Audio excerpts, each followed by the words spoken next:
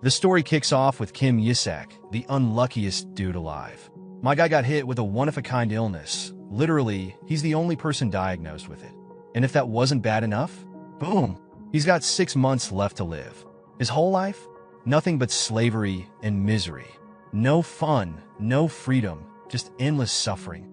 But you know what really broke him? The fact that he was going to die a virgin. Talk about tragic. And just to rub salt into his already painful wounds, on the same day he gets diagnosed, he wins the freaking lottery. Talk about god-tier bad luck.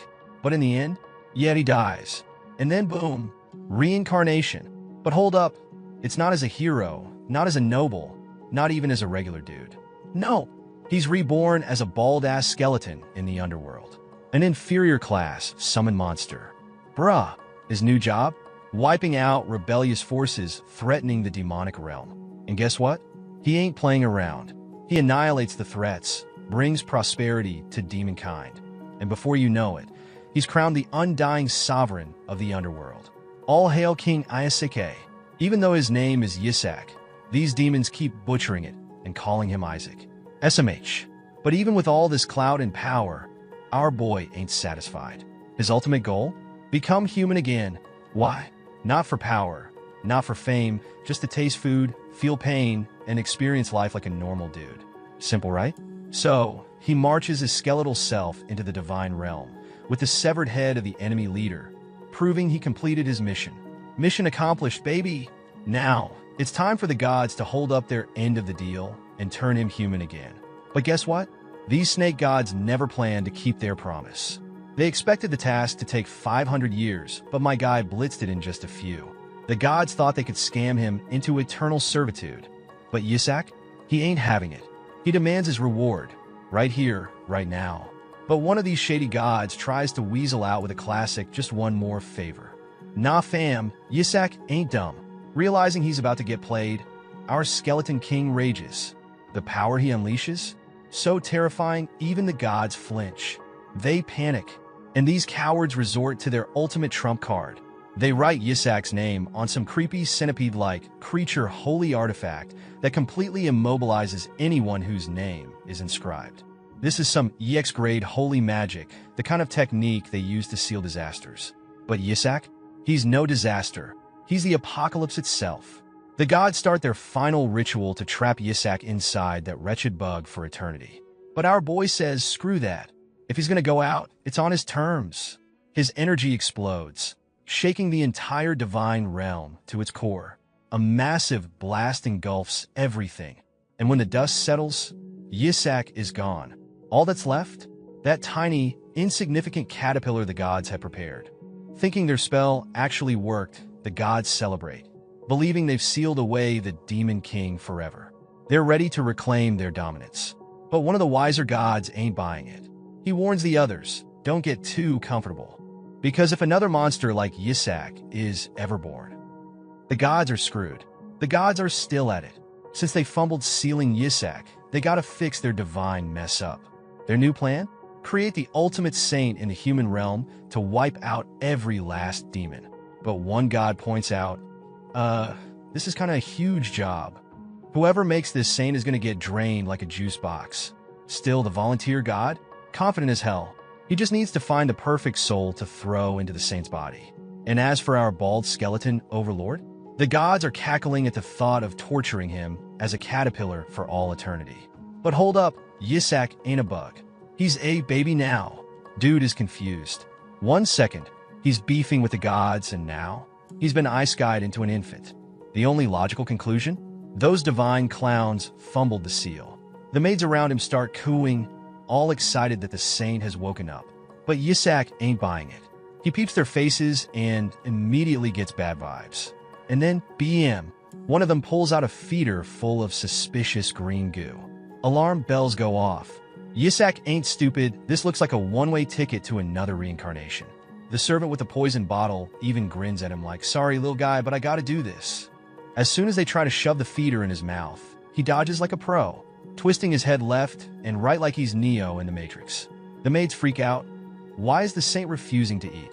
Duh, because he doesn't want to die.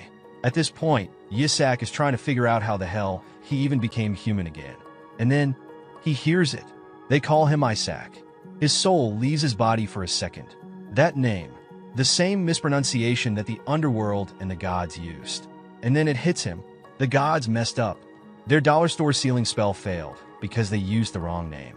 Instead of trapping him forever, they yeeted him into a new human body. Yisak grins like a villain. These divine buffoons played themselves, and he's loving every second of it. But before he can bask in the glory of his escape, boom, the maids strike. They shove the feeder into his mouth. He fights back, but baby strength can only do so much. He finally gives in and takes a sip, and it tastes like blended kale and regret. This is worse than death. But since he ain't keeled over yet, he figures it's probably not poison. Probably just some disgusting baby veggie juice. But then something changes. A weird sensation creeps through his body. Something is off. This ain't normal food, there's definitely something else mixed in. And with that, the scene shifts to the Holy Empire Hellas Central Temple. The old coot thinks he's won, but nah, our boy's built different. Over at the Holy Empire Hellas Central Temple, an ancient geezer is sitting back, smirking to himself. Why? Because he's convinced that Isaac, one of the saint candidates, is deader than a doornail by now. Dude's already picturing our boy pushing up daisies. But then, enter the big boss.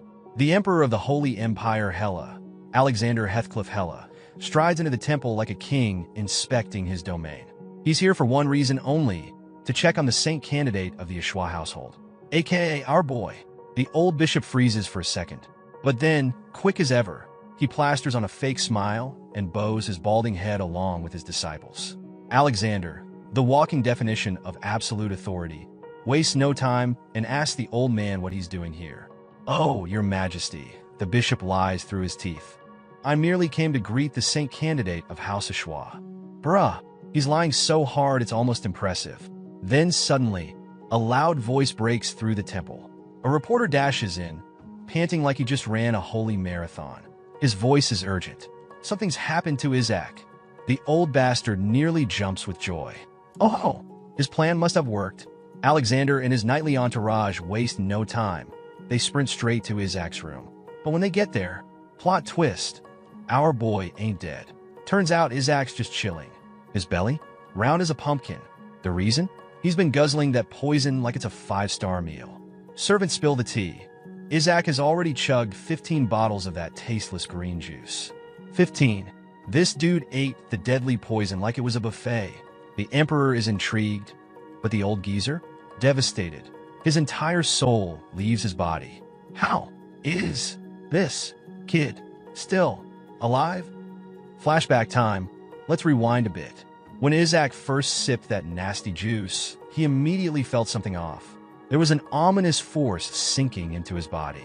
But soon he figured it out. It's a holy poison, a devastating toxin designed to destroy holy power. It's slow-acting, but if a normal saint candidate drinks too much, they're toast. But here's the thing. The poison? It's made from demonic mana. And guess who used to be a demon king? This isn't poison. It's a full-course meal. To Isaac, this stuff is like weed. He could smoke this poison all day, and it'd still hit just as good. The moment he finishes his first bottle, boom, he starts crying for more. The servants panic, thinking, "Oh no, we have to make him drink more." Bruh, he's literally begging for it. They think they're killing him, but they're just feeding him power. And as Isaac keeps downing the bottles, something wild starts happening inside him. He enters a deep, unconscious state. Right at the core of his soul, he starts forging his mana core. A ball of fire ignites in his hands. He takes all that demonic mana poison and starts stuffing it into his core. Why? Because if he wants to use magic later, he needs to set up the foundation now. But then boom, his mana core explodes. Smoke clears, and what he sees? Absolutely not normal. A mana core should be one of the 3 primary colors. His? It's white, and he has no idea why. But color ain't even the real problem. It's the sheer, overwhelming power bursting out of this unfinished core. Something big is coming. Our boy just hit the jackpot. Despite the sheer chaos inside his body, Isaac can't help but grin like a madman. This is beyond anything he expected. His tiny new body is overflowing with terrifying power. If he trains properly, if he hones himself just right, he might just become a monster beyond comprehension. From loser to legend, his journey begins. Looking back at his past, it still pisses him off. He died like a loser. No accomplishments, no grand victories, just a pathetic death. But did he give up? Hell no. All he ever wanted was to survive. That desperation turned him into a bald skeleton demon. And through sheer effort, he created original buffs and spells. And now, it looks like all those abilities got passed down to this body too. Meanwhile, outside his head, the servants are panicking. For a second, they legit thought he was dead. Dude was just lying there, not moving an inch. But then, suddenly, he lifts a single finger and demands another bottle of poison at full volume. The servants nearly jump out of their skin. Back to the present, Alexander and his knights are low-key shook. They were expecting the worst, but nope, everything's fine. Even Isaac is relieved. For a second, he thought he was about to get assassinated. Then something catches his attention. The bishop is staring daggers at him. Why the hell is this old man looking at him like that? Did he eat too much? Did he just commit some sort of baby crime by chugging too much juice? Whatever it is, our boy ain't about to overreact. He's playing it cool. The last thing he needs is to look suspicious. So, he keeps up the act, staying in character as an innocent little baby. Meanwhile, the old coot is literally fuming. This brat should be on the floor, coughing up blood, fighting for his last breath. Instead, he's grinning like he just won the lottery. The bishop is losing his mind. But let's switch scenes back to a few days earlier. At the Holy Essie headquarters, a golden-haired dude sits in a grand chamber, absolutely seething. Why? Because whoever gets the title of saint automatically gains control over the entire Holy Empire. And this guy? He wants that power for himself. He's convinced that all the noble families are throwing their kids into the saint candidate race just for the throne. And he is not happy about it. Standing before him is our favorite old coot, the bishop. The bishop reassures him, "Don't worry, my lord. I'll handle the other candidates. They won't be a problem." But then, the golden-haired guy leans forward. "I've been hearing some unpleasant rumors. Whispers have been spreading about a new saint candidate from House of Schwa. And House of Schwa? They're tight with the emperor. This is bad news." The bishop tenses up. He knows taking down House of Schwa's candidate won't be easy.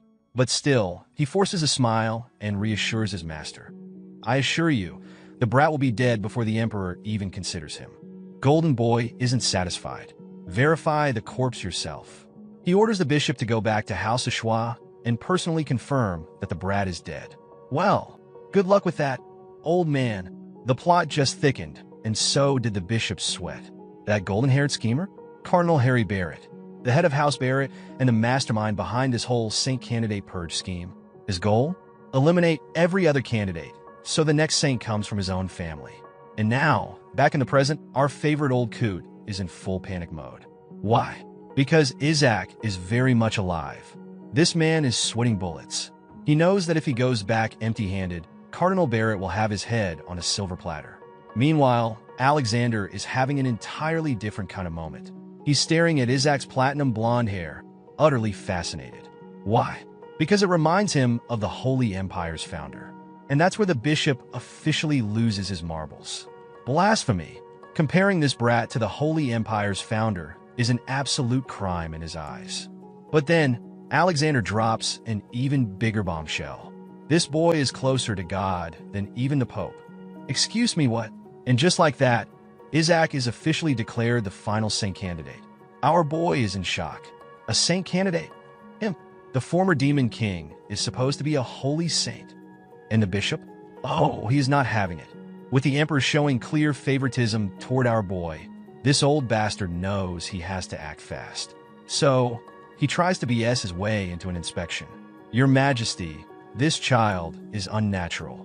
No baby should be able to drink that much vegetable juice." Bro really just called Isaac out for being a bottomless pit. But Alexander? He's not buying it. He's a saint candidate. Of course, he can chug monk food. Meanwhile, Isaac is still struggling to process this mess. How the hell is a former demon king suddenly a saint candidate? What kind of reverse Isekai is this? But then, he accidentally screws up.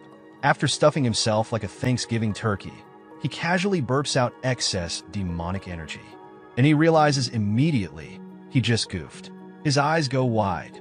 His hand slaps over his mouth. Did I just blow my cover? Yep, he did.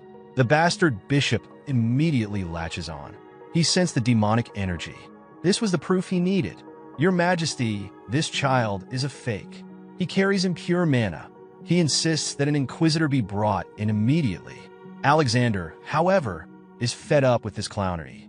He's getting real tired of this old man barking nonsense. But then, the bishop plays his trump card. There's no need for concern, Your Majesty. The Pope has already chosen the saint. It is none other than a child from House Barrett. And that right there sets off all kinds of red flags for Alexander. Oh really? So the Pope just happened to pick a kid from his own damn family? And finally, Isaac gets it. He connects the dots. The Barretts are eliminating every rival candidate so they can keep the saint's power within their family. And this slimy old man was sent to kill him. But then, the bishop strikes. He scoops Isaac up in his arms. I must take this child to a priest immediately. Bro is trying to kidnap him on the spot. The tension is rising as the old coot tries to push his agenda. But before he can get too far, Alexander stops him dead in his tracks. Alexander reminds him pointedly that House Ashwa is the imperial family's closest ally. And as emperor, he highly suggests this old coot to reassess the child at a later date. The old bastard halts in his tracks, only to make a comeback. This time with a soft but clear threat aimed at the emperor. Apparently, the Pope has mentioned that the ceremony of investiture for the crown prince will only take place once the saint's election is concluded. Basically, the Pope is threatening the emperor by refusing to officially recognize his son unless the emperor agrees with the Pope's choice for the saint. Even Isaac can sense what's going on, and it makes him incredibly annoyed. While he has no intention of becoming the saint candidate because it would attract unwanted attention and jeopardize his true identity, he also can't let the inspection go through. It might reveal his real identity as a demon. Then, an idea sparks in his tiny mind, a plan to turn the situation to his advantage. He infuses the feeder bottle he's holding with mana and strikes the old bastard across the face hard enough to break his teeth, sending blood leaking from his mouth. The broken teeth fly through the air as Isaac acts like a little child just playing around. The old man struggles to comprehend how something so simple could hurt so much. But Isaac just keeps playing the role of the cute, innocent child. Seeing the sheer strength of this boy, the emperor declares that this child must truly be the saint. Even the old man is clueless as to where all this holy power is coming from. Isaac doesn't stop there. He swings the bottle again and lands another brutal hit, and further continues his relentless barrage, one strike after another. It's safe to say this is one of the worst days the old bastard's had in a while. Meanwhile, the emperor is enjoying every moment of this, thoroughly pleased to see such a capable candidate for the title of saint. Isaac, on the other hand, makes sure to strengthen the bottle with magic and delivers one last hit to seal the deal. But suddenly, he senses something unusual about his own powers. Every time he uses mana, he can sense a faint amount of holy power as well. You see, mana and holy power are incompatible and can't normally be used together. The only explanation for this odd occurrence is the influence of the mana core now residing inside him. The old man finally grabs the feeder bottle, throwing it away in a fit of rage, declaring that the baby is a heretic and that they must immediately use the holy exorcism art. To put the final nail in the coffin, Isaac reaches into the old man's jacket and pulls out a creepy hand. Seeing this hand in public leaves the old man utterly devastated. He knows he's in real trouble now. Here's the context. This hand is actually the corpse of a high-ranking demon sealed away. In other words, it's a totem. The totem is an artifact that utilizes the characteristics of demons, who consume the corpses of other demons to absorb their mana. Isaac has kept this totem on him at all times, just in case he ever encounters demons. The old man completely loses his shit when he realizes this kid even knows about the totem. Isaac proceeds to throw the totem on the floor, making it visible for everyone to see. As soon as the totem touches the ground, Isaac snaps his fingers, and the demonic monster inside is unleashed. While the onlookers are absolutely shocked, my guy is rocked. It's a true dab moment for him. The discovery of the Shadow Lich catches the Emperor on high alert. He roars at the bishop of the Barrett family to have summoned a demon inside their temple. The bishop attempts to pin the blame on the child, accusing him of taking out the totem. But the Emperor reminds him that totems can only bind dead demons, so a mere kid couldn't have done something like that. The Emperor orders his men to protect the child from the demon and the bishop. Our little protagonist is quickly snatched away, giving the old bitch face a cocky smile, forever messing with him. More importantly, he's intrigued to find out the bishop's strength. Suddenly, the demonic figure roars after understanding its objective to kill the saint at all costs. This puts our little dude in major trouble because the monster in the room has set its sights on killing him particularly. The royal guards jump ahead to protect the young master at all costs. But even Isaac doesn't get what's going on, as he's the one who summoned the demon, and yet it is targeting him on the spot. He's not worried though, because he thinks the platoon of royal knights will be enough to protect him. That happy-go-lucky attitude goes out the fucking window when one of the guards gets smashed into the nearest wall. Now he's left questioning if these dudes are even competent as the royal knights to begin with. The monstrous demon catches up on Isaac and the guard protecting him. This creature seems adamant on achieving its goal, to save the imprisoned king for some reason. The guard holding him is scared shitless as more of his friends are getting tossed around like toys. Isaac realizes he must intervene, and he easily can, as no one will notice the use of his mana in the chaotic movement. The monstrous demon lunges forth to attack Isaac while he's left wondering why there is an entire group of people trying to assassinate a damn baby. Isaac is pissed that he just freed T-Demon, and yet this ungrateful fuck is trying to unalive him. He invokes his true self, that of a demonic lord, instilling extreme fear inside the demon. The monster is shocked to be in the presence of the Skeleton King, but shortly after that, the boy releases his mana and beams brightly, astonishing the Emperor and his guards. That every glowing shine of his engulfs even the demon, causing it to flee screaming in fear. The demon escaped, but everyone just witnessed the sight of true holy power at work. The guards can't believe that the young master could beat a high demon. They hold him in high regard. Meanwhile, our savage little killing machine is seriously surprised that he can channel holy power. He truly doesn't get where he's stuck. The holy power runs out, but here's the twist. His current body allows him to convert his personal pool of mana into holy power, which also troubles him, because now he won't be able to gather any dark mana. It makes him realize that there's no dark mana in the Holy Empire. The bishop is captured, despite him groaning accusations of the kid being a heretic. He blames the young master for being a demon, and even offers to exorcise him for the sake of the emperor. But the emperor has had enough of this guy's ramblings, and truly, all he's done so far is accuse a child of being a heretic when he himself released a high demon against the royal knights. The emperor speaks in a firm tone, emphasizing that the bishop will not be let off so easily for his treacherous acts. This is bad news for him and his group, as the emperor will only get closer on discovering the truth about their spy. The bishop fears that it will inevitably harm the reputation of the Sanctus Satis, so he sneakily attempts to cast a spell, sacrificing his own life for the sake of his family. The bishop releases a powerful mana beast, now hell-bent on his objective to kill the saint candidate at all costs. The creature bares its fangs against the tiny baby, who is sitting there bored out of his ass that this old geezer revealed his true self. At first, he's hella confident that he can knock this puppy down with a sweat. But then it dawns on Isaac that this dude ran out of mana only a few moments ago. It all seems lost until the creature is struck by a powerful attack from another caster. This silver-haired man has come with a vengeance to strike down those who attacked the child of Joshua. It's the devout Azure and his knight squad serving House Joshua. Rely is the leader of this group, as well as the boy's uncle. He orders for the bishop's immediate arrest while baby Isaac is chilling for life. Rely then orders his men to pay immediate respects to the newest member of their family, the son of Joshua. He apologizes to his baby brother and impresses even Isaac with his no-bullshit attitude. In return for their late arrival, they have come with a present. Isaac sees something shining and becomes excited at the thoughts of gold, but it's nothing more than a FING figurine of the Skeleton King getting beheaded. So he's basically receiving souvenirs signaling his own death.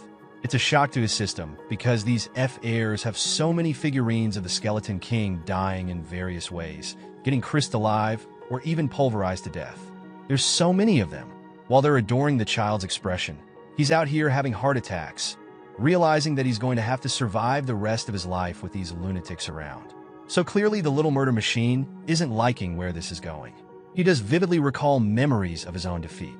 The Saintess attempted to beat him. All three members that became responsible for bringing him down were part of the stupid Joshua family that he has now become a part of. Imagine reincarnating into your enemy's family line. Bro is punching the air right now. While he's thinking about his shitty luck, the bishop roars at the Joshua family for being nothing more than heretics who created a monster. The old geezer has made it his life's goal to reveal Isaac's true identity. He promises to annihilate the Joshuas by his hand, but that's enough of his yapping. Rely is done playing around and merely slices his throat, warning him that it is the mercy of their family that he didn't deal the killing blow just now.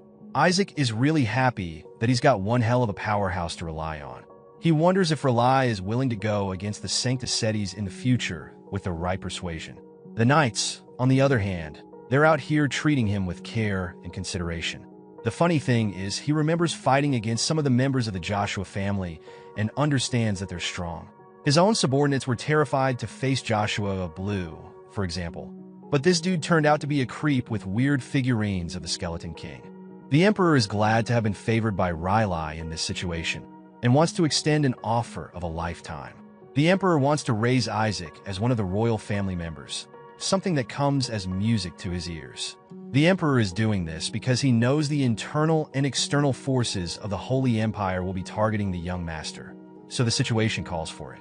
While the Joshuas are reliable and strong, there's no telling if they can safely protect the child.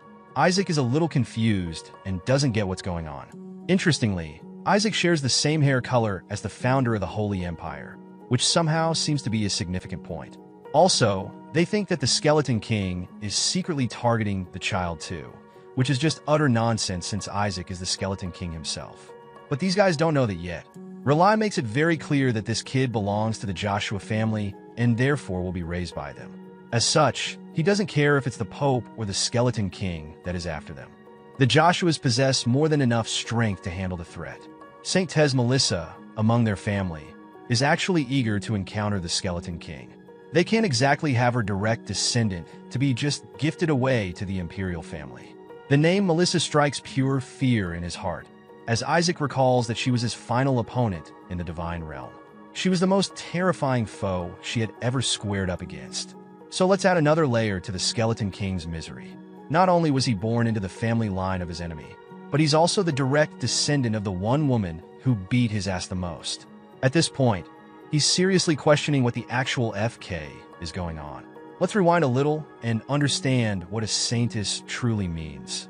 Having been defeated many times by the Skeleton King, the people decided to forge Saintesses, bringing them up as the ultimate weapons of war.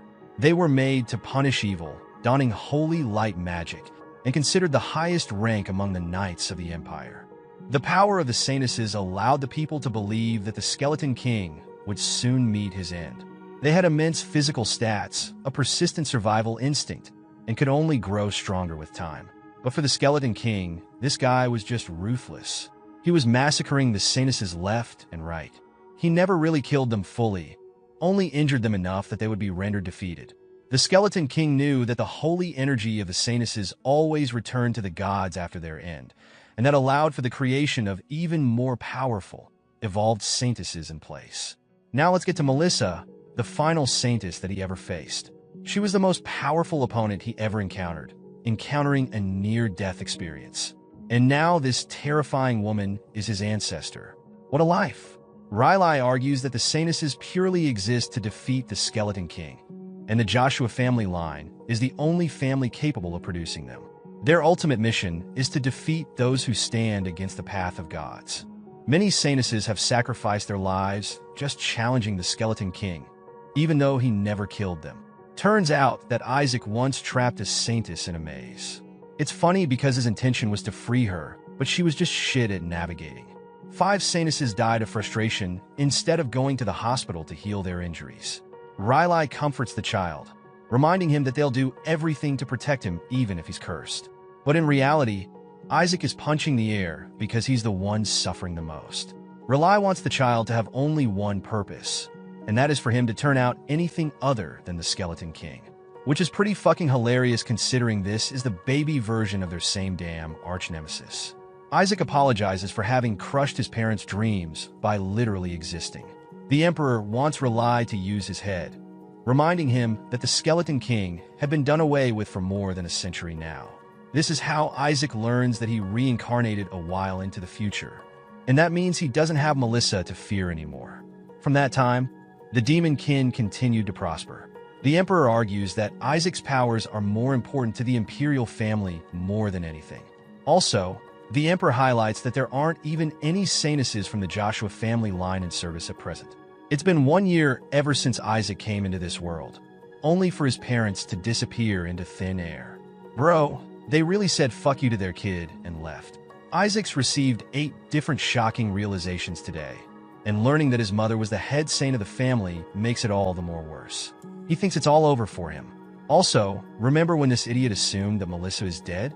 Turns out that Persistent Sanus is also alive, and she's still kicking ass. The dude seriously can't believe that she lived for nearly 2 centuries. He's having a headache, and even the Emperor is surprised seeing the child so distraught. Isaac thinks his life is actually ruined if his lifelong enemy is alive and well. He's going to get eviscerated the second she uncovers his true identity as the Skeleton King. He really doesn't want a piece of her at his age, so he pulls out the only move at his disposal. Isaac chooses the Imperial family, and such cuteness that even he is swooned.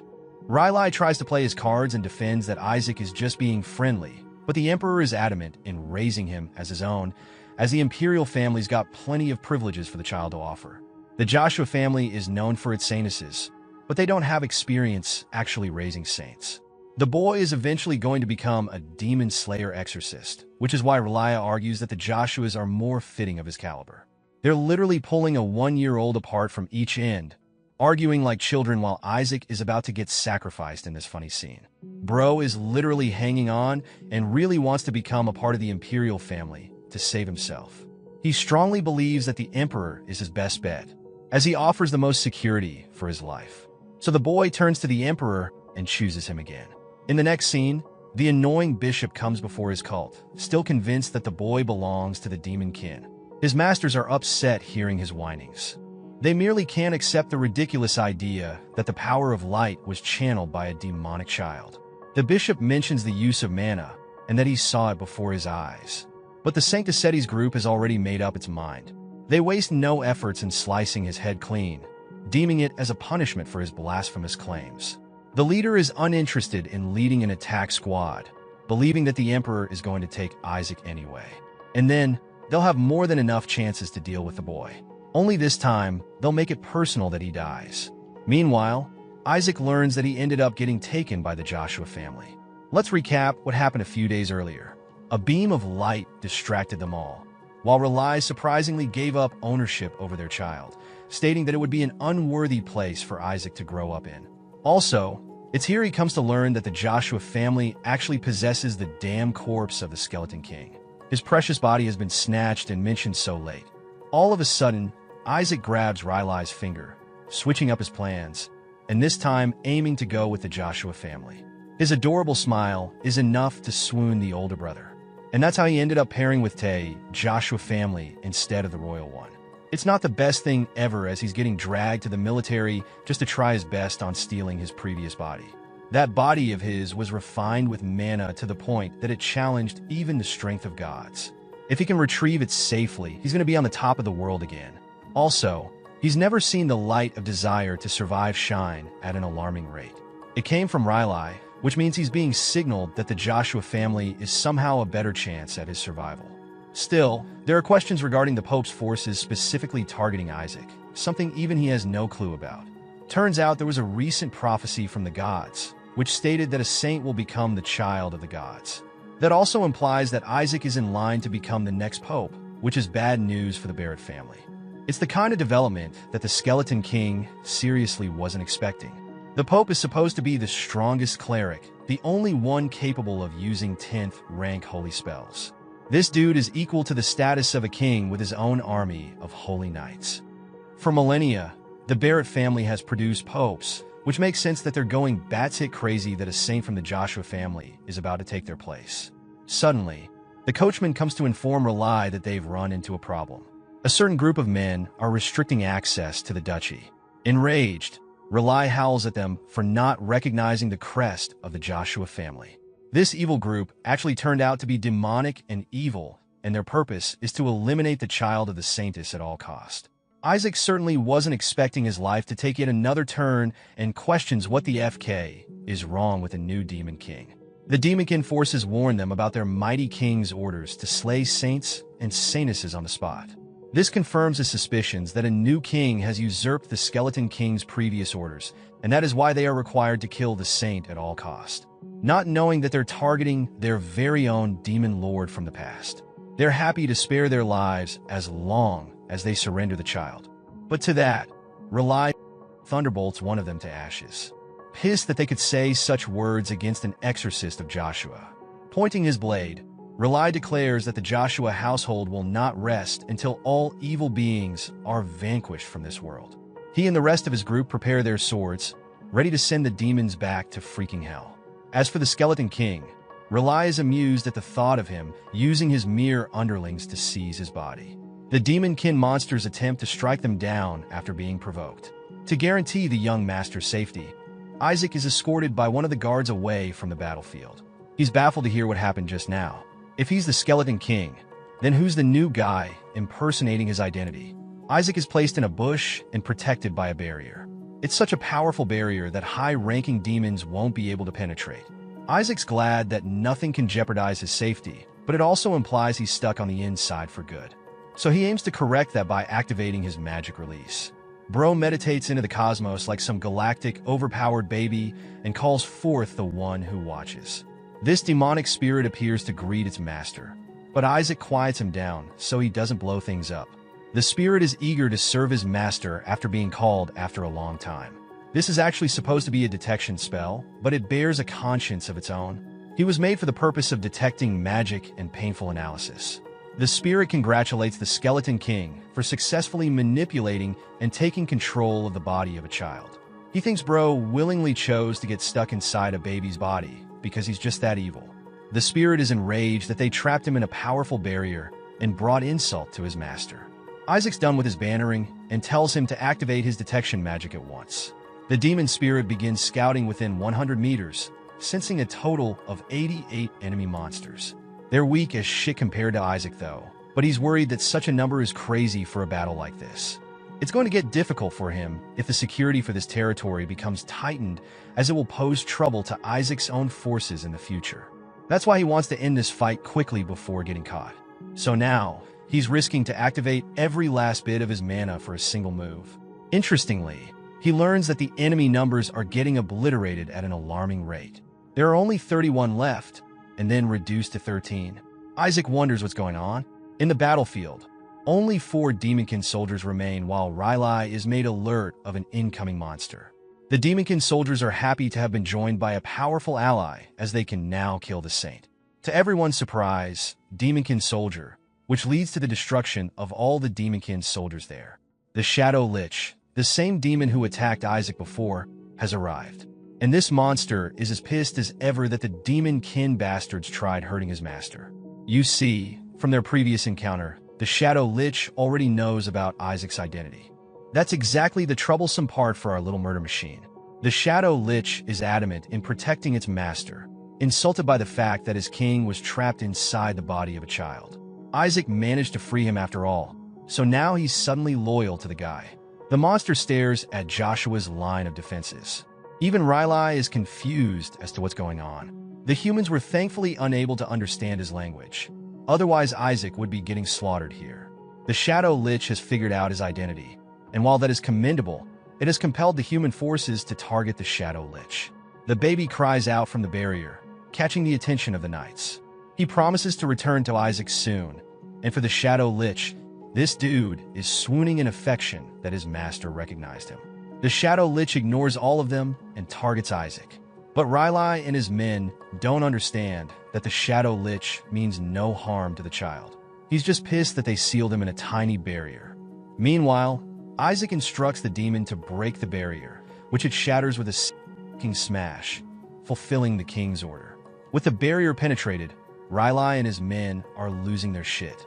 But Isaac is having the time of his life, reuniting with the Shadow Lich. Next, he actually double-crosses the Shadow Lich by sealing him inside the totem. much to his disappointment and confusion. Seeing this feat being performed by a damn child, Relia is questioning what the hell just happened. They just witnessed the boy turning a high demon into a totem. Shortly after his accomplishment, the knights praise him in glory for having used a holy spell.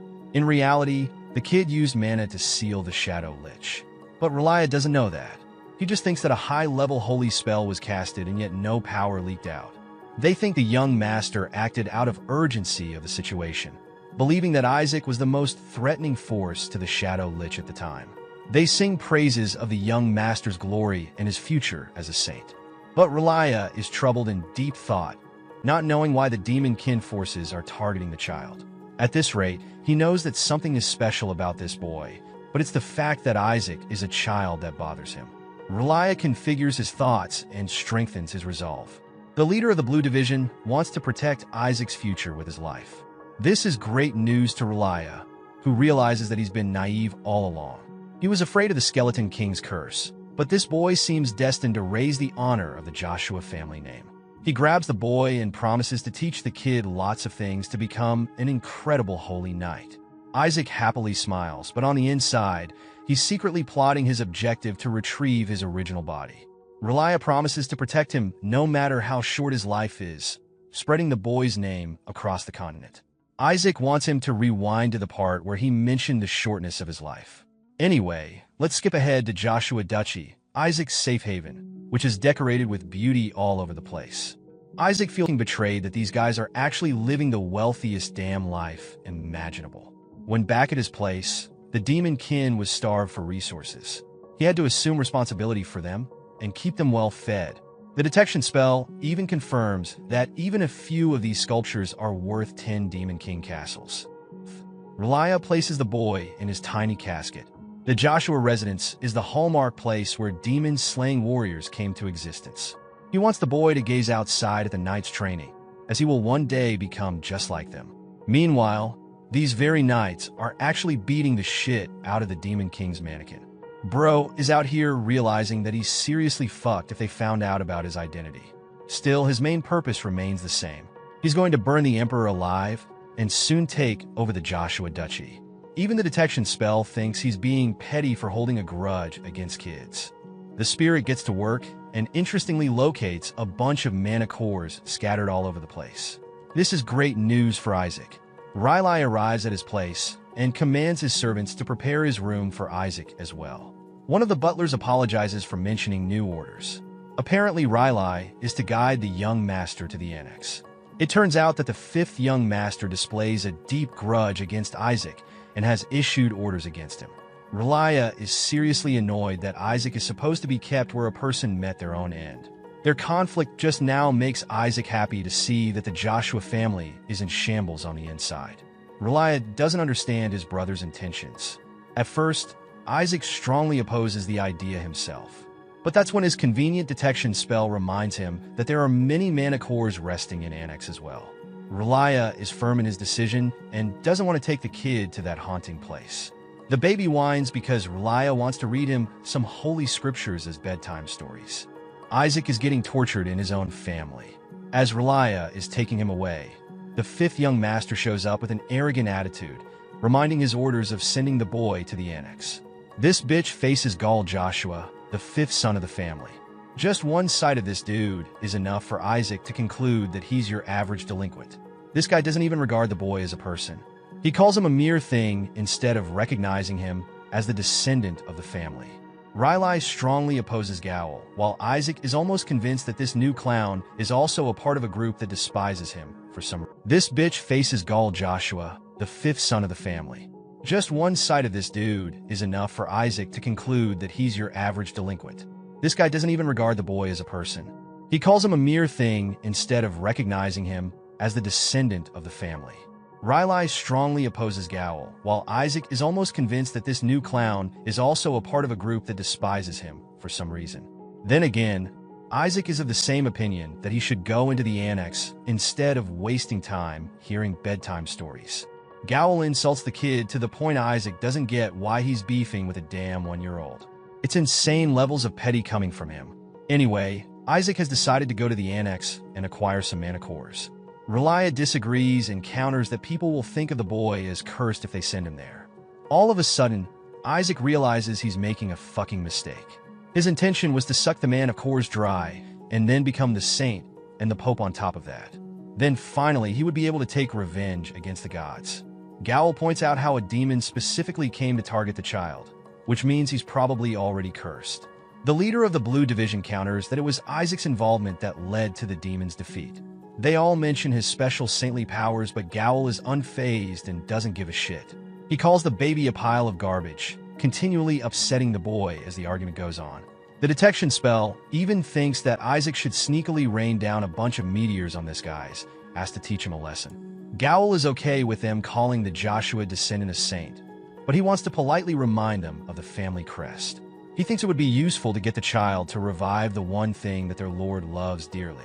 The holy tree died thanks to the mana of the powerful demons. Gowl believes that the boy should be capable of reviving the tree if he truly does possess powers of a saint. He's provoking Relia, who thinks the guy has gone crazy. Isaac is convinced that Melissa left behind some psychopathic descendants behind her back. At first her son went missing, and her second son ended up being adopted. Isaac suddenly spots something that catches his eye and literally throws his damn detection spirit at it. The dead tree has been resting for 70 years, and yet Gowl ridiculously expects a mere child to revive it instantly. Both of them are interrupted when they catch sight of the holy tree, now filled with life and as full as ever. It really did come back to life, leaving Gowl stuttering for words. Isaac doesn't even think it was a big deal. He just had the spirit suck all the bad mana from it, leaving it full of life. Realized men are stumped, and he's astonished. They all think it was a baby again. They're all celebrating in joy after seeing him perform yet another miraculous feat. Gowl, on the other hand, still thinks that it's ridiculous that a mere child pulled off something unimaginable. No one in their family was able to do anything, and yet this mere boy revived the tree. First it was exorcism, but now it's purification too. Gowl strongly accuses his brother of messing with him, believing that Relia somehow possesses help of the Saintess and deliberately acted out a scene. Gowl's strong accusations cause the conflict to escape even further. Isaac is left wondering that Melissa's household is in need of serious therapy, because these guys are all crazier than even the demons. Gowl, for some reason, doesn't even look like Melissa. They suspect that he must be a half-brother of some kind. His appearance kind of fits the bill for the Pope. Gowl is as enraged as ever, howling at real life for perpetrating a scene, even though they've already got a saint candidate among the Joshua family. This is surprising news to the boy, because he just came to learn that there's a competitor against him. Clearly, Gowl is supporting the other candidate. Isaac wonders if the second candidate is just as foolish as these clowns. Relia helps talk some sense to his brother, reminding him of the kid's importance and his right to lead the house. But Gowl only smears his first brother's name, calling him a coward and a wimp for running away. Isaac is now being treated like a bastard child among the Joshuas, which is honestly the least surprising thing about this family. Gowl accuses him of being a half-blood and lays out a haunting theory. He thinks Isaac isn't necessarily their brother's son even, as his face only matches the description of the Saintess only. To this, Relia gets immensely pissed and chucks a fist in his face. A well-deserved punch for baseless accusations. Isaac is just enjoying them fighting each other, when really it's just a one-sided massacre with Relia bullying and beating the shit out of Gowl. It's the perfect setting as it makes things easier for him to conquer in the future. He's already wishing the worst upon this household, but the demon spirit politely reminds him that he will also go down if the entire house falls, so it's not exactly the best idea. In the next scene, Isaac plays the part of what he is supposed to be, a damn baby. He's out here looking like a potato, sitting amongst the most important members of the family. They're all in strong opposition, and against the kid, up until the acting matriarch, Hina Joshua, orders them to be silent. She lays out her decision to raise the child in a minor house away from the main attention. She inquires why he brought the child here in the first place. The woman is expressing open hostility, which is enough to confirm to Isaac where her loyalty lies. As for Gowl and his broken nose, he's as bitchless and smug as ever. Relia begins by dodging the question and pointing out that his father isn't around to make the decision. Hina expresses that he's out of the city to deal with the saint candidate situation. Relia drops the bombshell on everyone by revealing the incredible feat of Isaac Joshua. the boy who revived the holy tree. Gull and the others are stunned. He even tries to bring it down. The rest of the members also agree that not even the patriarch could figure out a solution to the tree. So the doings of the boy make no sense. Hina naturally agrees with them too, and quickly points out the lack of evidence. Isaac is done playing around and decides to whip out some proof for them to enjoy. He unleashes magic that shocks everyone at the table, showcasing to them the energy of the holy tree in the form of a crystal. Riley must be thinking this kid is the perfect storm of chaos and greatness. Isaac's face just says it all. He's giving these elders the absolute runaround. Like, seriously, the kid's pulling off feats that even the old folks can't wrap their heads around. He just casually drained the mana from the holy tree like it was nothing. People are shook, but they're trying to keep a straight face as they process what happened. Gowl, though, is losing his mind. He can't fathom how this baby could have done something so impossible. He's got a point, I mean, come on. But Riley is all in for Isaac, defending him like he's his personal champion. The kid did it instinctively, Riley says, which is just too much. This is a huge flex for Isaac, but also, how is this even happening? Gowl is not having it. He's up in arms, calling all of this nonsense. The whole situation is just blowing his mind, especially when he points at Isaac, who's just chilling like the most badass 1-year-old ever. Isaac isn't even trying to be a show-off. He's just doing his thing while the adults have an aneurysm over his existence. Then Riley starts pushing for Isaac to become the next saint, or even pope if he puts in the effort. Isaac's like, sure, whatever, until he hears the mention of the Skeleton King. That's when he's like, nope, I'm out. It's too much even for him. And the elders are listening closely. Their arch-nemesis is on the table now. Hina, though, is over here thinking Riley is digging his own grave with all this talk. Then things get even more interesting. Hina suggests testing Isaac's powers using the divine relic storage, and that's when everything hits a whole new level. It's a serious test, and the Patriarch's got some resistance to it because he knows how dangerous it is. But then, surprise, surprise, Melissa rolls in, and she's all about it. She's not fazed by the risk of a kid from another family stealing something. She's seen it all. Melissa, though, has a bit of a larger plan. She's thinking if this kid can pull off the impossible, then he might just be the one to finally take down the Skeleton King for good. So, she throws in a reward, a pretty big one too. The best treasure in the divine relic storage, plus the Zhou Shao family's generation heirloom. A pretty sweet deal if Isaac pulls through. But before we get to the details of the divine relic storage, it's good to know that this place is a vault of secrets, protected for thousands of years by Sanuses. The Joshua family has held on to it for generations, and only kids under 10 get to set foot inside. It's an honor to even get a shot at it, and now Isaac's stepping into some major territory.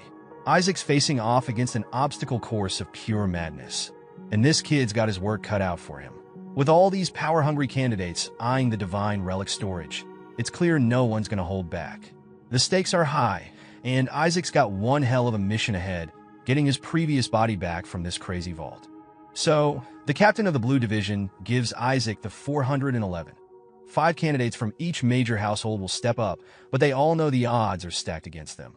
Isaac's pretty sure he's got this in the bag, though.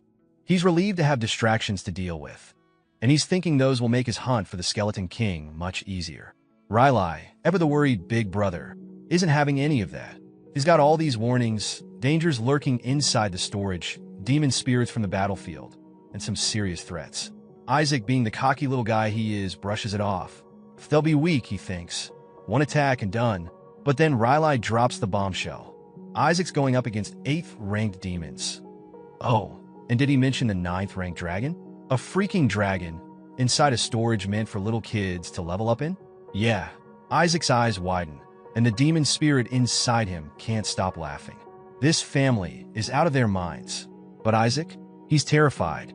He starts biting his nails, full-on sweating bullets. Why? Because Isaac's history with dragons is complicated. He's scammed and sold them in the past, and now, those same dragons bear a grudge. They'll recognize his soul on sight. The demon spirit thinks Isaac's toast, like maybe it's time for a new master? But Isaac's not going down without a fight. He might be a baby, but he's got a plan. He knows he can't take on 9th-ranked demons with his current strength, so the best bet is to grab those mana cores from the annex, cue the shift in Isaac's plan. Capture the mana cores, get stronger. But let's be real, the kid's more deranged than ever.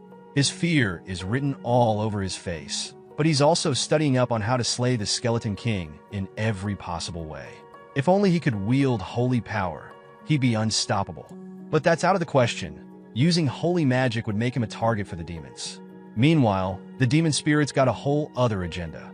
Isaac needs to stay on course, focus on the annex. But Isaac's distracted by all this holy magic theory nonsense. Riley, realizing the kid's burning out, swoops in with a plan. He casts a regeneration spell on Isaac, giving him a full recovery. Isaac, now fully rested, is hyped. He wants more attack spells too. But Riley's still got his priorities straight. They need to get through the obstacles first before anything else. Isaac's got his hands full, but the journey to become the strongest is about to get even crazier. So he sleeps with Oscar-worthy acting and convinces Riley that the child is impressive at sleeping as well. They fell for an obvious spell like that.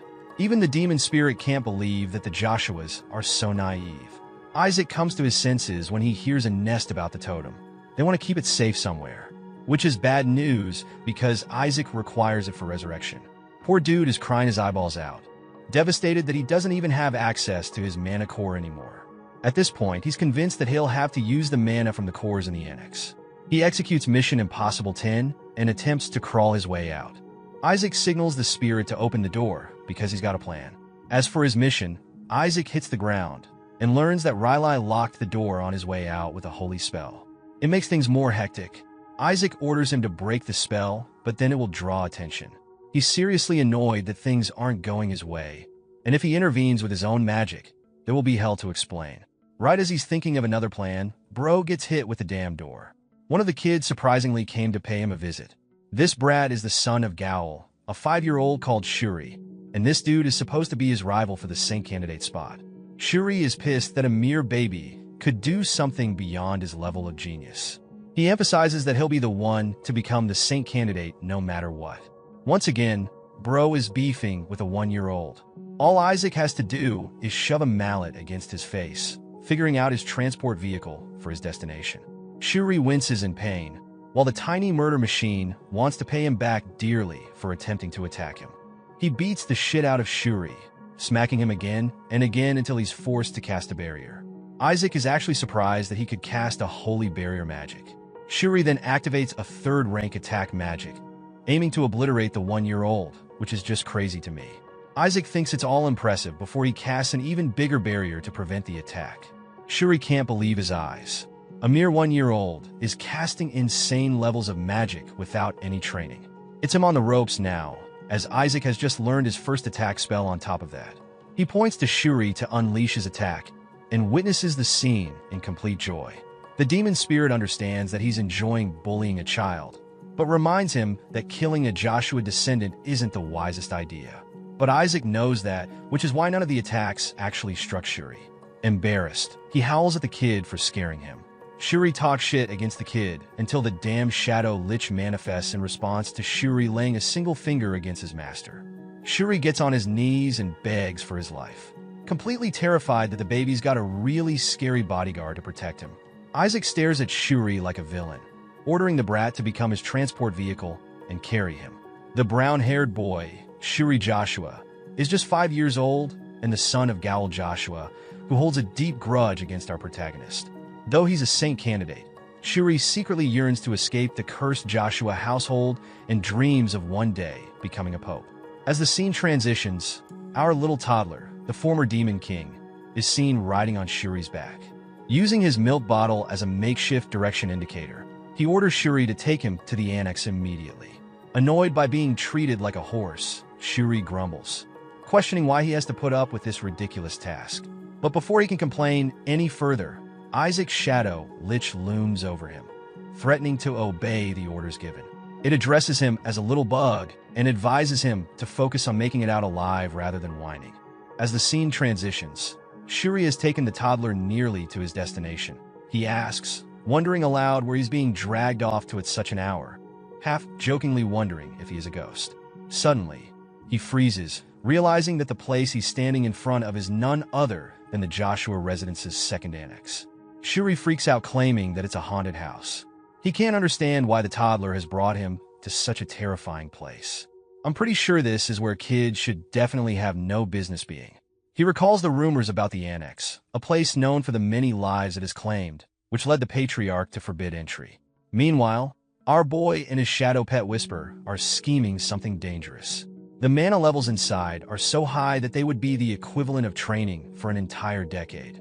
Excited, the toddler tugs on Shuri's ears, urging him to take him inside.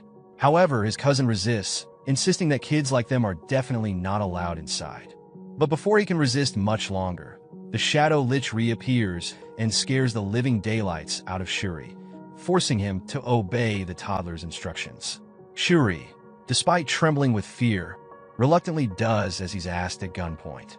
Meanwhile, our little toddler is more focused on the inner state of the second annex, which appears even more dilapidated than it looked from the outside. His pet Whisper analyzes the entire place and informs him that the annex is shrouded in some sort of seal. Whisper further clarifies that each one of the doors is surrounded by something resembling a barrier. This revelation leaves our toddler disappointed as he was hoping for a clear path. Meanwhile, Shuri, still panicking, insists they should leave, pointing out that everything is locked and sealed. But this is Isaac we're talking about, and as expected, the toddler refuses to give up at any cost. In frustration, he yanks on poor Shuri's poop brown hair. After a brief pause, the two happen to notice the paintings hanging on the walls. Shuri shares with his baby master that they belong to the past patriarchs. Sensing his cousin's motivation, our boy asks if Shuri plans on going after the patriarch position too. So after he calms down a bit, the boy confidently boasts that he will undoubtedly be the next patriarch. In the meantime, Isaac comes up with a plan. Having detected barriers around the pictures, he raises his magical milk bottle, now glowing red, and uses it to break the barrier. A chill runs down Shuri's spine as he imagines the consequences, accurately predicting that he'll soon be blamed for what Isaac just did. Throwing his hands over his head, Shuri shouts at the toddler, demanding to know what he's doing to their great ancestors.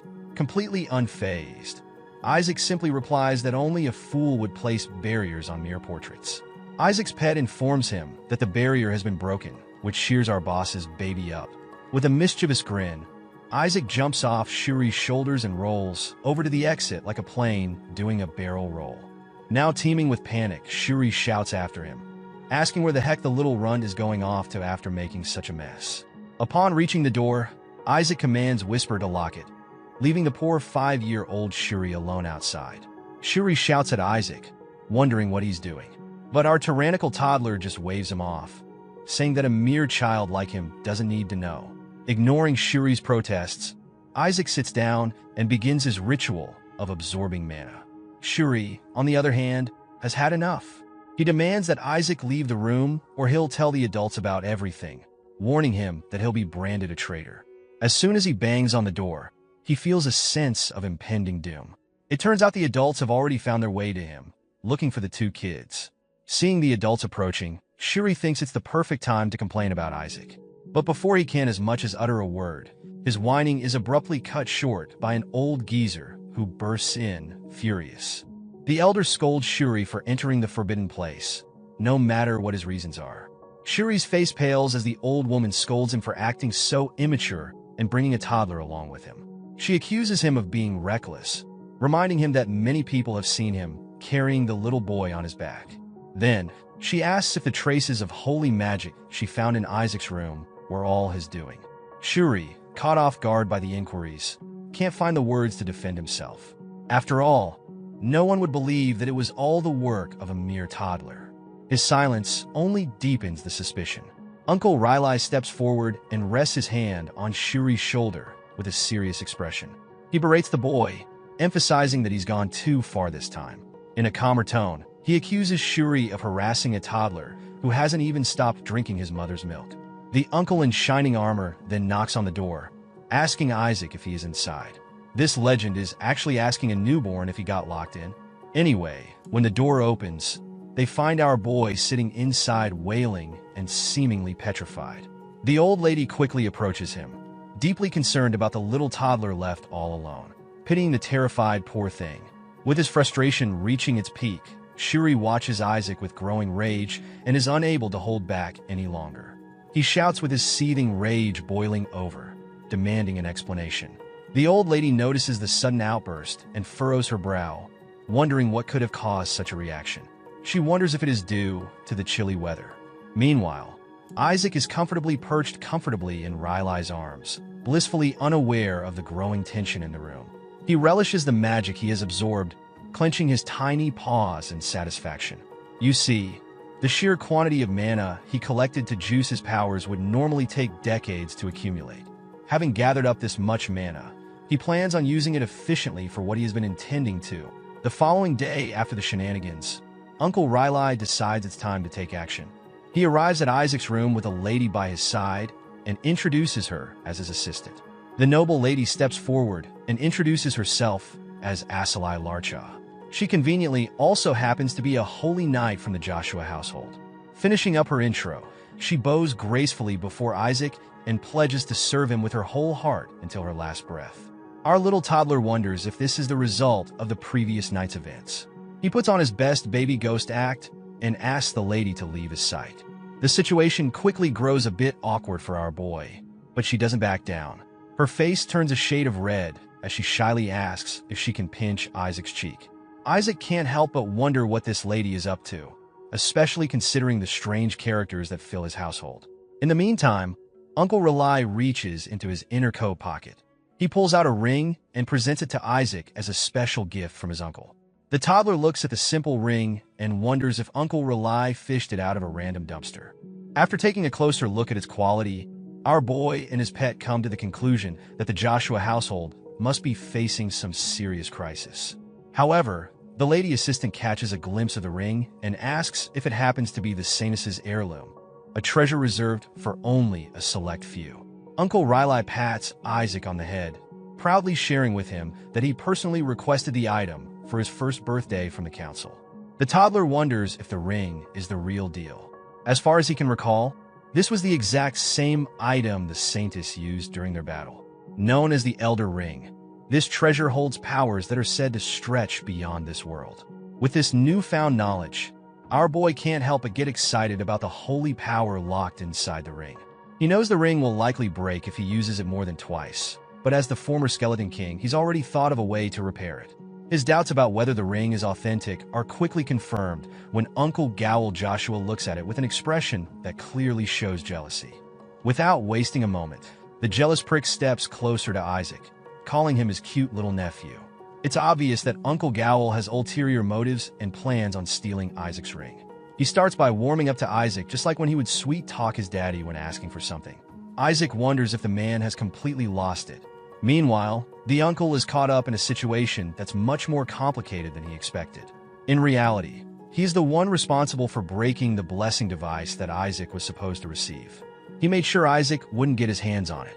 What he had never anticipated, though, was that Riley would go so far as to provide the Saint Tessa's heirloom as compensation. Before Isaac even touched the ring, Gowl did everything he could to convince the old lady to give it to Shuri, but all his efforts were in vain. No matter what he said or did, the old hag flatly refused, telling him not to be greedy. Gowl grinds his teeth in frustration, thinking that no one could ever understand the true value of the ring. He argues with Riley, insisting that if he really wanted to give his nephew a gift, he should have chosen something decent instead of this useless piece of junk. However, Riley seems firmly opposed to this idea and counters that the ring is anything but useless. Gowl then responds by saying that Isaac is incredibly precious to him and that he would never give him something as worthless as this. With a sly grin, he pulls out another ring and shows it to his nephew. He proudly claims that this ring is imbued with magic beyond this world and comes directly from the Holy See, also known as the Sanctus Sedis. Gowl goes on to explain that this relic is capable of storing things and is an incredibly rare item that Riley could never have gotten for Isaac. He then brings the ring close to Isaac, hoping the toddler would trade the other ring for it. But instead, the infant slaps his hand away. The toddler dismisses the new ring as just a worthless piece of junk and proudly proves Gowl wrong by declaring that he couldn't outsmart him. To emphasize his point, he even tosses the ring away, finding it utterly useless. Watching all this unfold, Riley can't help but wonder why his nephew chose the ring he gave him over the one that looked at least 1,000 times more valuable. Thrilled by Isaac's choice, Riley tosses his nephew into the air with excitement. Meanwhile, Uncle Gowl is desperately having his servants search the water for his supposed invaluable ring. The little toddler soaring in the air feels optimistic knowing they'll never find it since he cast weight magic on it. Clearly impressed by Isaac, his pet praises him for always living up to expectations. But his mood shifts when Isaac casually tells him to pick it up at dawn. Meanwhile, Uncle Gowl is in full meltdown mode, crying and shouting in frustration because his precious fortune ring is gone, and none of his men can find it. The scene shifts to Uncle Gowl slamming his fist on the table in his room, seething with frustration. He argues that the infant has no idea how expensive it was for him to acquire the storage ring. With a deep sigh, he pushes the thought aside, hoping that Isaac would never be able to use the Elder Ring properly. Gowl convinces himself that the toddler would never manage to use its power, as he would need to absorb at least 20 people's worth of holy power to do so. He laughs at the idea, convinced it's impossible for the kid. Mocking Isaac further, he predicts that not even 10 people will attend his birthday ceremony. However, the next day, things take an unexpected turn. The place is completely packed with people, around 4,000 in total. Among them are over 148 saint candidates.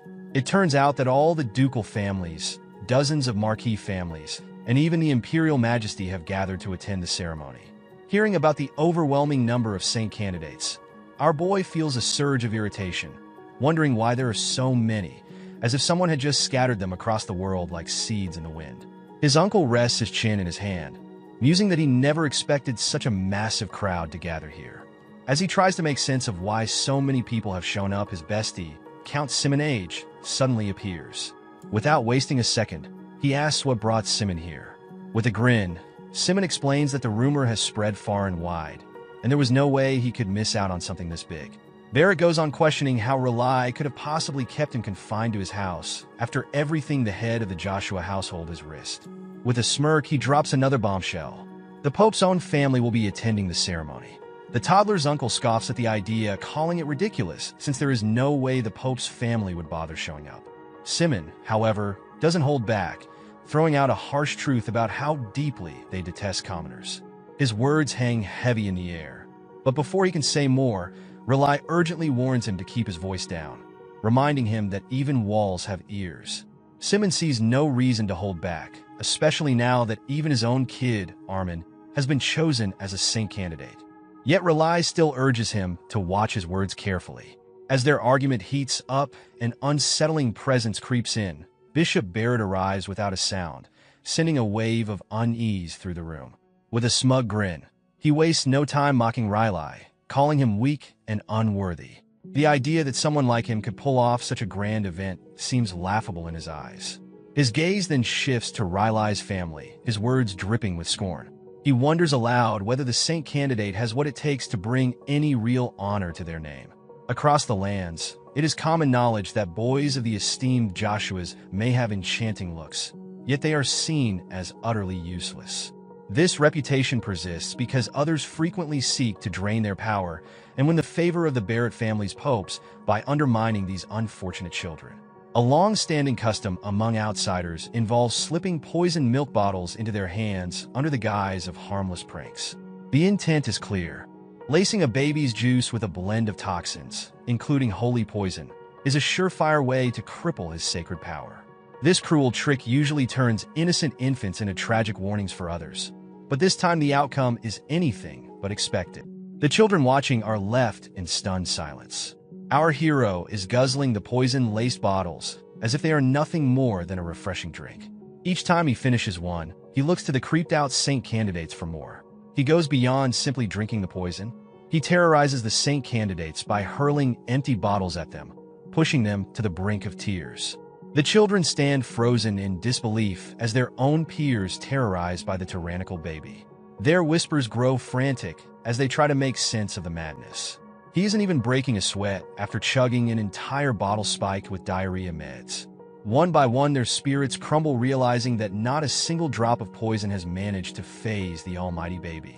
Amidst the growing despair, Shuri, the family's treasured heir, finds the whole thing utterly humiliating. The family's pride is rendered utterly powerless against a baby. His frustration boils over, and he suddenly snatches the bottle from our hero's grasp, demanding to know if he is really that thirsty. But instead of more poison, he hands over a bottle of clean water. Yet the almighty baby is unimpressed. Poison is what fuels him, and plain water is of no use. Without hesitation, he hurls the bottle straight at Shuri's face before turning to another boy practically pleading for poison water. One of them hesitates, his hands shaking at the mere thought. Handing over water laced with holy poison feels like delivering a death sentence. But before he can pull away, our hero strikes without warning and enters into a fight for the magic juice. The others' whispers grow frantic as they try to make sense of the madness. They wonder if the monstrous baby already unlocked the fabled detoxification magic. Their delusion spirals further, making some believe the tyrannical baby isn't a menace, but a hero in disguise protecting them from the poison. Before they can dwell on the thought any longer, a sudden presence sweeps through the room, stealing all attention in an instant. A white-haired boy enters with a face exuding confidence as he dismisses the absurd notion. The very idea that a mere toddler could be self-sacrificial is nonsensical. Shuri jolts upright and is confused why Kenna Barrett, of all people, is here. Even he had caught no rumors of the Pope's very own son joining the trial. All the boys fall into stunned silence, their eyes locked onto the white-haired legend. The question lingers why he wants the Sainus' relics. A wave of resignation washes over the candidates as realization dawns. If Kenna Barrett has entered the trial, then there is no point in even trying. Unamused, our hero eyes the pompous boy as practically destined to become the saint, though something feels off. Every Barrett is born with hair the color of dung, so the sight of this one snow white makes him wonder if it's bleached. Before this thought can settle, the Barrett boy flashes a cheeky grin, brushing off any doubts. With unwavering confidence, he claims that his participation is perfectly justified. Since the Pope reigns over all, even the Sainus' relic storage ultimately belongs to his family. His laughter rings through the room, carrying the arrogance of someone who sees himself as untouchable. To him, this is merely reclaiming what is rightfully his. Sipping his water, our smug baby watches the display with amusement over the boy's giant ego. Yet underneath all that bravado lies something genuinely impressive. He is rather surprised to discover Kenna's immense holy power reserves that surpass the bishop by a landslide. With a dramatic flair, Kenna goes on to condemn everyone's behavior, shaming them for the sheer disrespect of poisoning their own host. When he asks what tormenting a baby achieves, all the runts share fall into silence. As our hero steps forward, he hears the claim that the poor baby can't detoxify poison. Rather, the Sainus' miraculous power saves him. My guy wonders if they're all born with a lack of common sense. The golden boy, eager to play the role of the gracious savior, casts his detoxifying spell. He steals the attention of all the candidates with his advanced magic. But our hero has had enough of watching this spoiled kid show off. With a swift motion, he drives his tiny fist right into Kina's face. One of the boys gasps in surprise, noticing Kina's holy power vanishes in an instant. The Barrett boy stands there in shock, unable to comprehend what just happened. Our hero slips from his grasp, leaving the Wunderkind thinking how a toddler managed to nullify his magic. For a brief moment, the boy starts to wonder if someone might actually be stronger than him. Watching our smug baby crawl away, Kina curses under his breath. Not fond of the rich kid's stare, our almighty baby fires back with a death glare and readies himself to bash his head in. Before he can strike, Shuri throws himself into the chaos, determined to keep Isaac from ruining his reputation any further. The Barrett boy lingers with a scornful gaze, while everyone else trembles at the thought of how the Pope's family might retaliate for the attack. Pinned down by Shuri's full weight, our hero finds himself unable to land another hit on the Pope's smug son. Deciding that fighting a baby is beneath him, Kina turns away with an air of arrogance. He tosses out a parting remark, wishing our boy luck and challenging him to at least make an effort to restore his family's reputation. The tyrannical toddler fights the urge to explode with rage, though most of his restraint comes from the simple fact that he's still trapped in Shuri's grip. With one final smug piece of advice, Kina arrogantly declares that he will claim the highest treasure, the skeleton king's body. After all, a puny Joshua runt can't even get close to it. Even Shuri is fed up with the flashy nuisance, but our hero isn't satisfied. So he jostles his cousin back and forth to confirm what Kina meant. Unfamiliar with baby knees, The boy crouches in confusion as he's shaken back and forth. Suddenly, his eyes widen in shock as he remembers something. Melissa promised to teach her secret technique to whoever brings back the Skeleton King's remains. The realization hits our hero like a ton of bricks. He curses his mother for putting a bounty on his majestic bony body. After a while, the chaos finally settles and all the saint candidates gather waiting for the trial to begin. Bored out of his mind, our hero drifts into memories of his glory days as the Skeleton King, when his body was packed with centuries of mana. All he wishes for now is to regain that power, but the greedy kids around him have become a barrier to that. The agitated baby flings his bottle aside, ready to crush anyone who dares block his path. Shuri shudders upon seemingly understanding his intentions. Just then, a robed man from the Holy Seas steps forward, instructing the candidates to follow his orders. Gathering the kids together, he begins a long, drawn-out history lecture. Our almighty baby is unimpressed, seeing it as a pointless waste of time, and decides to leave on his own. Shuri tries to stop him, but with just a flick of his tiny foot, our hero blasts off faster than a cannonball. The loud boom draws everyone's attention, and Shuri stands there utterly baffled, unsure what to think.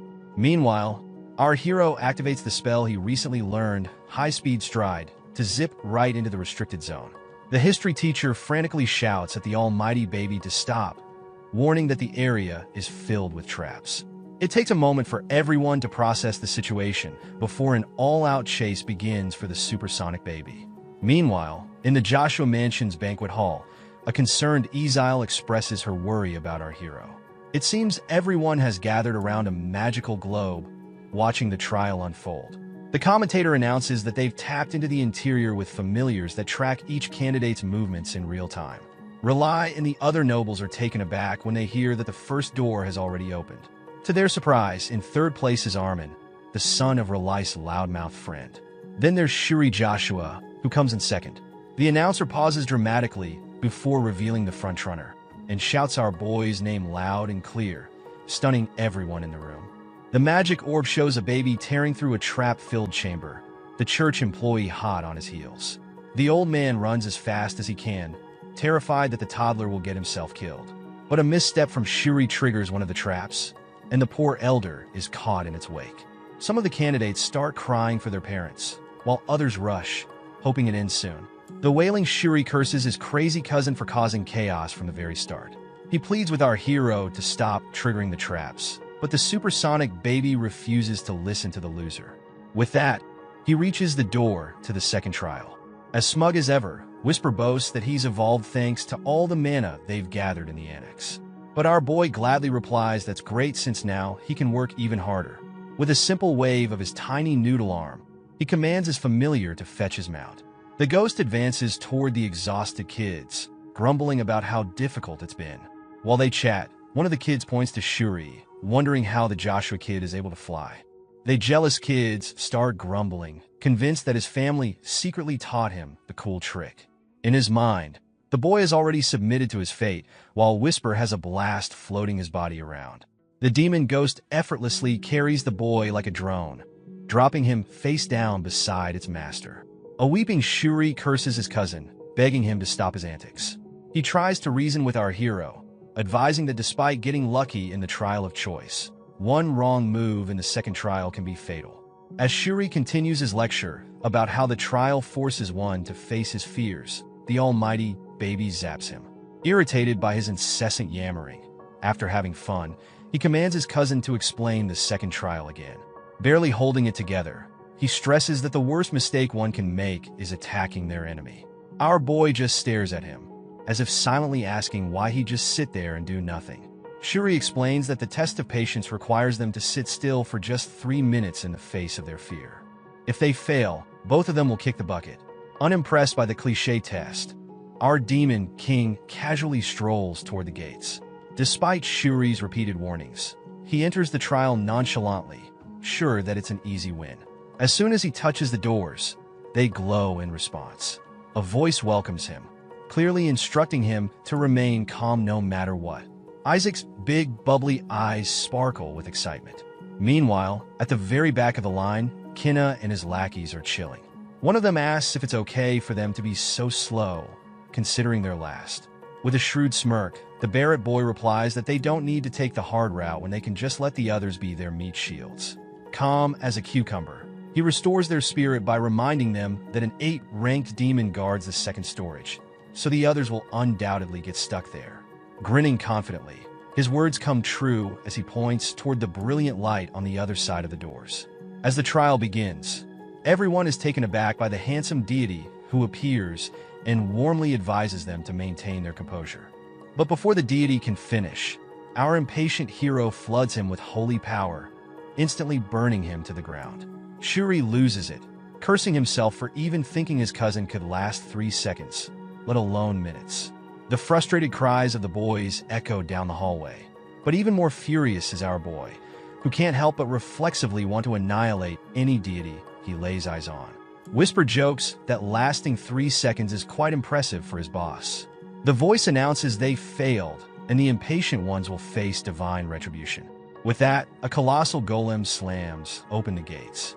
The earth-shaking roar of the golem sends Shuri into a panic, but the almighty baby remains unfazed, too busy charging up his magical Kamehameha. Without wasting a single breath, he unleashes the red beam that slices through the golem like a hot knife through butter. Shuri's jaw hangs open in pure bewilderment, but as the behemoth of a golem looms before them, our boy can't help but wonder what it's even doing here. But just as our hero thinks this headache is over, boom, he gets hit with an even bigger problem. This thing? This golem? Yeah, it's his. He was told only 8th-ranked demons were involved, but one glance at the creature is enough for him to recognize it as one of his own creations. The summoning magic belongs to one of his 14 elite familiars. And now, the gears in his mind are turning fast. Did the Joshua family strike a deal with his subordinates? Or did his remains somehow call them here? Determined to find the truth, he strides toward the second storage, moving with pure confidence. But before Shuri can even yell at him to hold up, boom! Some loudmouth bursts onto the scene, spewing nonsense. Enter Neezer, the walking headache. With a cocky grin plastered across his face, the red-headed menace saunters out from the bushes with his lackeys trailing behind him. And of course, because he just can't help himself, he smugly thanks the Joshua brothers for doing all the dirty work. I can already tell this guy is going to be unbearable. Then, with all the confidence of a man who has no idea what's about to hit him, Neezer starts running his mouth. He tells our hero to step aside and let the real warriors handle things from here. His lackeys? They're already moving, surrounding our boy to keep him from pulling any of his nasty trap tricks like last time. And then, because of course he does, Neezer turns to Shuri, practically laughing in his face. Oh, using your cousin as bait? Have you no shame? Shuri tries to get a word in, but nope. Neezer isn't buying it. He flat out refuses to believe this so-called baby actually made it through all the traps alone. And then, oh, this part hurts. His eyes land on the ring around our hero's neck. In a flash, snatch, Neezer rips it right off and dangles it like a damn trophy. Ah, perfect. This little artifact will protect me from all the traps ahead, he declares, grinning from ear to ear like he just won the lottery. Shuri? He's visibly uncomfortable. And his cousin? Completely unbothered. No reaction. No anger. Nothing. And that, my friends, is never a good sign. Full alert! Neezer and his squad move forward, completely oblivious to what's about to happen. With all the arrogance of a man walking straight into his own doom, the redhead loudly announces that he will claim the Skeleton King's body and become a hero of the ducal family. Kaboom! Screams. Explosions. Fire swallowing them whole. Neezer's squad? Instant toast. The moment their feet hit the next area, the place erupts in flames, turning them into a bunch of crispy idiots. Shuri? He's standing there, speechless. But our demon baby? Oh, he's thriving. Watching these loudmouths get baited straight into a firestorm? Chef's kiss. Absolute perfection. And the best part? As he rides his cousin forward, he laughs, looking back at the burning fools and thanking them for triggering all the traps for him. Absolute menace. Despite everything, our boy is still annoyed. Those damn kids have been trailing him for way too long, and their fanboying is getting out of hand. They're absolutely enchanted by the almighty baby's divine wisdom, to the point where they even blame Neezer for his own miserable fate. In their eyes, the adorable little Joshua heir would never cheat.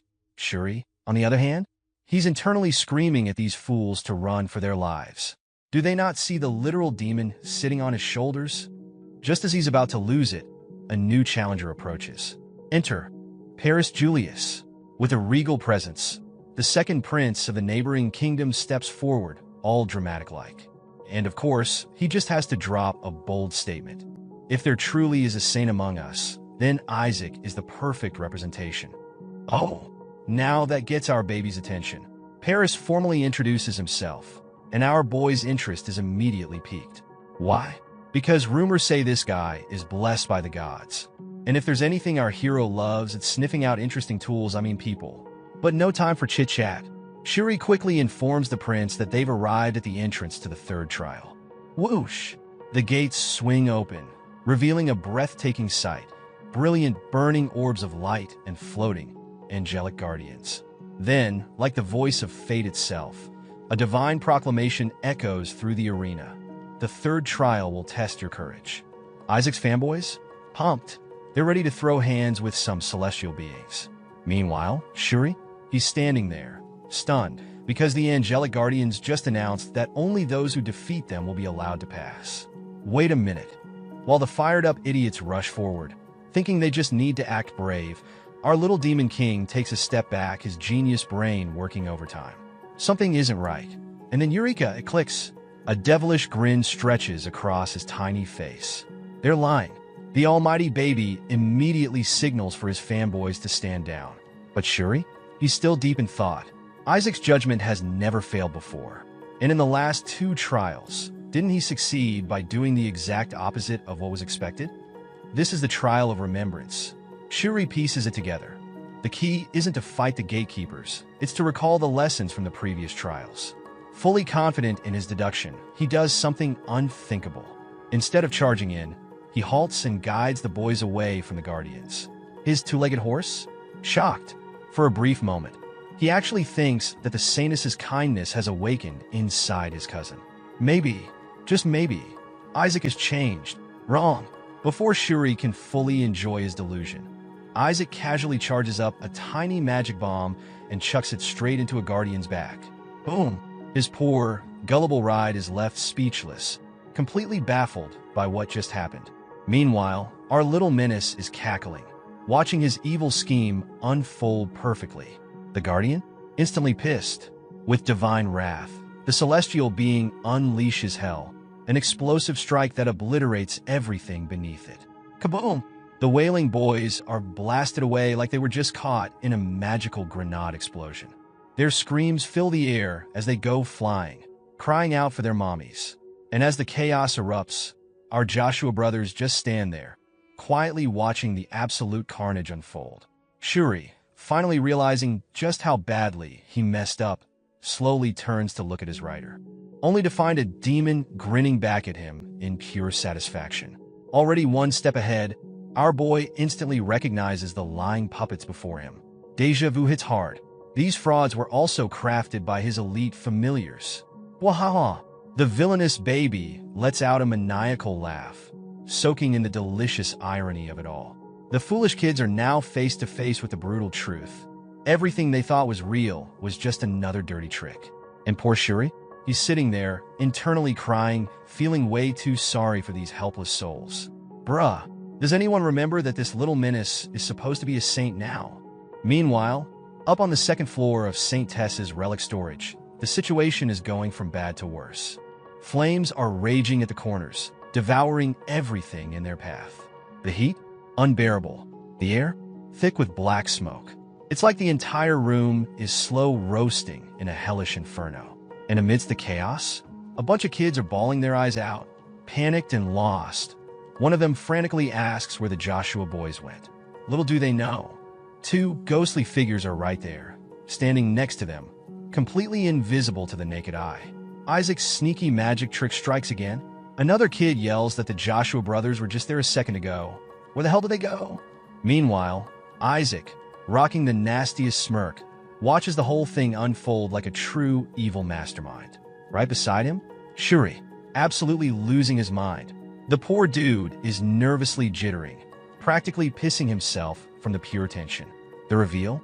Isaac had casually dropped a 6th rank holy spell of invisibility on them. And why? Because his amazing uncle had gifted him this spell ages ago, specifically for emergencies. But the real kicker? This little menace saw the perfect opportunity to wing it and drag Paris Julius into his hidden ghost club.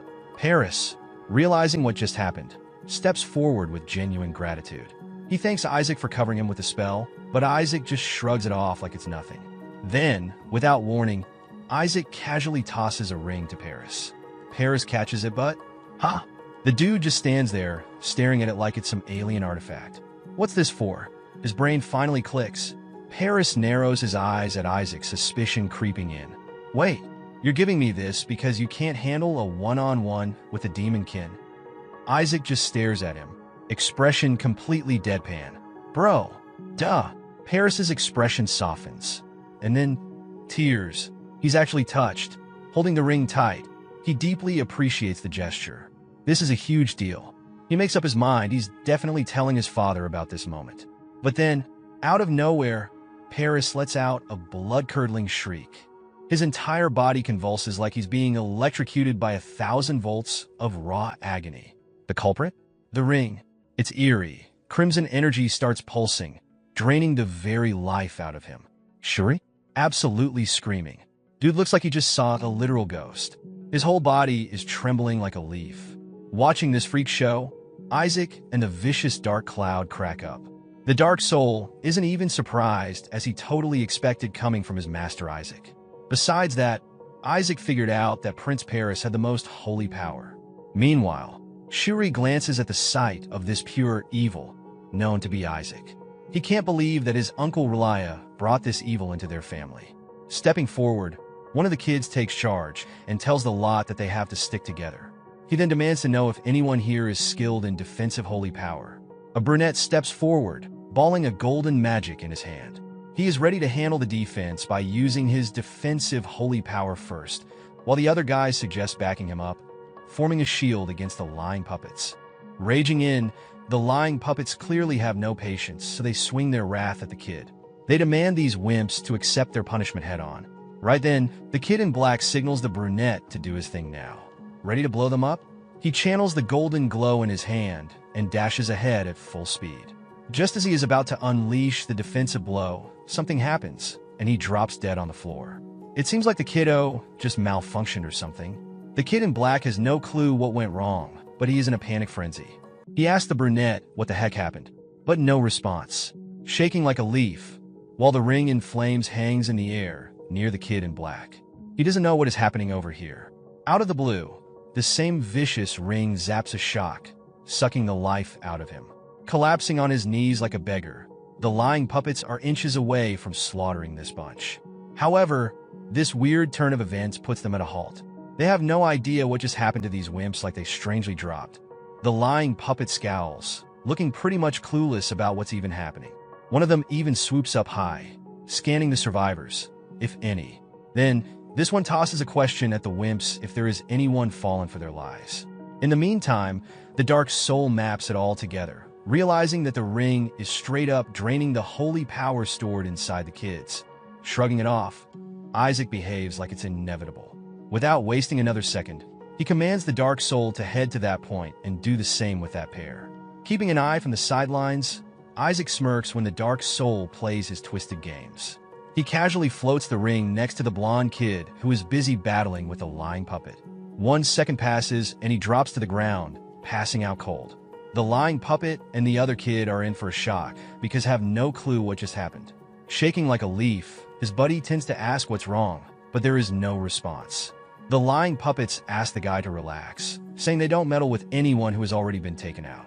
In fact, they add that getting their holy powers zapped out dry and passing out is much better than fighting. Acting like it's getting boring, the dark soul tells the master that the deed is almost done here. Out of the blue, a glowing ball of golden energy erupts, and the dark soul has no clue where it's coming from or what's causing it. Even crazier, it spots an eerie figure burning inside out right in the middle of it. In grave panic, he gets blasted, bouncing out of the court like a football. Shaken like a leaf, sure he is close to losing his mind. Holding Isaac on top of his head, they both didn't even see this coming. As the dark soul faints, a familiar voice rises through amidst the chaos. The man of dramatics, Kinna declares to finally track down Isaac Joshua. Narrowing his eyes, he mutters under his breath, wondering where this dude ran off to. And now he chooses to finally appear. Shuri's face goes super pale, completely caught off guard by Kinna tricks. He always knew this kid got a load of talent. But what he is seeing is pure genius, totally unexpected. Suddenly, Shuri spots a pair of huge, fluttering white wings belonging to an eagle. It bows to Kinna, boldly standing tall. Kinna's body emits the golden thunder. Shuri cannot believe this little kiddo is actually capable of summoning a holy spirit at her age. He is convinced that she is on a whole other level. Aside from that, Kinna accepts that Isaac has shocked her. Apparently, Kinna didn't accept to cross paths with the likes of him, who could also take down a demon kin. That, or she questions Isaac if he pulled the other kids into some sort of a trap to raise his odds. Just like in the first trial, behind them, the kid in black helps out the brunette. The brunette yells out that this baby is trying to clear out the trial in their place. Moreover, they blurt out, mentioning that they were told which direction they should head to. According to them, Isaac is their benefactor. Isaac believes that these wimps have lost their minds. At that, the dark soul grins, realizing this must be what Stockholm Syndrome is all about. Kinna laughs at the thought of Isaac labeled as the benefactor. He questions the wimps about how low can they stoop and still call themselves the saint candidates, especially asking a baby for help. The kid in black reminds this brat that Kinna himself has been in hiding this whole time. And now, he is talking big after doing no such thing to look for traps, while others hunted. He straight tells Kinna that this baby is more of a saint than he can ever be, considering how Kinna avoids all the trouble. Just then, the lot agrees to let their parents know it's better to follow the Joshua family, and how Isaac did it all. Feeling hopeless, Shuri feels bad for these kids in the dark, who have been leeched off by this devilish monster on his head. Suddenly, this big golden ball bounces off of his head, taking everyone by surprise. Though, the kid in black spots the door to the third storage, but another kid wonders if they have cleared the second trial. Right then, the golden ball as the final gatekeeper of the storage congratulates the kids for passing the second trial. Furthermore, he lets them know there are two options. Laying out, he asks if they would prefer to pick up their treasure and move out, or face the fatal dangers of the third trial ahead. Panic rises as they try to decide. The lot is fully aware that facing the third trial means risking their lives, and if they fail to win, then they are as good as dead. Meanwhile, the dark soul senses something off about the mana coming from that voice. Isaac figures out it's a dragon, which means the death part is pretty authentic. Some of the kids feel like their whole ordeal for making it here will be for nothing if they don't check out the third trial. Most of the kids agree on this, and they know they won't be saints if they fail to clear this. Without further ado, the final gatekeeper hears their wishes, despite the lurking danger inside, and grants them access. Starting off with a bang, the final gatekeeper lets the crowd face the next trial, who are in to risk it all and become the saint. Even under the crazy tension, the gatekeeper says the next trial is rather simple. Cracking up like an evil lord, Isaac looks to be cooking something in his mind. Just like that, a massive figure appears out of nowhere, demanding to be praised as their god. Now, the lot is not sure what to do next. This daring group of wimps gather together, clearly disappointed to face another statue. But this time, it turned out to be their god. Next, this stone figure voices to the candidates that none shall pass unless they prove their faith in their god. Only then did he mention that they would be allowed to enter the third trial. Apparently, this stone demands respect. One of the kids thinks it's just simple bowing before the statue and praying stuff. But the other kid bets it sounds rather too simple. Or what if there is more to the test that meets the eye? Clenching his teeth, Isaac looks to be grossed out at the thought of kneeling before this piece of jerk. In no way as hell he will ever do that. As it turns out, Isaac recalls this scum screwing up with him for centuries of years. To make it even worse, he scammed him at the end. All of a sudden, the kid in black rushes before the godly statue. He is convinced that this whole thing isn't as complex as they are all making it. Apparently, it seems like he cracked the code, believing that it's the usual stuff like praying to their Lord. He decides to get it over with this basic test of faith. Standing before his God, he kneels to his supreme Lord, and he loudly states that his God is worthy of all glory and honor. To him, the kid in black declares himself as a servant who offers worship. Without further ado, the godly statue gets impressed and passes him with flying colors. Bouncing in excitement, he can't believe that he cracked it. Other kids feel at ease to know it's that simple. Suddenly, Isaac, like a worm, crawls out of Shuri's embrace and looks to be up to something. Stopping him right there, Shuri orders this worm to pray, but Isaac kicks his ankle hard to shut him up. He isn't planning to do any such thing. Afterward, Kina Barrett recalls learning the art of praying at the Sanctus Sedes. Without wasting another breath, Kina kneels before her Supreme Lord. She instructs the losers on how to properly set their posture for when they worship their Lord. All the wimps are inching to pray as well. Getting down to it, Kina initiates her worship, calling out to the Supreme Lord who is worthy. And to him, Kina offers his worship. Out of the blue, the godly statue demands to know if Brunette is up for the task or having a change of heart. He demands to know if the little one forfeits and accepts death instead. Panic rises in his heart, and Brunette hurries up to offer his worship. In a matter of seconds, everyone has kneeled on their knees to offer their worship to this godly statue. Right then, the godly statue locks eyes with this cocky infant, who's still sitting casually before his supreme self. He demands to know why this baby isn't on his knees.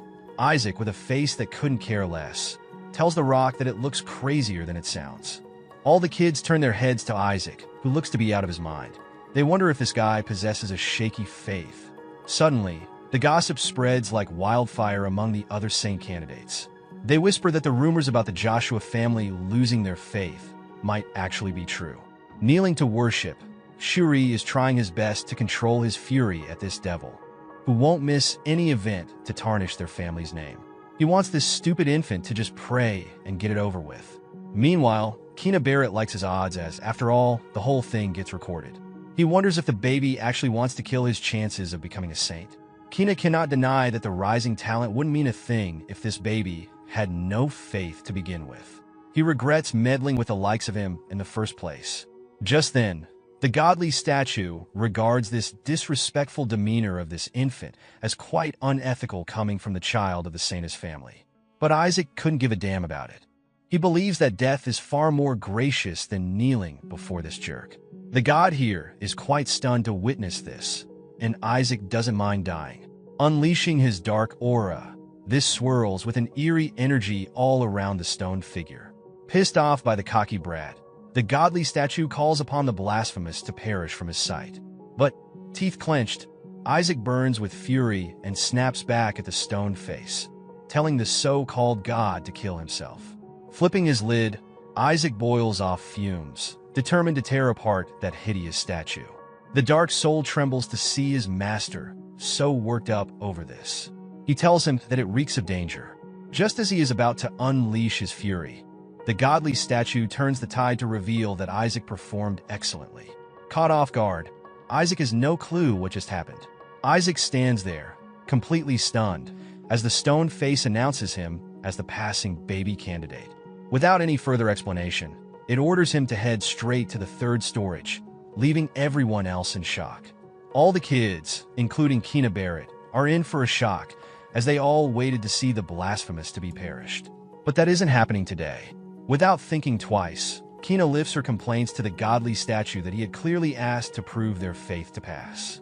She demands to know how that cocky brat gets to pass without lifting a finger as much. Breaking it down for the lassie, the godly statue announces that this baby, Isaac, gets to be the only kid entering the floor of the third trial. Claiming him as qualified, he regards Isaac to be the only one with true faith in God. That takes Isaac by surprise. The stone face makes it clear that these wimps were desperate to bow at the statue, not the god himself. Thus, he demands to know if their faith says to bow to a stone figure idol.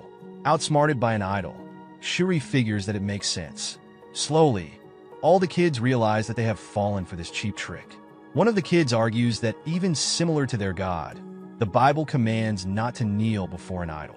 That way, the godly statue states that Isaac kept his faith despite the fear of death. And that's how he gets to go in the third storage.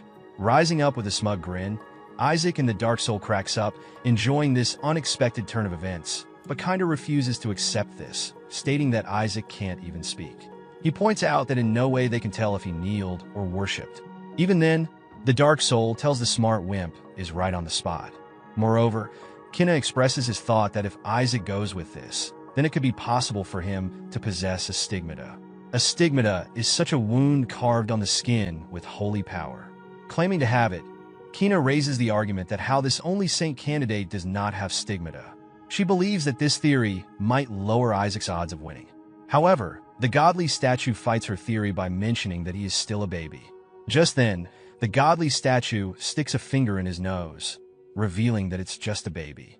That pisses off Kina that this dude could move all along. Kina then asks him to let him in as well. Now, all kids argue with this god, and he confirms their desires to enter the third storage. So, he decides to let them go. Sure, he feels something off about this. Stoneface lets them know if they wish to see true hell. Then he will let them in. Opening the doors to the third trial, a swing of dark aura gushes at their path. Trembling in fear, they feel like throwing up now, having second thoughts about it all. Stoneface assures that this eerie feeling is coming from Skeleton King, although he planned to spare the kids who couldn't handle these evil vibes. Meanwhile, Isaac's happiness is off the charts that his body lies inside, and he is so damn close to it. Drooling by the thought of it, Isaac never knew that he would finally reunite since the self-destruction in the divine realm. Not to mention, he is thrilled to notice the dark mana leaking throughout the Skeleton King's body. Rising up, he looks to have lost his mind. The godly statue describes Isaac's faith imitating the face of a courageous warrior who is unfazed by this eerie mana. Taking a look at him, all the wimps get their jaws dropped to the floor when noticing Isaac's weird face. They notice that this infant looks to be completely out of his mind. Never have they ever seen an infant of such kind. Still, the final gatekeeper declares that the lot still has time to decide if they are up for it. He believes that those must come forth who can't smile when facing death, or else they should head home. In case of giving up, the final gatekeeper will allow the losers to pick up their treasure and get on moving. However, the kid in black hasn't come up with plans to push through this dark manor. Some kids are convinced that their death is inevitable if they step inside. They resort to choosing a hand-picked treasure from the second storage and head home. Coming forth, Kina shows her commitment to the third trial, with no interest in picking up the second floor's treasure. He declares that they all stepping in. Not only that, Kina demands the final gatekeeper to activate all the traps inside. Popping their eyes out, the kids believe this Dumbo has lost his mind to ask for such a thing. Kina announces that no mighty saint, even the likes of Saintess Melissa, could get the job of retrieving the Skeleton King's body. The final gatekeeper figures out that Kina knows a bit about the third storage, and to that she smirks. Melissa wouldn't let the kids march to their deaths, so Kina shows herself as a preventive measure. Plus, he expects not to hear that they did the job without any trouble. Without thinking twice, Kina demands the gatekeeper to restore the third store to its original, most dangerous state. All this, just to be seen as much greater than Melissa herself. Isaac thinks that Brad is out of it. The gatekeeper hears her wishes. Without wasting another breath, the kids let Kina go in by herself. Against their choice, something pulls them all in. Just then, the dark soul points at Skeleton King's hand, and Isaac's happiness skyrockets.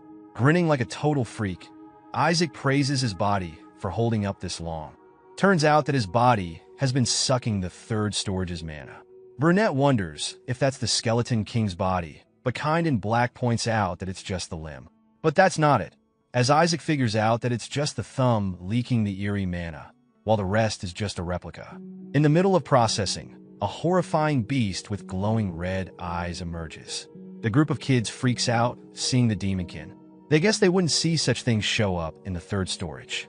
Thus, the gatekeeper reminds these kids that they asked for it. So Kid in Black blames it all on Kina. Isaac's mind clicks as the beast lets out a bone-chilling growl. Completely unfazed, Kina assures that he will make sure they get their promised treasure. At the thought of it, Kina's mind takes back to the 14 familiars, the elite subordinates trained by the Skeleton King, and the Pope family's capture idiots. He has got an ace, the holy spell, to deal with this beast and claim the treasure as his. Without wasting another second, he unleashes his power, and the beast lets out a blood-curdling shriek. While Isaac couldn't care less, the rest of the kids had their jaws dropped to the floor. Apparently, the light of the Pope family seems to have worked. Out of nowhere, the beast voice is asking if Kina did this. Completely stunned, the demon Kin all furious, demands to know if Kinda dares to claim over his king's body. Suddenly, some dude breaks the news that the demon kin seal in the third storage has been broken. In a panic frenzy, Gowl wonders if it's the 14 familiars. And Riley realizes the grave danger the kids are in now. Asking for the elder supervisors, the old geezer mentions the lot went missing after neutralizing the storage's booby traps. They are aware that no kid can take on a beast like that, so they decide to call off the trial, but a blinding light strikes them. They figure it's the relic storage opening up. Barrett Bishop smirks, proud of Kinna for pulling it off, while Gowl is stunned that a kid took down the demonkin. Rely bets it is Kinna Barrett of the Pope family. The crowd congratulates Bishop Barrett, while he bets it's the end for the Joshua family to pledge their allegiance to the Pope family, as they own the skeleton king's body. Just then, the kids walk out, but Relay's eyes look for Isaac and Shuri. Gathered at the entrance, the kids are somewhat injured but look fine. However, the bunch of kids who made it to the third storage hasn't come out yet. Panic rises while the parents wonder what's going on. Relay and Asali notice the last queue of children, which includes Shuri and Armin Age. Running to their father's embrace, Relay realizes that Isaac isn't here. Panic washes over Relly, who wonders where is his little son. Confirming Isaac is a no-show in the last wave, Bishop Barrett confronts Kina where is the skeleton king's body. With a sharp tone, he demands answers. Sweating bullets, Kina has no clue how to break the news that she messed up. Meanwhile, Bishop spots the second storage's useless treasure in her hand. All of a sudden, the final gatekeeper glows in the air like a wolf in gold, picking baby Isaac by its teeth. That catches everyone off guard, including Relay. Apparently, Isaac with a smug grin watches over the crowd. The golden wolf surfaces on the ground with baby Isaac. Without thinking twice, Relay marches to that side to get his son alongside Asalai.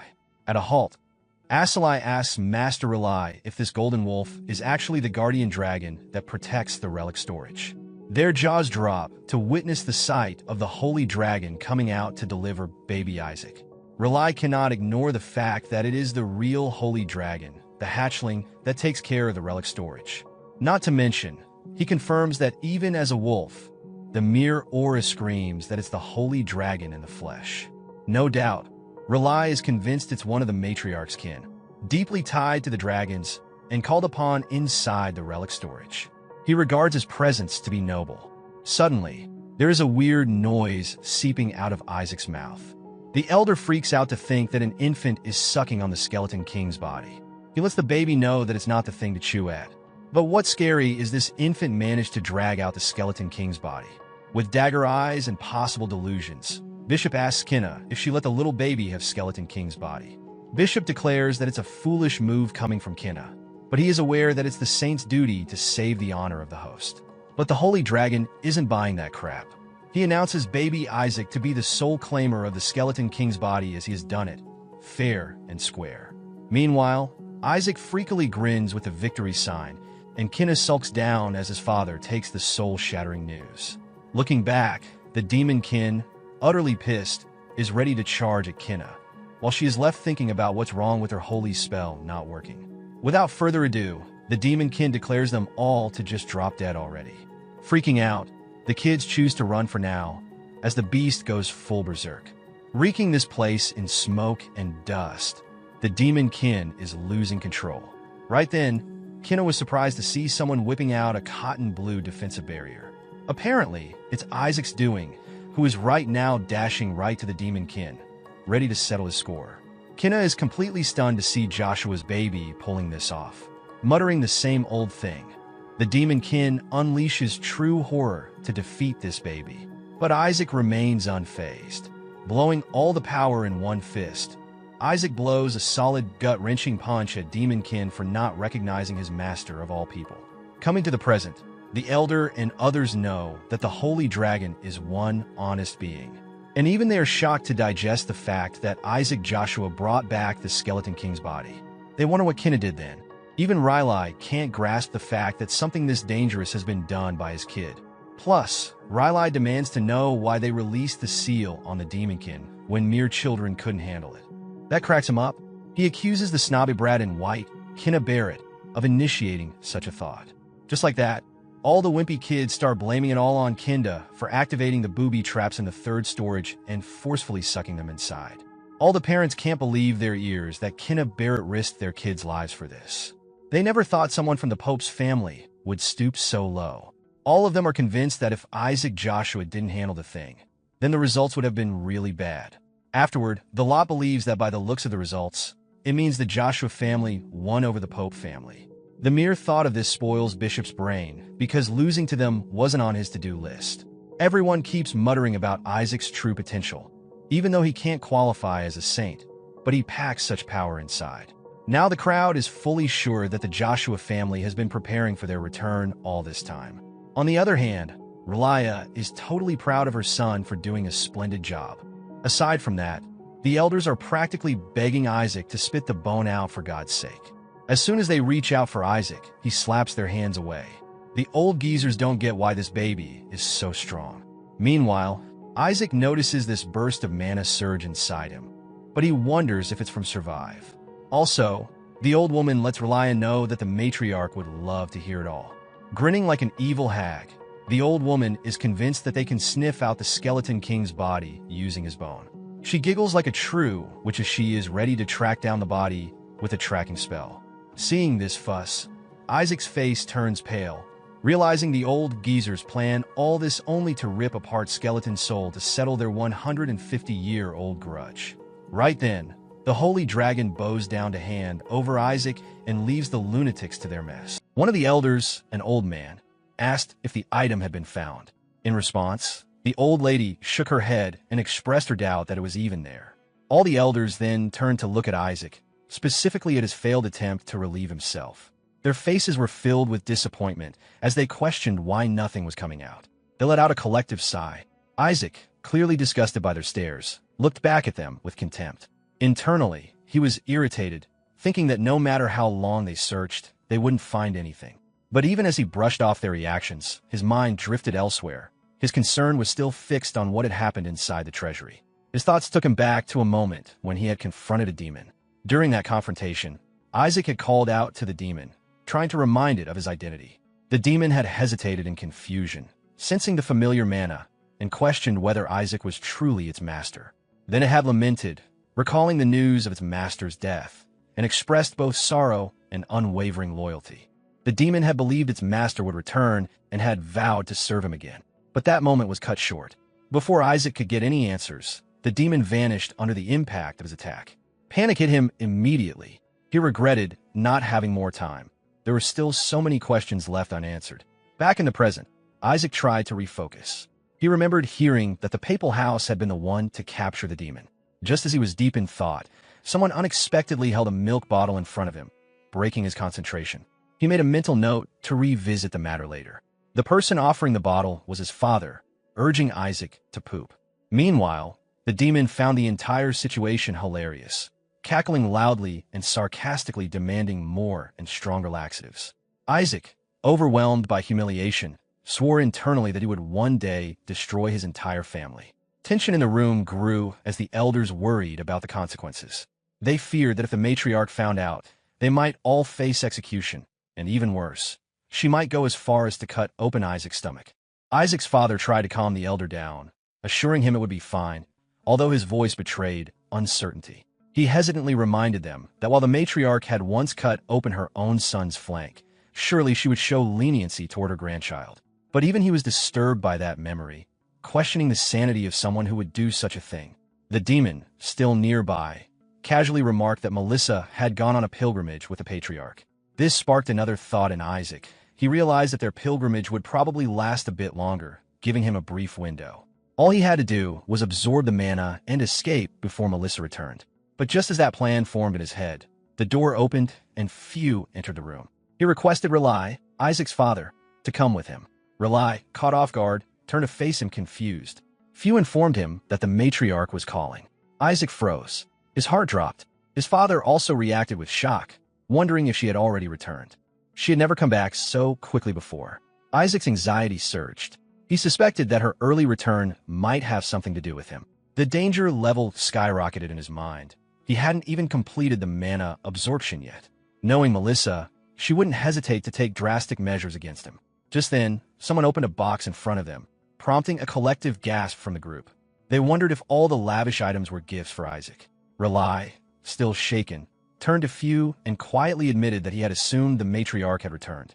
Few mocked him, calling him a coward, and then clarified that it had only been a voice message from her. She was still on her way back. He reminded everyone that he never said she had actually arrived. Isaac, hearing this, was enraged.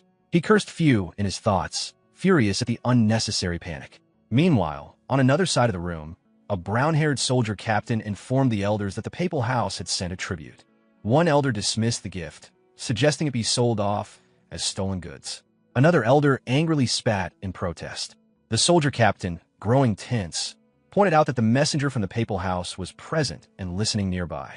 The messenger then stepped forward, announcing that the emperor himself was taking great interest in the incident. He declared that he had brought a tribute from the papal house to House of Shua, both as an apology and a sign of gratitude. But, he added with mild sarcasm, it seemed the gift did not meet House of Shua's expectations. Calmly, he opened a box and displayed its contents to the crowd. He then explained that the cardinal believed this item would be of great help to young Lord Isaac. The elders stared in shock. One of them recognized the item immediately. It was the Triple Crown. Isaac, clueless, reacted with confusion, wondering what it even was. The demon clarified with disdain that it was just a medal, a cheap trinket engraved with the Pope's emblem. One of the elders questioned why a medal would be given to Isaac by the Pope. Even the soldier seemed skeptical of such a gesture. Amid the stir, Rely heard someone calling his name from his right. He turned and saw the messenger, who handed him the box and explained that it was for Isaac. Isaac watched this unfold and grew increasingly frustrated. He couldn't understand why the medal, which was clearly meant for him, was being handed to his uncle. It didn't make any sense. Rely asked the messenger directly if he had been told to give it to him instead of Isaac. The messenger confirmed this. Someone else backed it up, saying the instructions had been very clear. The medal must be delivered to Sir Rely under all circumstances. That pushed one of the elders over the edge. He exploded with rage, accusing them of insulting Isaac by giving the medal to a family member. He reminded them what such an action meant. Gifting a medal to a relative signified that the intended recipient was deceased. Both Isaac and the demon were stunned by that implication. The elder was right. In their world, such a gesture meant the recipient was presumed dead. The messenger quickly tried to backpedal, urging them not to misunderstand the Pope's intentions. He explained that because Isaac was so young, they believed it would be more appropriate to entrust the medal to a family member.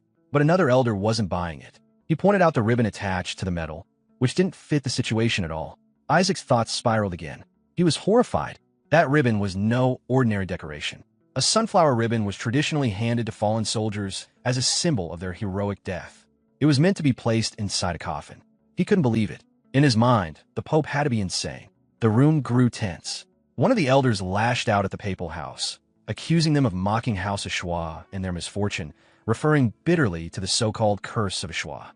Few stepped in, trying to defuse the tension. He urged the elders to stay calm and not let their emotions get the best of them. But one of the elders, still fuming, shouted at Few, demanding to know how anyone could remain calm in such a situation. Few appeared visibly nervous, warning that the protagonist's family was treading on dangerous ground. As a representative of House of Shua, he cautioned that any conflict with the papal house could have serious consequences. Letting the situation escalate might bring unwanted trouble to the family. He fell into deeper thought, feeling unsettled. It was hard for him to believe that someone would offer such a provocative and offensive gift just to humiliate them and remind them of their place. He realized the intent behind the gift. It was laced with hatred. Few recognized the signature of the cardinal's influence in this act. Despite being distantly related to the cardinal through his maternal bloodline, he found the act revolting and disgraceful. But he saw a silver lining. With this incident, Rely and the young troublemaker would no longer have the freedom to behave recklessly. In Few's view, that outcome was actually beneficial. With a more serious tone, he turned to the protagonist's father and demanded that Rely accept the gift formally and express their gratitude, brushing aside the tension. Another voice called out to stop him, but Few insisted there was no reason to make a fuss. The protagonist silently observed the situation, unimpressed and thinking to himself that things wouldn't go according to their expectations. Meanwhile, the messenger subtly smiled and, without saying a word, began to open the box. Everyone's attention shifted as they watched. Suddenly, a loud scream echoed through the room. The messenger shrieked in terror. Few instantly recognized what was inside and shouted in alarm, identifying it as the holy flame.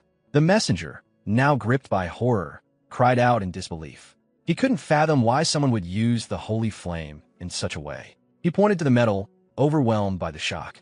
Then came a loud cry from the protagonist.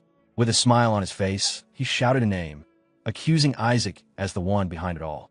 Isaac stood calmly, a faint smile on his face. Suddenly, a messenger burst in, demanding an explanation for the melted metal, which had been sent by the Pope himself.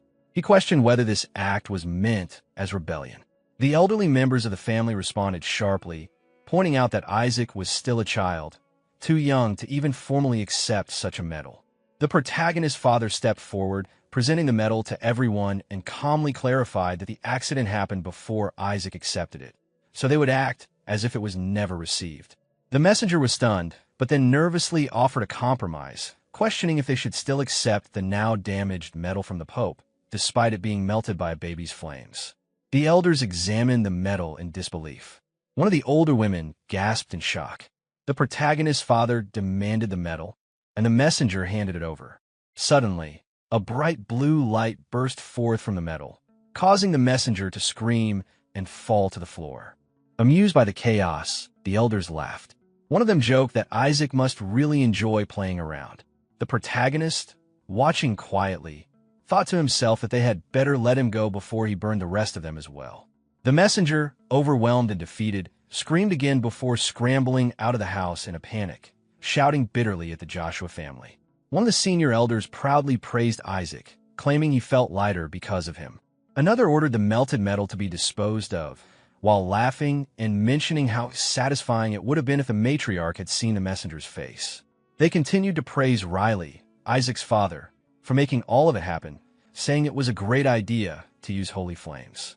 Riley, caught off guard, started reflecting and quietly apologized to himself. An elder leaned in and accused him of casting the holy fire on the child. Riley hesitated, believing it had been the elders. This sparked discussion among them. One elder recalled Riley casting a holy spell inside the relic storage.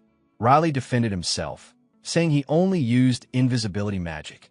An older woman mentioned that Isaac had used quick strides. Riley was shocked. He hadn't taught Isaac that. Everyone turned toward Isaac in disbelief, realizing that he had cast all those spells. They began discussing the secret scripture, a legendary artifact that allows users to instantly learn and cast any spells contained within. Isaac, mentally reflecting, felt pleased he had brought the book from the storage. Though it was weaker than the flame magic he used when he was the Skeleton King, he still found it useful. One elder speculated whether Isaac's mother had used divine spells, but the older woman quickly denied it, saying she wasn't even a fire-type user. She was the complete opposite. They concluded that Isaac's ability wasn't simply talent. It was like someone writing poetry without ever learning how to write, completely beyond normal comprehension. The old lady reminded everyone that even the genius Saintess Melissa had learned to read before casting her first holy spell. The protagonist, feeling overwhelmed, internally dismissed both elders' concerns. Suddenly, a brown-haired servant girl rushed in, apologizing. She loudly exclaimed that it was more surprising the boy managed to wipe out the Pope's blessing. The elders, now thrilled, agreed enthusiastically. One elder ordered the medal to be brought so he could examine it. The protagonist's father quickly agreed, but then revealed that the medal was missing. Shock followed. One elder pointed at Joshua in disbelief, insisting it had been there. The protagonist's uncle, confused, realized he had thrown it away. He nervously explained that he did so under instruction. An elder scolded him for taking it literally. Another elder sighed and ordered a group to search for it. The uncle pondered how the Pope's medal, supposedly made of unmelting metals, could have been disposed of. He worried the head of house, Joshua, must not find out. Meanwhile, Isaac's uncle quietly smiled, thinking they shouldn't make baseless claims. A few days later, west of the Joshua dukedom, a black-cloaked elder led a force to a valley, urging focus. His men obeyed. As they neared, the elder noticed something odd and questioned it. Back at Isaac's residence, Isaac smiled to himself, wondering if the Skeleton King was manifesting in him. He thanked the meal silently. The elders were disturbed. Isaac had consumed 300 bottles of poison and 500 Julius fruits. Despite this, he remained unfazed, commenting that the fruit was tasty and useful for improving affinity with holy beasts. He smiled blankly, believing that closeness with the beast was necessary to one day defeat the Pope and the gods. Inside, Isaac sensed something from within the house, a holy beast. A blue glow appeared, revealing the holy beast of Joshua, Terenblum. Isaac mentally told it to wait and attend the feast first. A soldier entered urgently. Then, the protagonist's grandfather arrived. Everyone greeted him respectfully, recognizing him as the patriarch of House Joshua. Isaac realized this was his grandfather and noted the powerful aura he radiated, feeling hopeful. Rely. Isaac's father pleaded with the patriarch to give them more time, insisting that cutting Isaac open wouldn't solve anything. Isaac was confident his uncle wouldn't allow such a thing, but the patriarch sternly ordered Isaac to be sent to the flumps. Shocked, Isaac remained silent as Rely nervously protested. At that moment, the protagonist was deep in thought, reflecting on a past conversation between his grandfather and father. He questioned whether he had misunderstood the meaning of survival and was overwhelmed by confusion and anger, unable to comprehend why he was being treated this way. The thought that only one uncle might be on his side crossed his mind. Meanwhile, Isaac cynically wondered if they were all planning to burn him in the end, treating death as inevitable.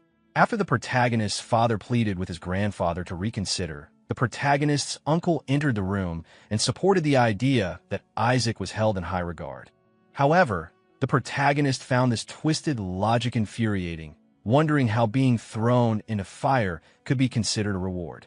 He realized that if Isaac were sacrificed to the flames, they might be able to recover the Skeleton King's body. The blessing from a fire could possibly strengthen him as well. Isaac seemed confused at the mention of a blessing. His father then raised his voice, again begging the grandfather to allow them more time. The uncle suggested another violent alternative, splitting Isaac open. The protagonist, horrified by these thoughts, considered dropping him into the temple waters instead. He was growing more disgusted, silently cursing the madness around him. The uncle, however, rejected these ideas, reminding everyone that the temple's sacred flames and waters were part of Joshua's secret treasures, originally meant for raising a saintess. He criticized the idea of using them on what he considered a useless child. The protagonist found some twisted comfort in this, thinking that anything the uncle opposed might actually be good for him. With a smirk, the uncle proposed that Shuri would make a better candidate for the blessing, reminding them that Shuri had defeated a demon in the relic storage. The protagonist's father immediately corrected him, asserting that it was Isaac who had done that, even backed by the Holy Dragon's testimony. The uncle dismissed it, mocking the idea that an infant could accomplish such a feat, implying the dragon must have been mistaken. Tempers flared as the father warned his brother not to push his luck, insisting the accusations were going too far. Meanwhile, the grandfather quietly processed everything. He brought up Isaac's act of burning the medals sent by the Pope using holy flames, an event they had all witnessed. Still, suspicion lingered. The grandfather questioned whether someone else might have orchestrated things behind the scenes. The uncle maintained there was no proof of anything.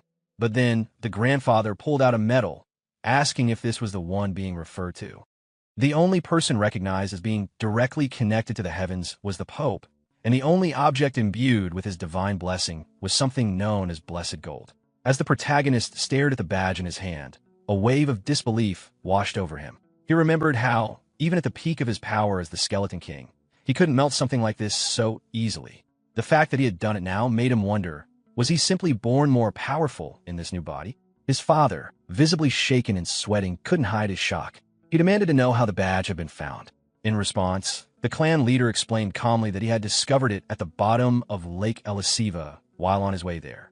This revelation sent the protagonist's father into a state of panic mixed with awe. He pointed out that his son possessed flames so powerful they were capable of melting a symbol blessed by the Pope himself, something considered sacred and virtually indestructible. That kind of power, he believed, was enough to prove that House Joshua had the potential to surpass even the Pope in strength and influence. Encouraged by this realization, he declared confidently that his son could one day even withstand the flames of the Skeleton King.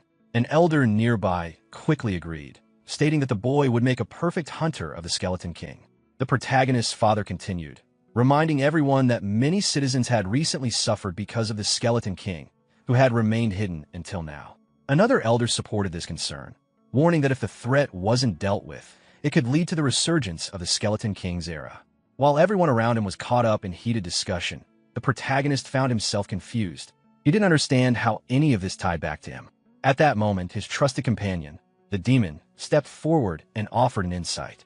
The demon explained that, whether in the present or the past, there always seemed to be imposters masquerading as the Skeleton King, imposters who bore a striking resemblance to the protagonist himself.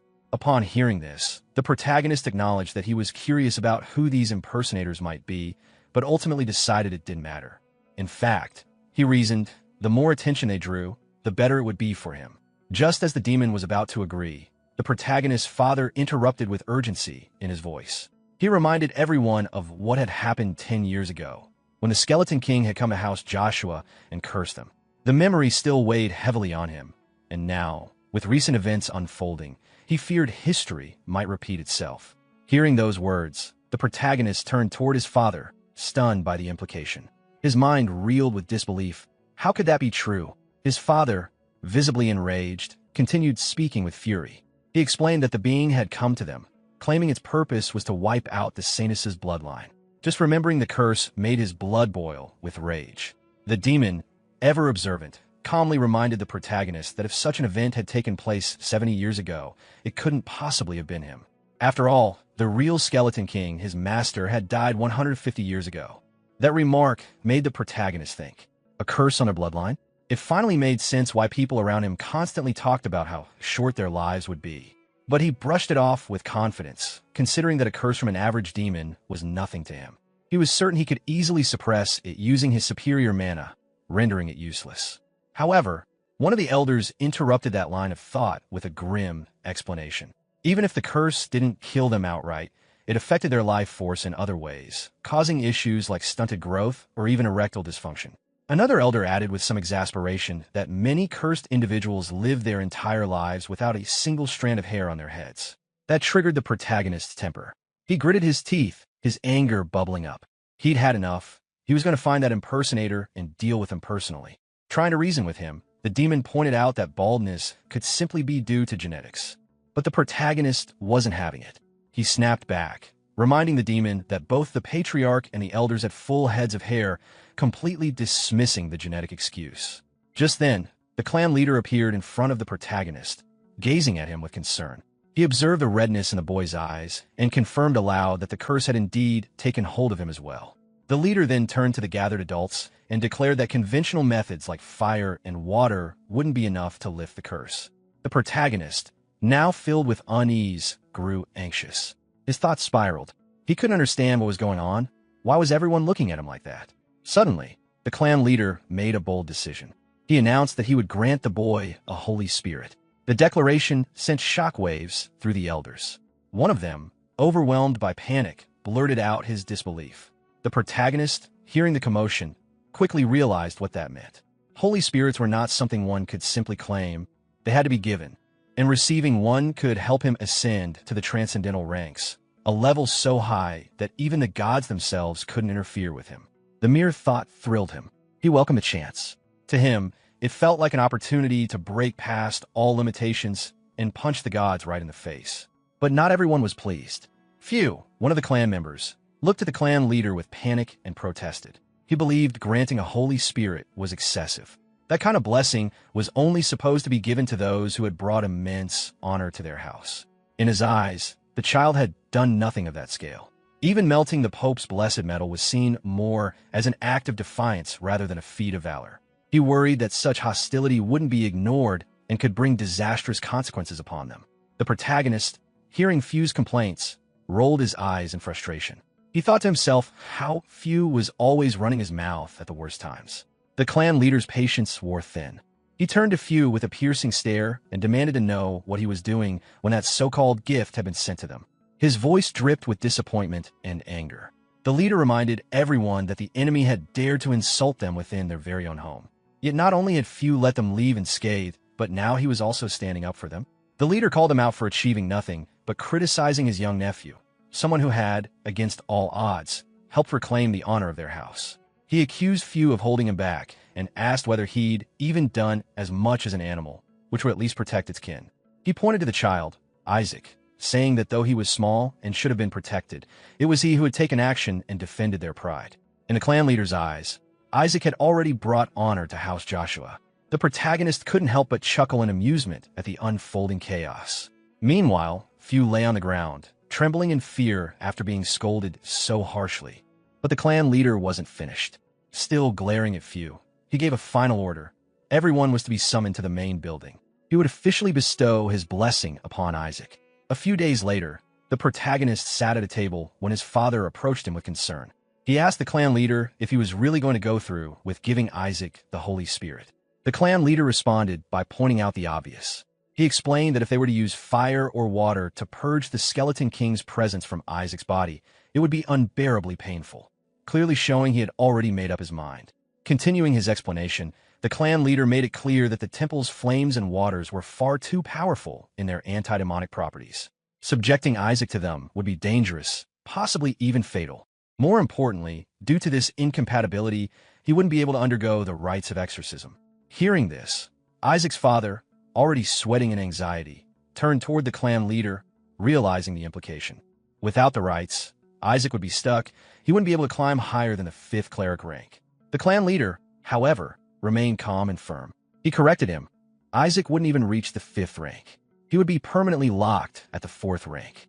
Holding 3 glowing marbles in his hand, each infused with a unique energy, the clan leader announced that he would allow Isaac to choose between them: the flames, the waters, or the Holy Spirit. This, he declared, would serve as a fair test. Standing nearby, Few, Isaac's relative, watched with a smug expression. Excitement welled up within him. In his mind, he was certain this would prove his point. He had always believed the clan leader wouldn't hand over a Holy Spirit so easily. Now, this setup only confirmed his expectation. The clan leader placed the 3 orbs in front of Isaac and asked him to choose. As Isaac's father watched nervously, his mind raced. He could feel the energies radiating from each marble. One pulsed with the heat of flame, another flowed with the calmness of water, and a third shimmered with the divine resonance of the Holy Spirit. Internally, he pleaded for Isaac to choose the white marble, the one containing the Holy Spirit. He hoped desperately that his son would sense it and make the right decision. But Isaac, after examining the 3, reached out and picked up the red marble instead. He lifted it confidently into the air. Few, spotting Isaac's choice, couldn't resist sneering. He was ready to gloat. In his mind, even a 4th-rank Joshua would eventually bring some honor to the family, just not the kind worth a Holy Spirit. But before he could even finish his mocking thoughts, something incredible happened. A dazzling burst of light filled the room, silencing everyone. The red marble Isaac held began to crack open, glowing from within. Flames erupted, huge, vibrant, and not at all like the temple's control fire. Everyone in the room recoiled in shock. These flames were different, wilder, stronger. They weren't from the temple. And then, out of the roaring fire, a figure emerged. A woman stepped forward from the flames, her presence radiating raw, divine power. The room erupted in panic and disbelief. It was a Holy Spirit. The elders looked on in horror, their foreheads drenched in sweat. None of them had expected this. The energy in the room grew more intense by the second. Few turned to his father in confusion and fear, demanding to know what was going on. Why had a Holy Spirit been sealed inside that red marble? The clan leader remained composed. Folding his arms, he calmly replied that there had never been just one Holy Spirit. The others had made a mistake assuming so. Then, looking at the spirit now standing before them, he explained further. The roots of House Joshua were tied to the element of water. But for a child like Isaac, one who had created flames hot enough to melt a Pope-blessed object, the rules had to be bent. Even this trial had been a trap, a carefully laid test to challenge him. Yet Isaac had still chosen the correct answer. Still, what was happening now had gone beyond even the clan leader's expectations. The Holy Spirit, now fully visible, stared directly at the clan leader. Her anger was palpable. She shouted his name, calling him mad for daring to summon someone of her rank into the human realm. Her divine energy surged, unleashing a sudden burst of power. The temperature in the room spiked as fear gripped everyone present. The elders and Isaac's father began to panic, and one of them urgently called for defensive spells to be activated. Few, terrified and trembling, turned once again to the clan leader. He shouted in disbelief. Realizing the truth, his father had summoned a royal rank spirit. The sheer power it carried was enough to incinerate the entire region if left unchecked. Was that his plan? But the clan leader corrected him. It hadn't been him who summoned the spirit. It had been the boy, Isaac. Pointing at the child, the clan leader said with a mix of pride and awe that Isaac had done it on his own. And then, as if accepting a grim reality, he added one final thought. This boy might end up making this place his grave. The Holy Spirit hovered mid-air, her presence illuminating the entire room as she activated her powers. She glanced around at everyone gathered there, exuding a pressure that silenced the atmosphere. The protagonist, noticing this, was stunned. In his thoughts, he reflected that although he had only infused a small amount of holy power to summon a medium-rank spirit, the result was unexpectedly much greater. A royal-rank spirit had appeared, far beyond what he had intended or expected. The demon standing nearby began sweating in disbelief. He turned to the protagonist, astonished by what kind of being could possibly summon such a powerful spirit with so little effort. The protagonist, still in shock, wondered what would have happened if he had actually tried seriously. But before he could finish that thought, the Holy Spirit suddenly released flames imbued with anti-demonic energy. The demon, recognizing the nature of the flames, spoke with a teasing expression. He remarked that these flames, capable of converting mana into holy power, would certainly be useful for his master. The protagonist agreed with him, acknowledging the potential of the flames, but expressed his uncertainty about how he was supposed to make the royal rank spirit submit to him. At that moment, the Holy Spirit launched an attack with her flames, targeting everyone else in the room. In response, the demon casually remarked that perhaps the key was simply doing things properly. Still unsure, the protagonist pointed out that royal rank spirits were closely connected to the heavens, and at that moment, he wasn't ready to get involved with the gods.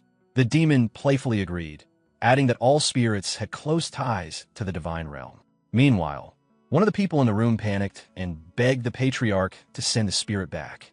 Another elder, pointing at the spirit, shouted that she was the insane one even the gods had given up on. The patriarch, thinking to himself, understood that the spirit might have been abandoned due to the color of her hair. He recalled that the gods distrusted anything with black hair, and figured she might have been ostracized for that reason alone.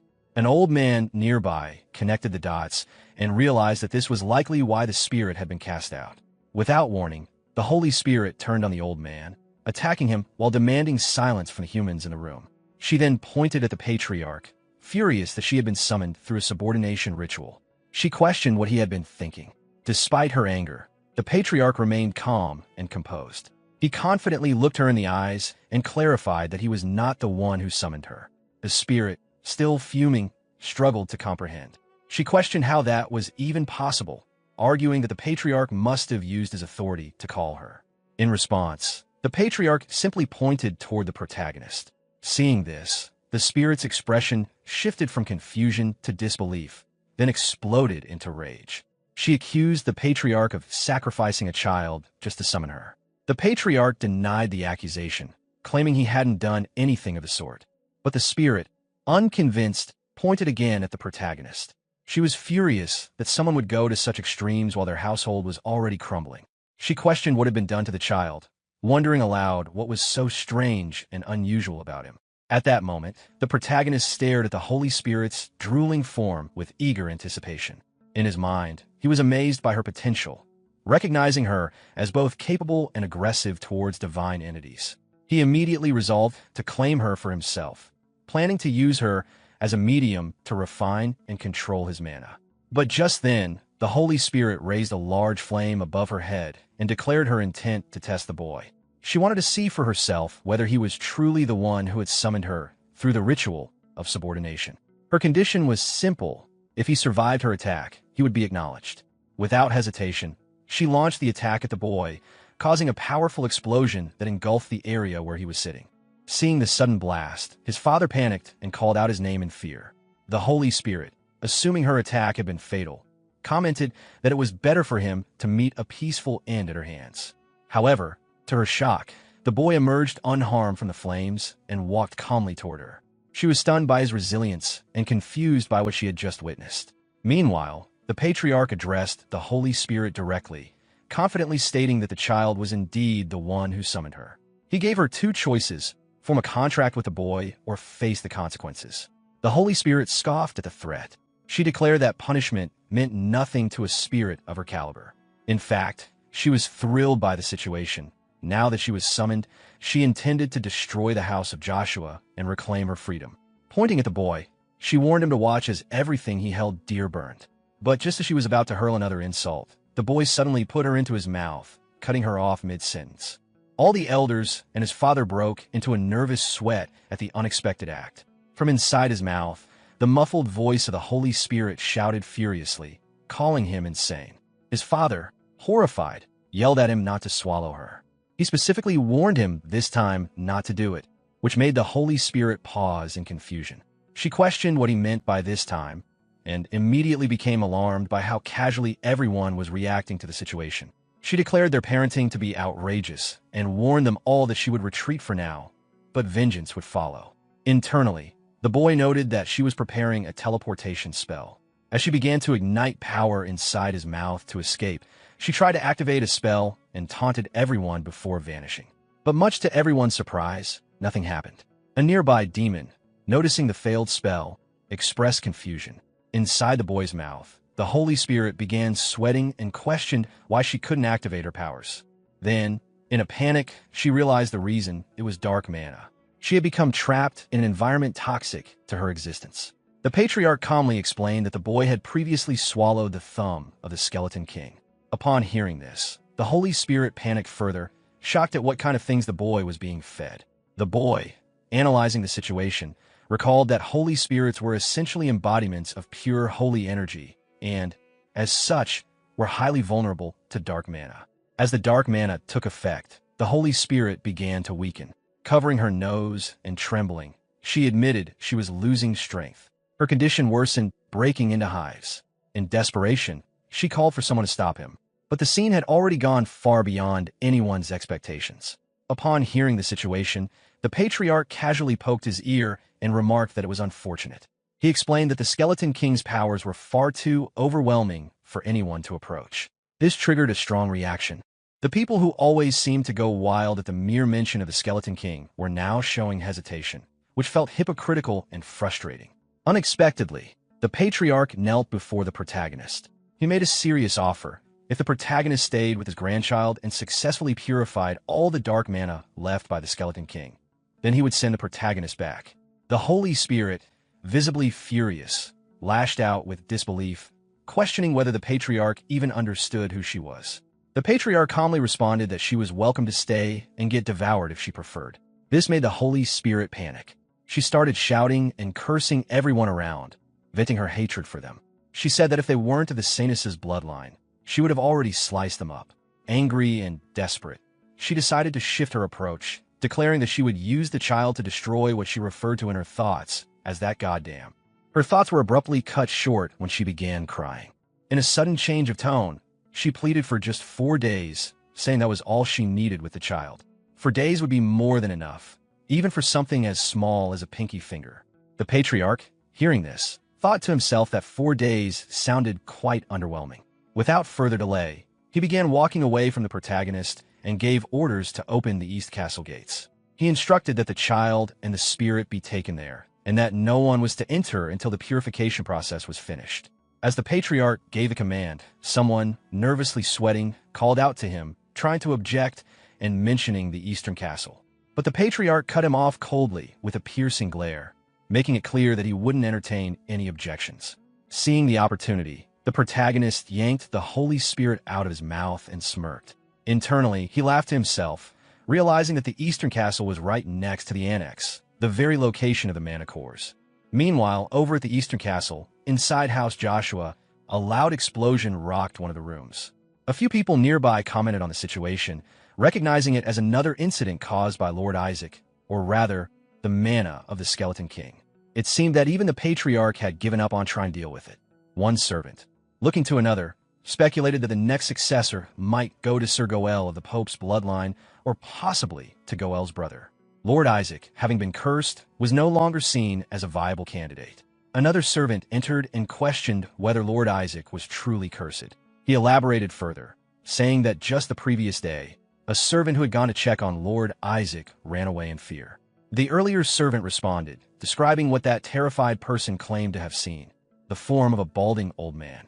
Confused, a maid asked if it wasn't a skinless monster or a skeleton like they had assumed. Then, raising a finger to her lips in thought, she noted something odd. It had already been 10 years since Lord Isaac had been locked away with a Holy Spirit. Inside the East Castle of the Joshua Mansion, the hallways were tense. A black-clad maid ran through the corridor in a panic, her breath quick and sharp, startled by something inside. Not long after, a brown-haired servant approached a particular door.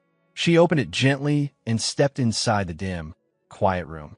Her voice, though calm, carried a note of concern as she addressed the boy inside, Isaac. She looked over at the child and hesitated before asking if he was all right. Her thoughts betrayed her concern. She silently questioned just how powerful the Skeleton King's curse must be, considering that Isaac hadn't aged or grown at all. Isaac, still appearing as a small child, sat relaxed while enjoying a lollipop. He seemed unaffected and amused. Internally, he dismissed the idea of the curse being the problem. In truth, he was suppressing his own growth deliberately. He had figured out that power was most efficiently absorbed during infancy. Certain innate abilities, he realized, could only be developed at such an early stage. Nearby, the Holy Spirit, Lord Shalark, moved sluggishly, her body aching all over from exhaustion. Her expression betrayed her frustration. The brown-haired servant approached her respectfully and asked if she had slept well. Lord Shalark's patience was thin. She was agitated, voicing her determination to purify the dark mana no matter what. She insisted that she had nearly completed the purification the previous day. But when she looked at Isaac and sensed the mana had only increased again, she erupted in anger. She couldn't understand why the dark energy was growing stronger instead of weakening. Isaac laughed quietly at her frustration. That only further enraged Shalark. She demanded to know just how much of the Skeleton King's body Isaac had absorbed to make the dark mana persist even after 10 years of purification. Each time she slept, the corrupted energy only seemed to multiply. Isaac remained cheerful. He revealed, at least to himself, that he had been secretly absorbing the mana cores from the annex every night for the past decade. Even the demon inside him, though usually composed, quietly admitted surprise at how many cores had been hidden in that place. Shalark, now overwhelmed by the situation, was struck with awe. Her internal thoughts acknowledged Isaac's incredible feat. She had originally estimated it would take 40 years to gather such energy, yet Isaac had managed to accomplish it in just 10. To her, the exhausting effort of mana collection finally seemed to be nearing its end. Isaac, pleased with himself, reflected that although he had been self-taught and lacked formal training, he had still managed to reach the 6th level of the sacred arts. A small smile touched his lips at the thought. The brown-haired servant, watching him fondly, reassured Isaac in a comforting tone. She informed him that the papacy was planning to take decisive action soon. That caught Isaac's attention. The mention of the papacy made him pause in thought.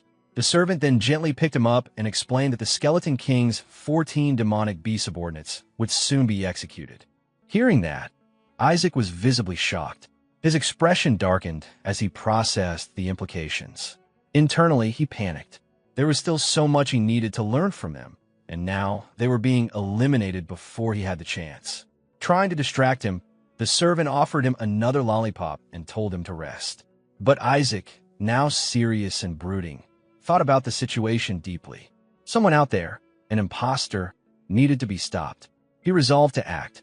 Just then, a voice from outside caught his attention. It was a cheerful compliment directed at someone named Shuri. Isaac's ears perked up, and he muttered quietly under his breath in curiosity. Outside, Shuri was walking beside his proud father.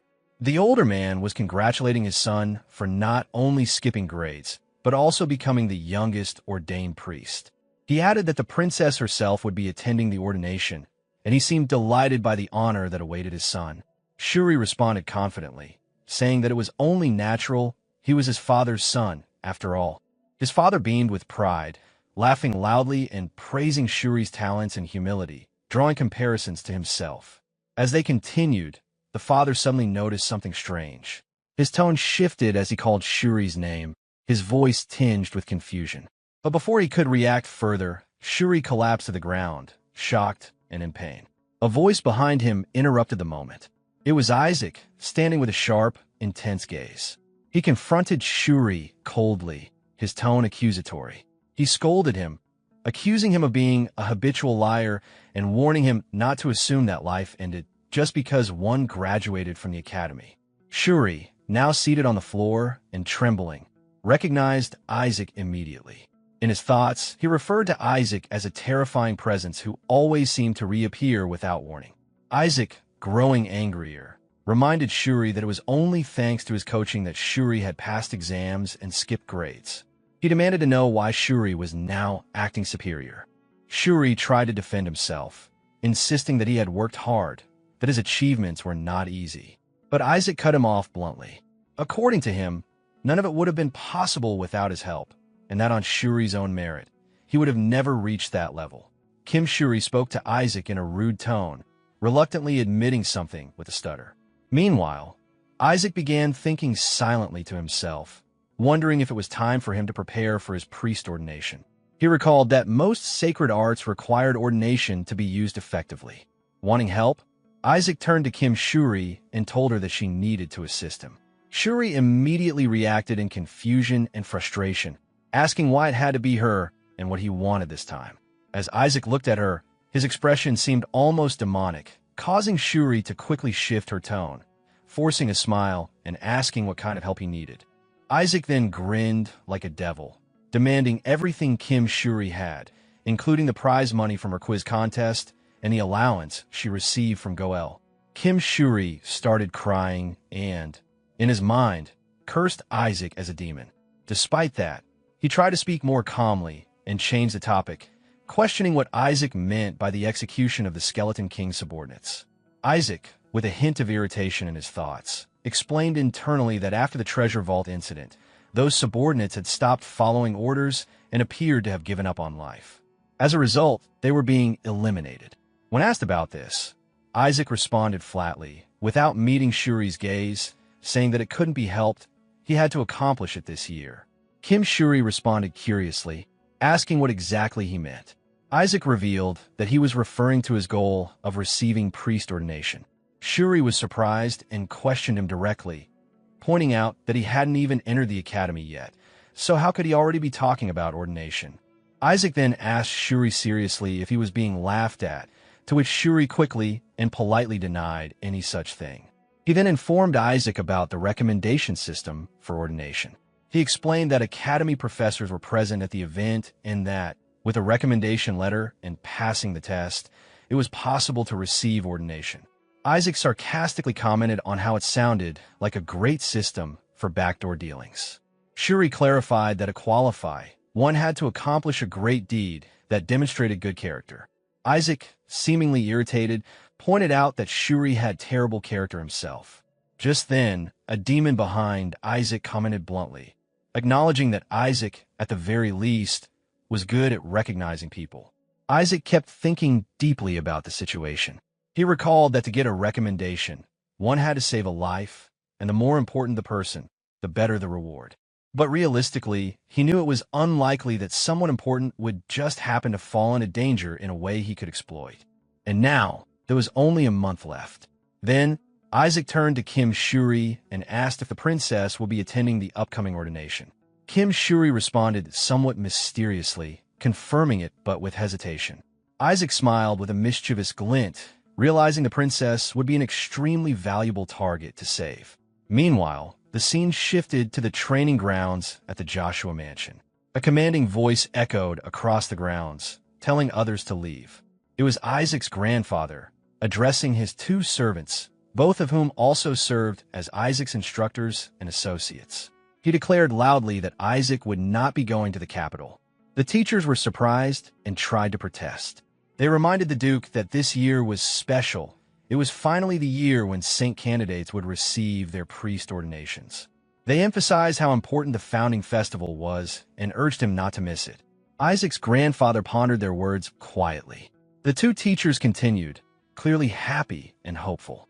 They pointed out that for the past 10 years, the candidates had achieved many things, but Isaac had not made any public appearance. They recalled how Isaac showed amazing skill at the treasure vault a decade ago. They also mentioned how Isaac had been living like a saintless in the East Castle, something they found remarkable. Both were eager to see how much Isaac had grown. Their enthusiasm made the grandfather let out a loud laugh. One of the teachers added that, as an academy educator, teaching Isaac had always been a dream. They also reminded him that this year's ordination coincided with the princess's birthday, and the Pope himself would be conducting the ceremony. Hearing that, the grandfather silently repeated the word Pope in thought. He questioned their words again after considering that the Pope would also be bestowing the title of hero upon those receiving ordination. He knew that receiving such a title greatly boosted a person's power domain, an immense advantage. But there was a concern. The grandfather then pointed out that Isaac wasn't old enough to receive ordination. In response, the teachers reacted emotionally, insisting that if Isaac had the skill, his age shouldn't matter. Both smiled joyfully and celebrated the grandfather's eventual approval when he told them to do as they wished, but not without a final warning. He made it clear that they would be held responsible. Sometime later, a mysterious figure dressed in black stood outside, staring at a location with certainty, clearly having found what he had been searching for. In his mind, he acknowledged that even someone as powerful as the Pope could only summon a king-class spirit once. Yet the one he was observing had managed to forge a subjugation contract with a spirit, and not just any spirit, but an anti-magic one. As he thought about it, the image of the spirit came to his mind, black-haired and fiery. He recognized it as the spirit known for its uncontrollable nature, one that failed to become the Spirit King solely because it couldn't be tamed. The mysterious figure considered how obsessed the Pope's family was with collecting powerful spirits. If he could steal this one and deliver it to them, it would surely earn him a high position. Placing his left hand over his chest, he reminded himself that he had already secured a special herb capable of nullifying divine power. Everything was in place. He then calculated that if he could suppress the divine power of the boy Isaac, the Skeleton King's mana would spiral out of control. As he imagined the chaos that would follow, he planned to snatch the spirit in the confusion and vanish without a trace. Meanwhile, from a different scene, the door to a room opened as a professor guided someone to the location. They confirmed they had arrived at the right place to meet young Lord Isaac. When the professor approached Isaac, they were struck by how the boy hadn't changed at all in the last decade, his appearance just the same as 10 years ago. Isaac welcomed them warmly, his gaze soft and filled with appreciation, clearly overjoyed to see the professors. His expression suggested he saw them as his long-awaited recommendations. The professors, overwhelmed by his unexpected enthusiasm, reacted in exaggerated disbelief, clutching their chests as if emotionally struck. Without delay, one of them ordered everyone to return to the academy immediately. Meanwhile, the mysterious figure observed everything from the background, suspecting Isaac of playing a clever game to fool the people around him. He decided to unleash his divine power, hoping it would cause the Skeleton King's mana to run wild. Isaac calmly returned the mysterious figure's stare with a humble look, even as the man reached out and grabbed Isaac's arm, initiating his plan to drive the mana berserk. But just at that critical moment, Isaac blinked and smiled innocently. The unexpected reaction threw the mysterious figure into complete shock. The mysterious person began to wonder why there was no reaction. He had released divine power powerful enough to disrupt even the Skeleton King's mana, yet nothing was happening. At that moment, the Holy Spirit appeared in front of him and began shouting furiously, urging the priest to take action and end it. The mysterious person, clearly irritated by her outburst, mentally commented on how overwhelmingly unpleasant her divine power felt. Despite the intensity of the moment, the mysterious man suddenly began smiling as if amused. He recognized that a king-class spirit had appeared and saw it as an opportunity. Pulling a handkerchief from his pocket, he wiped his forehead, pretending it was just sweat caused by the heat. Isaac, observing the situation, caught a strange scent. He was surprised and suspicious, his expression shifting into a sly smile as he silently cursed at the mysterious man. The Holy Spirit, glaring in anger, suddenly let out a loud cry. Her behavior quickly shifted, and she started screaming wildly. One of the professor's colleagues, witnessing the scene from the side, panicked and questioned why the spirit was suddenly acting out of control. The Holy Spirit continued to scream, clearly in a critical state. Trying to make sense of the situation, the mysterious man addressed the professors, suggesting the spirit was going berserk due to the Skeleton King's mana. One of the professors warned that the situation had become dangerous. In response, the mysterious man pulled out a strange item from his pocket. He planned to use it to guide the crazed spirit away from the scene. With determination, he broke the item in front of the Holy Spirit and unleashed fire magic, aiming to suppress her with a spell that would cut off her pain perception. However, the spell backfired, and he ended up hurt himself. Isaac, now observing from a distance, shouted confidently and smirked. He looked at his chest, where his own power was taking form, satisfied with how things were playing out. He believed it was enough, and noted that a proper audience had gathered to witness the scene. Meanwhile, the mysterious man lay motionless on the ground, as if dead. One of the teachers watching from the side screamed in shock, realizing what was happening. Isaac was absorbing the mana. Another teacher confirmed it, pointing out that Isaac was successfully controlling the rampaging energy. Isaac now stood with a confident smile, declaring that the mana problem had been resolved. After saying so, he instructed someone else to stop as well. Everyone turned their attention to the Holy Spirit, who was now suspended in the room. The two servants were visibly shaken. They recognized the overwhelming aura, azure divine power. One of the male servants was stunned, exclaiming in disbelief that Isaac had managed to control the Skeleton King's mana. The female servant quickly added that he had also calmed the berserk spirit, a feat equally astonishing. The Holy Spirit herself seemed disoriented, struggling to grasp the situation. Isaac, watching all this, believed that what had just occurred could only be described as a miracle. The male servant softly called out Isaac's name. The female servant followed suit, addressing him as young master. Overcome with emotion, the male servant pointed out that Isaac had finally spoken. In their joy, they praised him repeatedly. Isaac, however, grew slightly annoyed in his thoughts, wondering if that was really the most important thing at the moment. The crowd then lifted Isaac up in celebration, shouting joyously and laughing together. Amidst the cheer, the mysterious intruder cursed in frustration, unable to understand what was unfolding. The Holy Spirit, now furious, addressed him directly, labeling him as scum from the Golden Faith. She angrily demanded to know who had ordered him to do all this. The mysterious figure, in a cold tone, tried to deflect the accusation, claiming he had merely come to meet young Lord Isaac. The Holy Spirit, not convinced, pressed further, pointing out that he had come fully armed with incendiary tools and questioned how such preparation could be called a misunderstanding. In response, she declared that from this moment onward, all fire spirits would sever their ties with priests from the Pope's family. Smiling sarcastically, she said it was simply because she was in a bad mood and warned him not to misunderstand her reasons.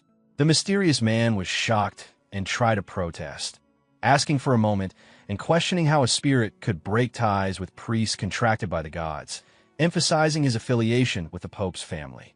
The Holy Spirit immediately shut him down, cursing and stating that she had severed her connection with the gods long ago, making such rules meaningless to her. At this point, the female servant, carrying Isaac in her arms, turned away and firmly told the intruder to leave. The mysterious man could only stammer in disbelief. The Holy Spirit then turned back to Isaac, acknowledging that he had saved her using divine power and had even taken control of the Skeleton King's mana. She reflected that under normal circumstances, she should have ended the contract once the mana was purified, but because of the debt she owed, she decided to stay with him for a while longer. She muttered about how the holy faction was full of fools who couldn't function without repaying debts. Isaac's teacher, watching everything unfold with a smile, joyfully announced that they would return to the papacy and report all of this. Meanwhile, Isaac laughed ominously, his expression almost devilish, as he thought about how a young lord with this much power surely deserved to be ordained as a priest. The protagonist's father and grandfather were standing outside together, deeply engaged in a conversation regarding the protagonist, Isaac's, priest ordination. The father had just been informed that the papacy had officially approved Isaac's ordination as a priest. Hearing this, the grandfather informed him that the church also wanted Isaac to participate in the ordination ceremony itself. This news seemed to catch the father off guard, as he reacted with surprise, wondering aloud if things had progressed so quickly due to the support from scholars and people from Manhwa. The grandfather, however, clarified that the real reason behind the swift approval was Isaac's extraordinary achievement. He had acquired a king-class spirit. That alone left no room for objections from anyone. Understanding this, the father acknowledged that with such a qualification, it was impossible for anyone to oppose the ordination. The grandfather continued, explaining that more than the ceremony, the ordination would signify Isaac's graduation from the academy. Because of that, they had to assess whether Isaac had the educational background and knowledge necessary for a priest. He went on to mention the results. Isaac had scored full marks on all 1,600 test items. Overjoyed, the father smiled and repeated the words, appreciating the perfect score. He then added that he couldn't ask for more, especially since Isaac could speak well and was active and mobile again. Despite the achievements, the grandfather's expression remained serious. He pointed out that Isaac's poor attitude still remained a flaw.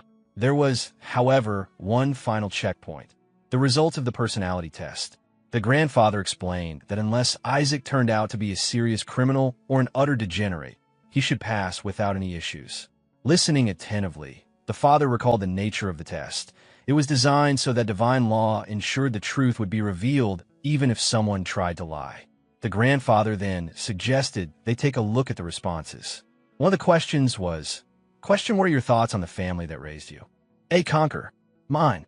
The father was surprisingly delighted by this bold declaration. But the grandfather, looking far more serious, commented that while the response was absurd, it still reflected a level of ambition that might be necessary for someone in Isaac's position. Then came the next question. What will you do after becoming a priest? A. Break the gods' necks. In another, question as a priest of the Holy Empire Hela, describe your vision and ambitions for the nation. A. Destroy the nation. Each answer grew more shocking, and the gravity of Isaac's ambition and mindset became clearer to them both. The atmosphere between Isaac's grandfather and father turned tense and grim after they reviewed Isaac's personality test responses. Both men were visibly shocked and disturbed by what they had read, bold, heretical answers that went far beyond youthful arrogance. Their expressions shifted from disbelief to weariness, and finally to a kind of quiet dread. The grandfather, keeping his voice low and serious, reminded the father that they were the only ones who had seen these results.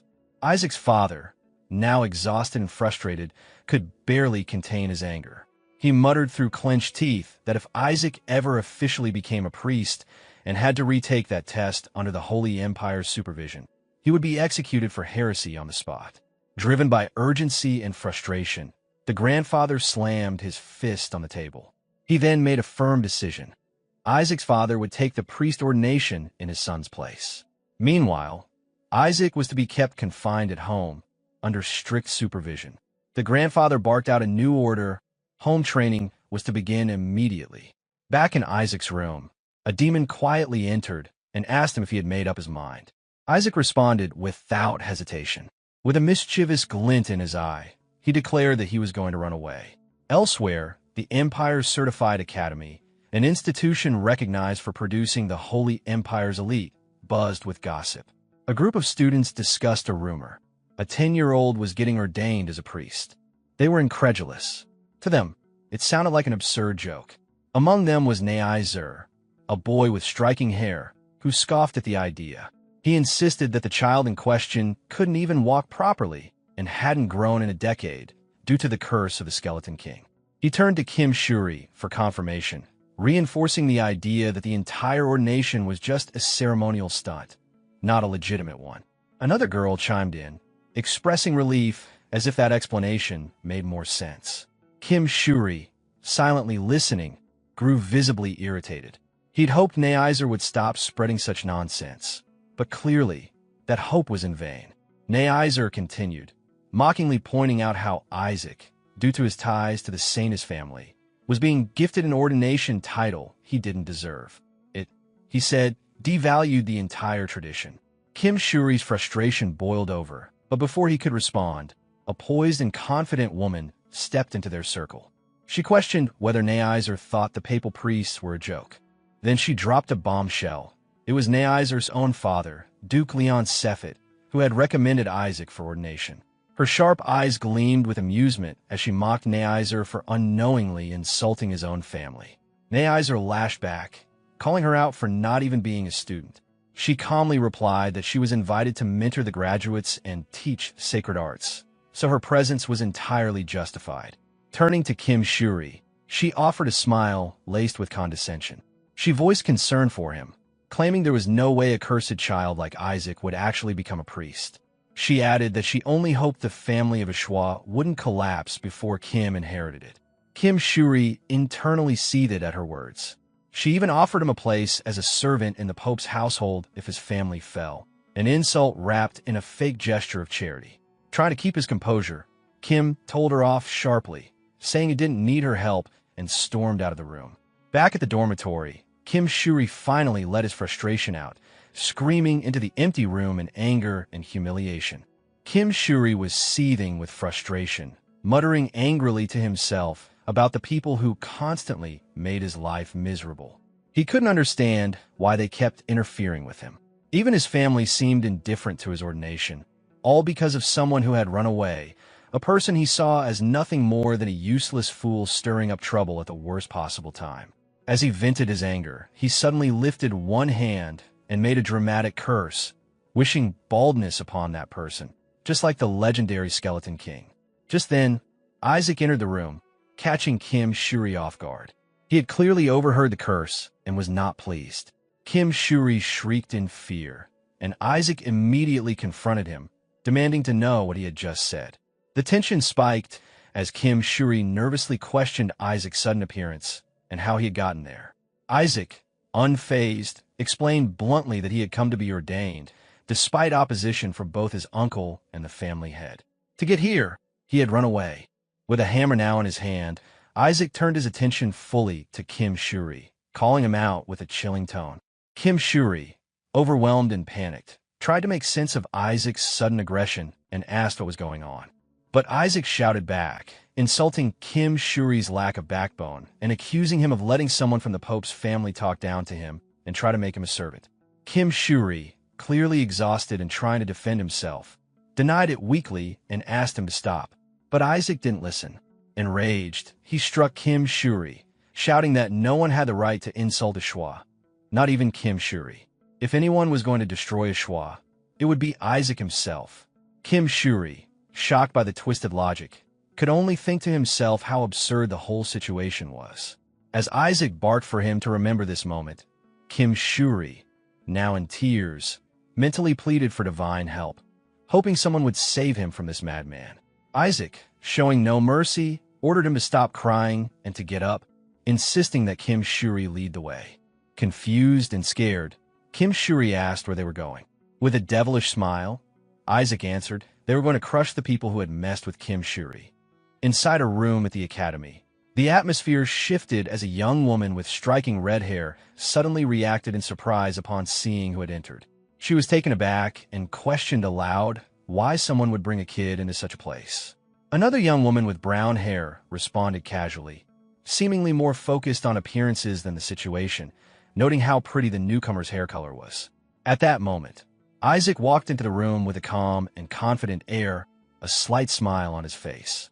He openly wondered who had caused trouble with Joshua, implying that someone was about to be held accountable.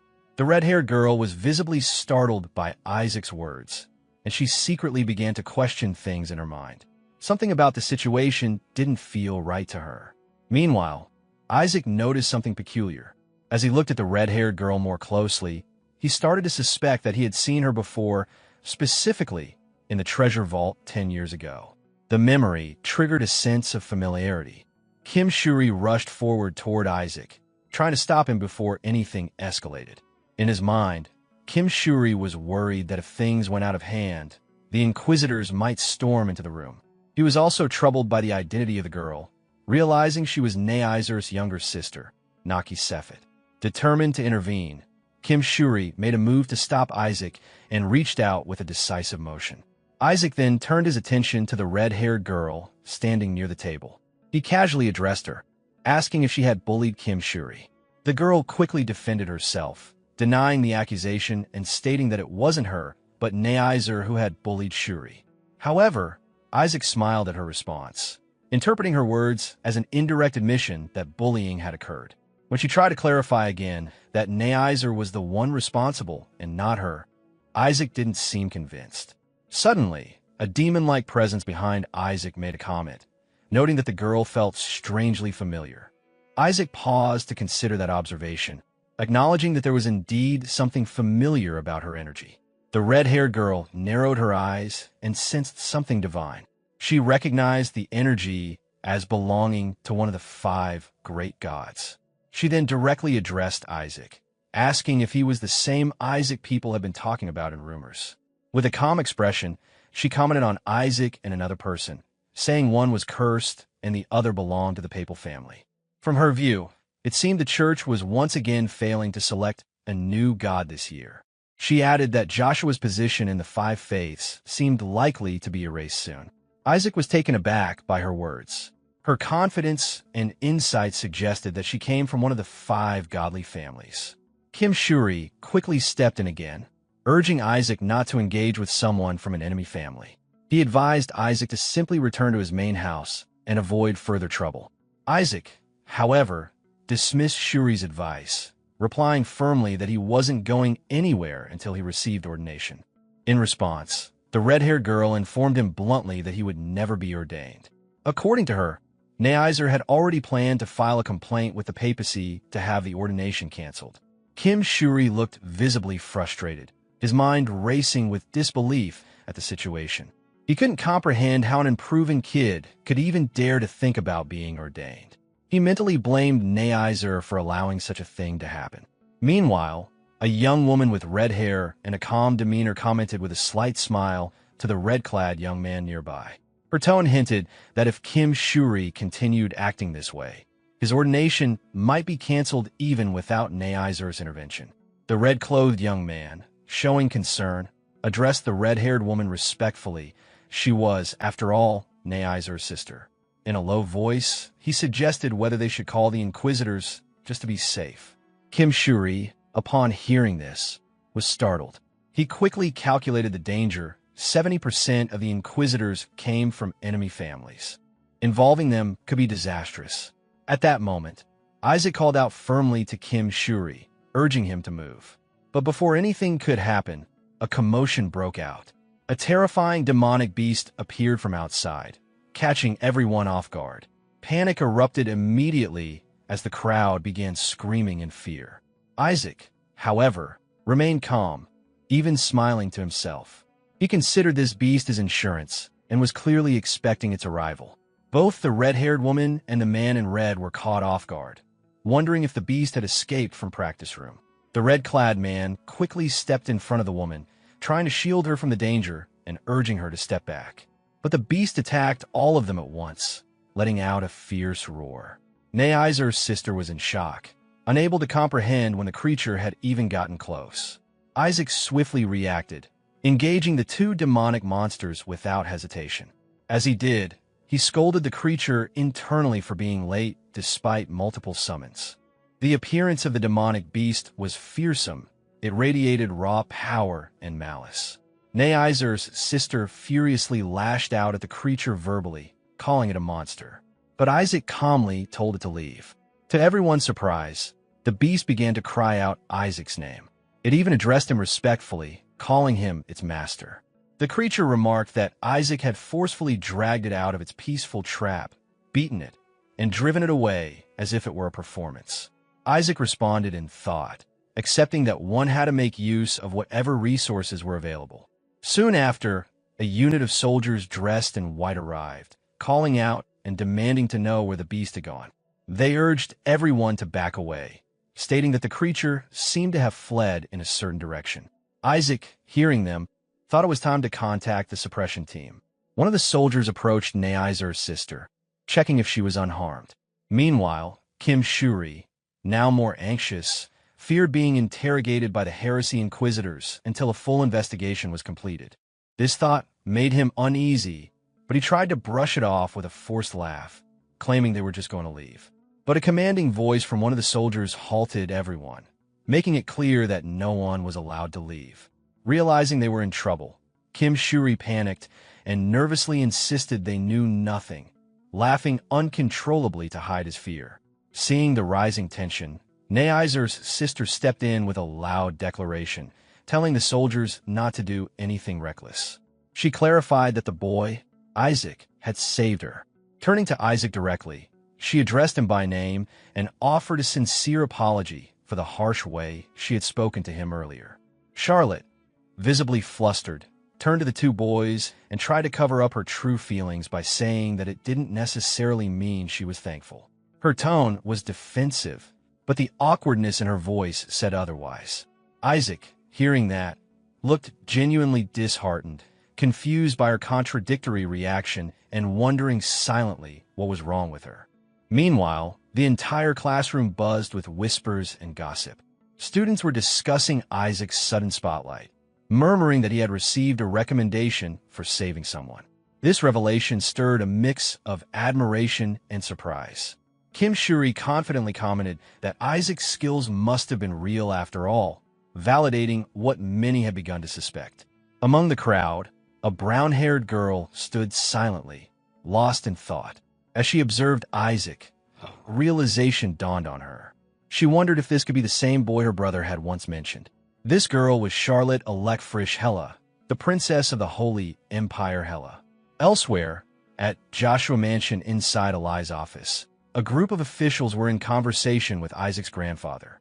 One of them tried to persuade him by asking why he was so against the idea, pointing out that it would be a good thing for his youngest grandson to be ordained. They even requested that he attend the ordination ceremony. In response, the Cardinal of Blue coldly summoned a magical blue orb and told them to get lost, leaving no room for further discussion.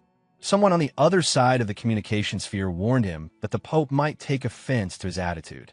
But the old man remained unfazed, stating that he didn't care. His grandson would continue to be educated at Joshua Mansion until adulthood. The others criticized his approach, suggesting that raising a child in isolation might damage their character. The grandfather snapped back that the damage had already been done. Then, the orb delivered new information. Rumors were circulating that a platinum-haired boy had been seen wandering around the academy. This caught the grandfather's attention instantly, and his thoughts jumped to Isaac. With sudden urgency, he shouted for his son, Rely. Rely rushed in, startled by his father's tone, and barely got a word out before being interrupted. The old man declared they were heading to the capital immediately and insisted they had to arrive by the next day. Rely, stunned, pointed out that even traveling on the fastest divine beast would take at least a week. But his father calmly replied that they had precisely 23 hours and 48 minutes left, implying they were about to bend time and distance. With determination, the grandfather ordered them to start running. The following day, a boy arrived at Isaac's residence, banging on the door impatiently. He shouted at Isaac, mocking him for trying to wear priest robes and questioning why such a short kid would think he could fit in. He reminded Isaac that everyone else had already gone inside and demanded he come out. Isaac hesitated inside, overwhelmed with anxiety and self-doubt. He wondered if skipping the event was an option. He felt like everyone would just laugh at him. But before his spiral could continue, the boy outside, clearly fed up, yelled at him to give up and return to his family home. His voice was aggressive and disrespectful, but just as he was about to continue yelling, he paused with an annoying smile. From behind him, a familiar voice interrupted. Kim Shuri had arrived. It was the final night of the Foundation Festival, and the atmosphere inside the ordination ceremony banquet hall was formal and grand. Suddenly, someone entered the hall, prompting an announcer to ask everyone to stand up.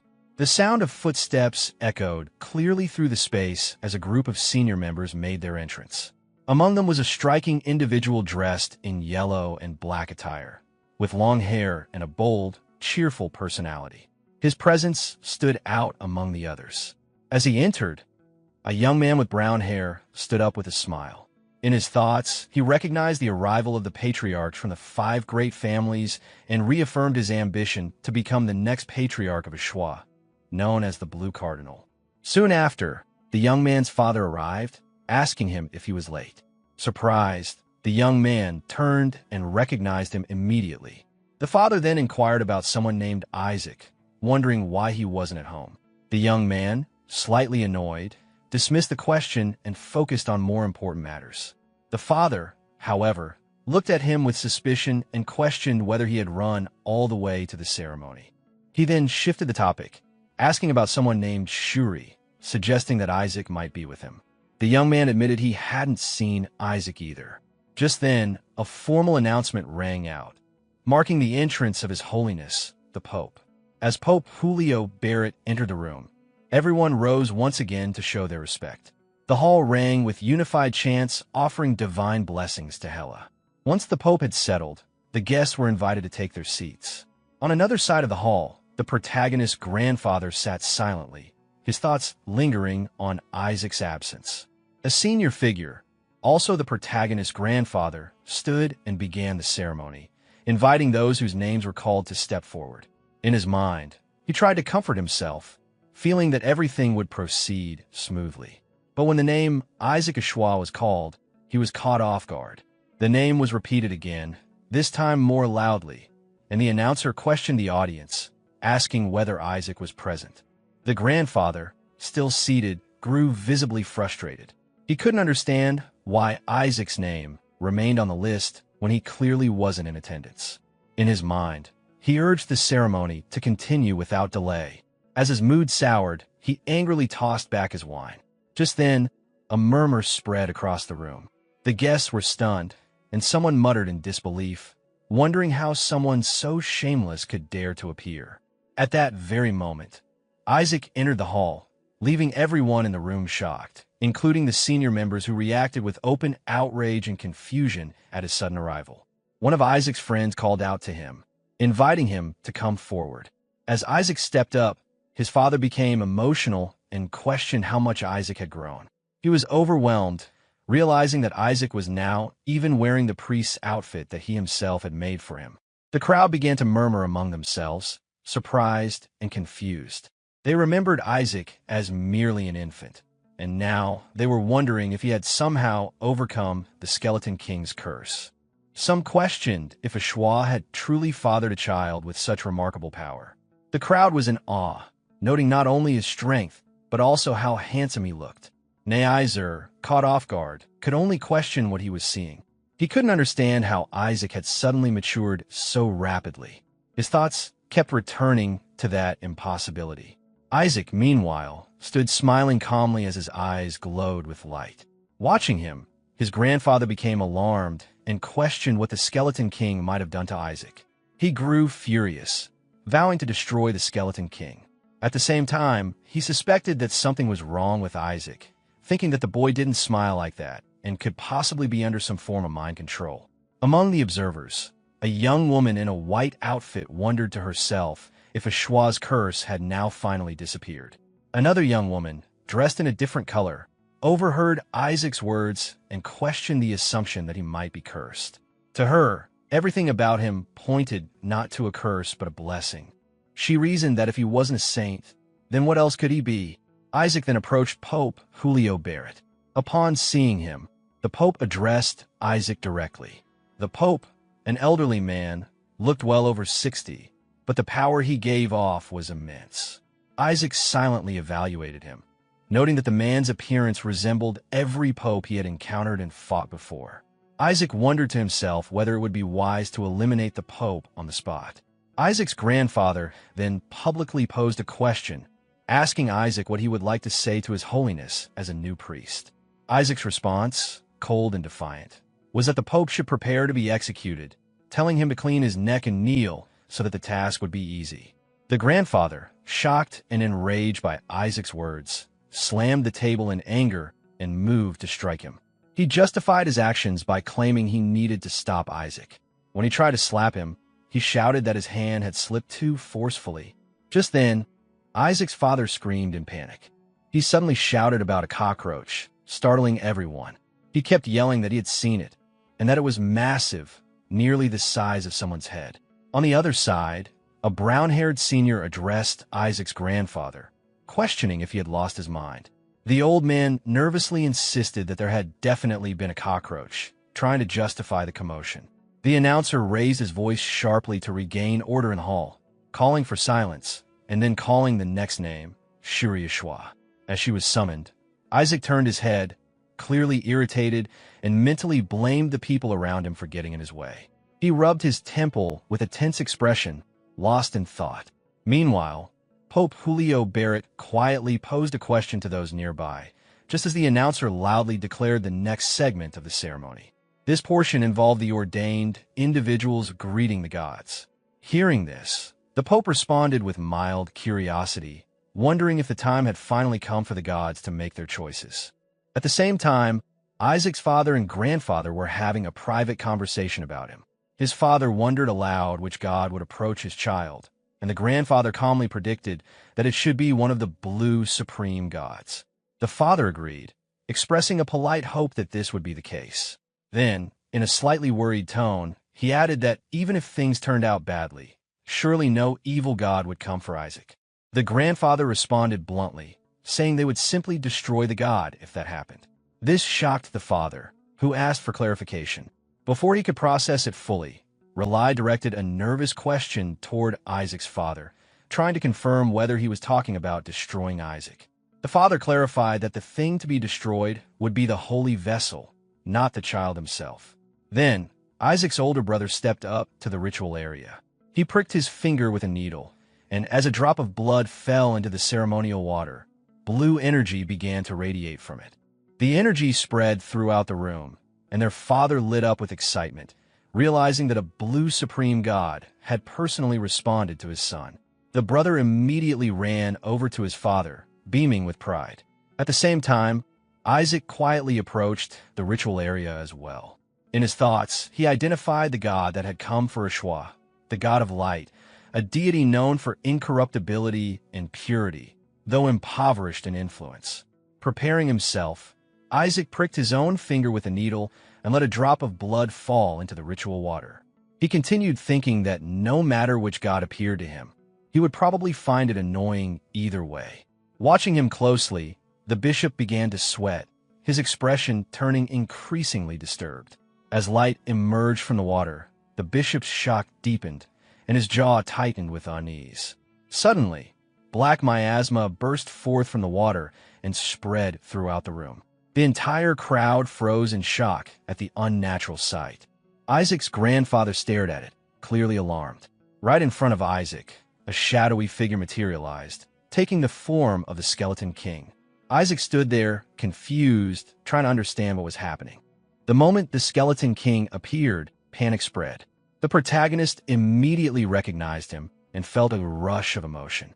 At the same time, the protagonist's grandfather also realized who it was and reacted sharply in his thoughts, clearly disturbed by the presence of the Skeleton King.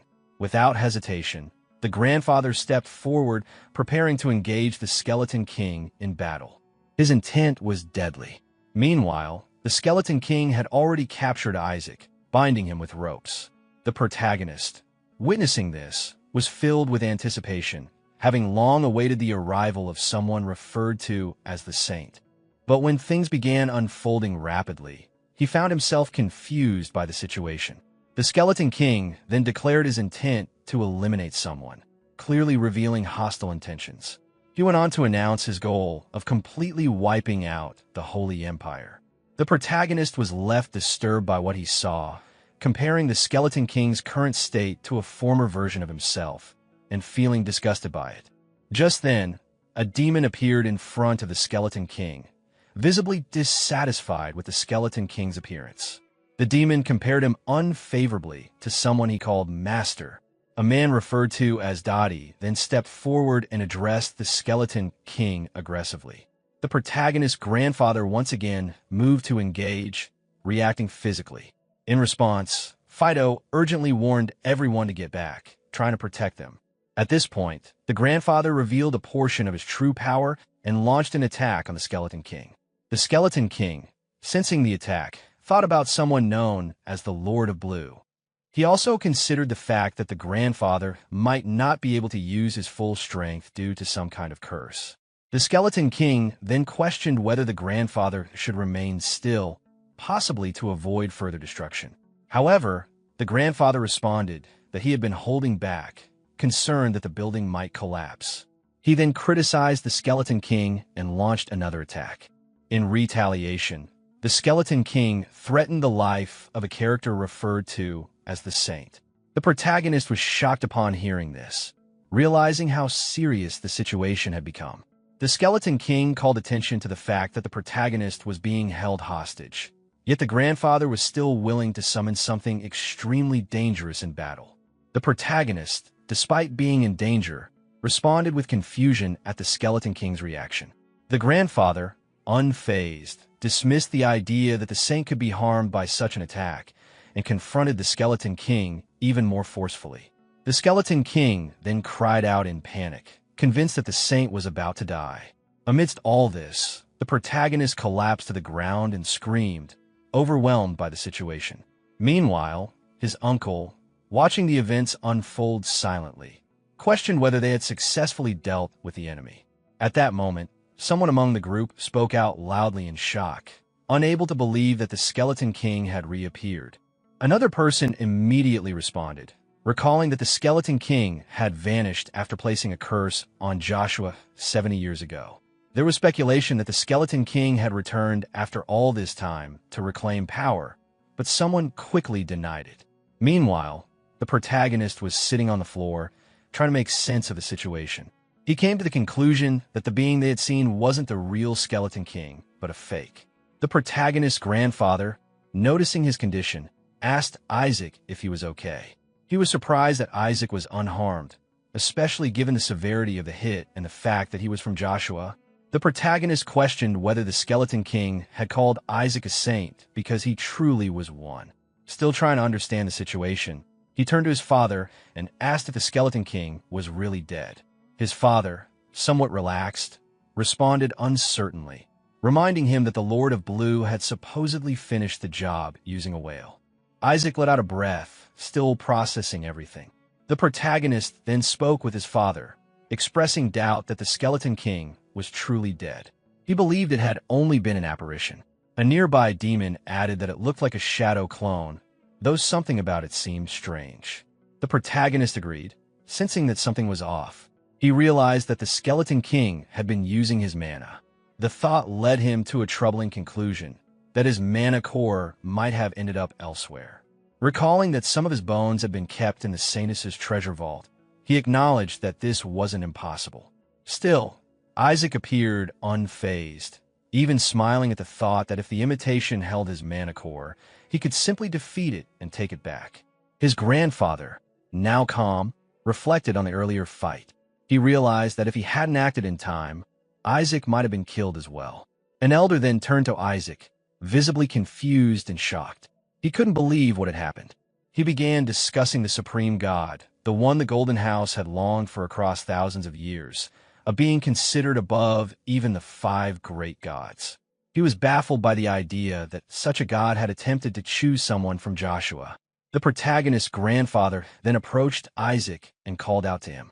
Isaac responded quickly. The grandfather told him to come along, saying it was time to go home. With a smile, he expressed pride that his grandson had overcome the Skeleton King's curse and had grown well. The protagonist, however, was unsettled by his grandfather's expression and found the smile a bit creepy. His grandfather then offered to buy him some sweets. But the protagonist couldn't shake the feeling that his grandfather's face was hiding other intentions. He suspected that instead of sweets, he might be dragged to the hospital. At that moment, a young white-haired lady addressed the group respectfully, referring to the grandfather as Your Grace, the Duke. She advised that Isaac should not return just yet. Suddenly, loud noises signaled that danger was still present. Screams echoed as a new enemy appeared before them. The group realized the threat had not yet been resolved. The protagonist, accepting the situation, replied calmly and prepared to face the enemy. Acknowledging that returning now would not be possible, he moved forward to confront the danger ahead. One of the protagonist's colleagues was silently judging Isaac's behavior, finding it arrogant that he suddenly brought up the subject of being a saint. Meanwhile, the protagonist was watching her carefully, thinking that whatever plan she had, he could find a way to use it for his own benefit. Determined to prove himself, he stepped forward, declaring his intention to demonstrate who the real saint was. He began to activate his power, releasing a brilliant blessing of light throughout the entire room. The purification energy was exceptionally strong, immediately affecting the surroundings. As a result, all the monsters began to scream in pain due to the intensity of Isaac's power. The people standing nearby reacted with awe and amazement. They discussed the exceptional level of his purification, calling it the most pure light they had seen in a century. However, one person questioned why he was using purification techniques as if he were simply cleaning the place, rather than unleashing offensive holy arts. A man in white robes suggested that Isaac might be using purification to block the summoning of demonic beasts by cleansing the mana in the area. The demonic monsters, however, began laughing loudly, seemingly unfazed. The protagonist recalled teachings from the Holy Spirit, noting that he had no choice but to learn holy arts from someone named Shalark. A nearby demonic monster seemed to realize something, noting that once purification reached the 6th tier, its effects became far more dangerous. Isaac, smiling to himself, acknowledged that it also inflicted area of effect damage over time. Soon, the demonic monsters began to scream again, overwhelmed by the magical assault. As the situation unfolded, the protagonist reminded himself that the real reason purification was needed now had more to do with its specific utility than its raw power. Just then, his colleague pushed past him with attitude, claiming that his holy art wasn't enough to deal with the monsters. Internally, she judged him for only using 5th-tier holy art, considering it rare, but not enough to rival her own talent. She confidently told him to watch carefully and explained that the monsters needed to be struck hard in multiple locations using strong offensive spells.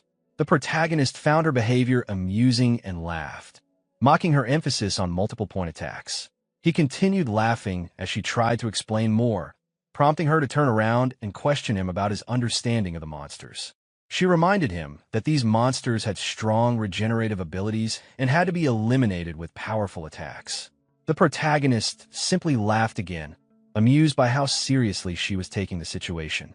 His colleague, growing irritated, wondered if she should have let the Lord of Blue take him instead, finding his expression increasingly annoying. Isaac then pointed out that all of the visible monsters were just bait. His colleague questioned what he meant by that. Isaac walked up toward the demonic monsters and began searching around, revealing that their real bodies were actually hidden in the area. He soon identified the source, treating the moment lightly. His colleague, unimpressed, responded dismissively, wondering why it mattered if it was just some bug.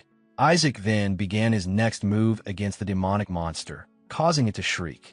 A description followed of a blue-colored magic technique, originating from a monster. Isaac smiled, revealing that it had the effect of poisoning people slowly.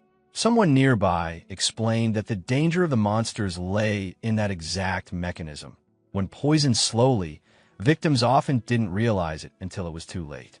Another person, sitting on the floor, began reacting to the effects of the poison, clearly in distress.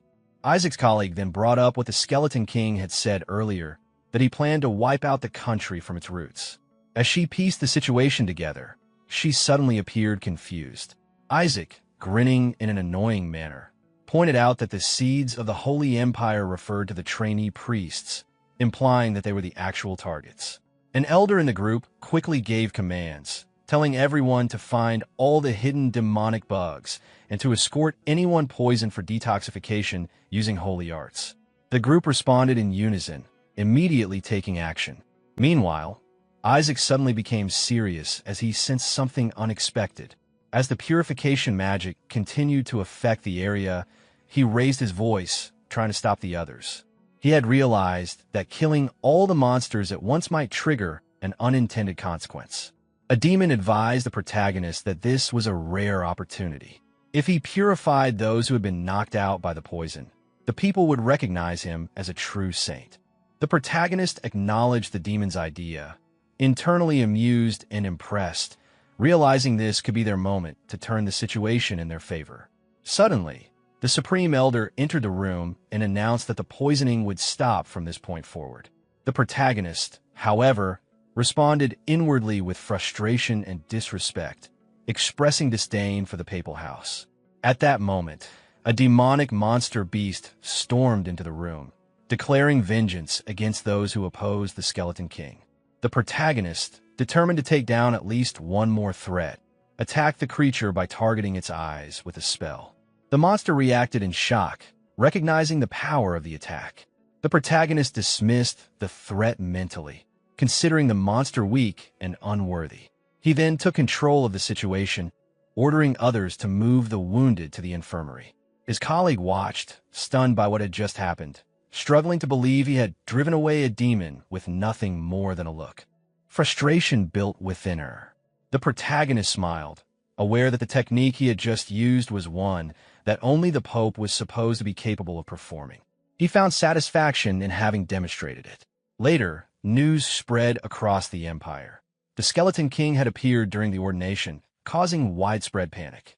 Reports confirmed his defeat and escape.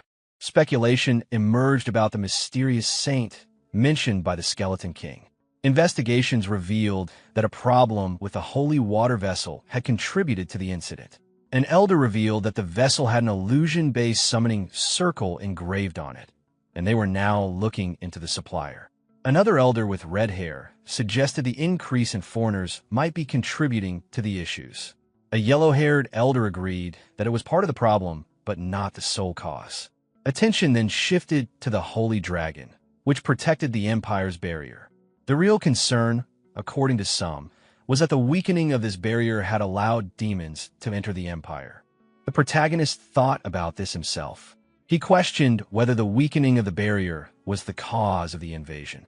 But since the Holy Dragon was bound to the royal family, he suspected the papal house was using that connection to avoid taking responsibility, something he felt aligned with their sly nature.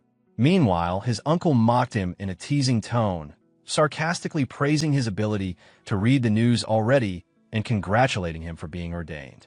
The protagonist inwardly expressed irritation toward his uncle and assumed his grandfather had put him up to it. Then his father chimed in, jokingly mentioning that Isaac could now recite even the Skeleton King's curse letter. The grandfather, observing the behavior of the two, silently noted their antics and disapproved. Taking control of the situation, the grandfather called both the father and uncle together and asked Isaac to step aside for a private conversation.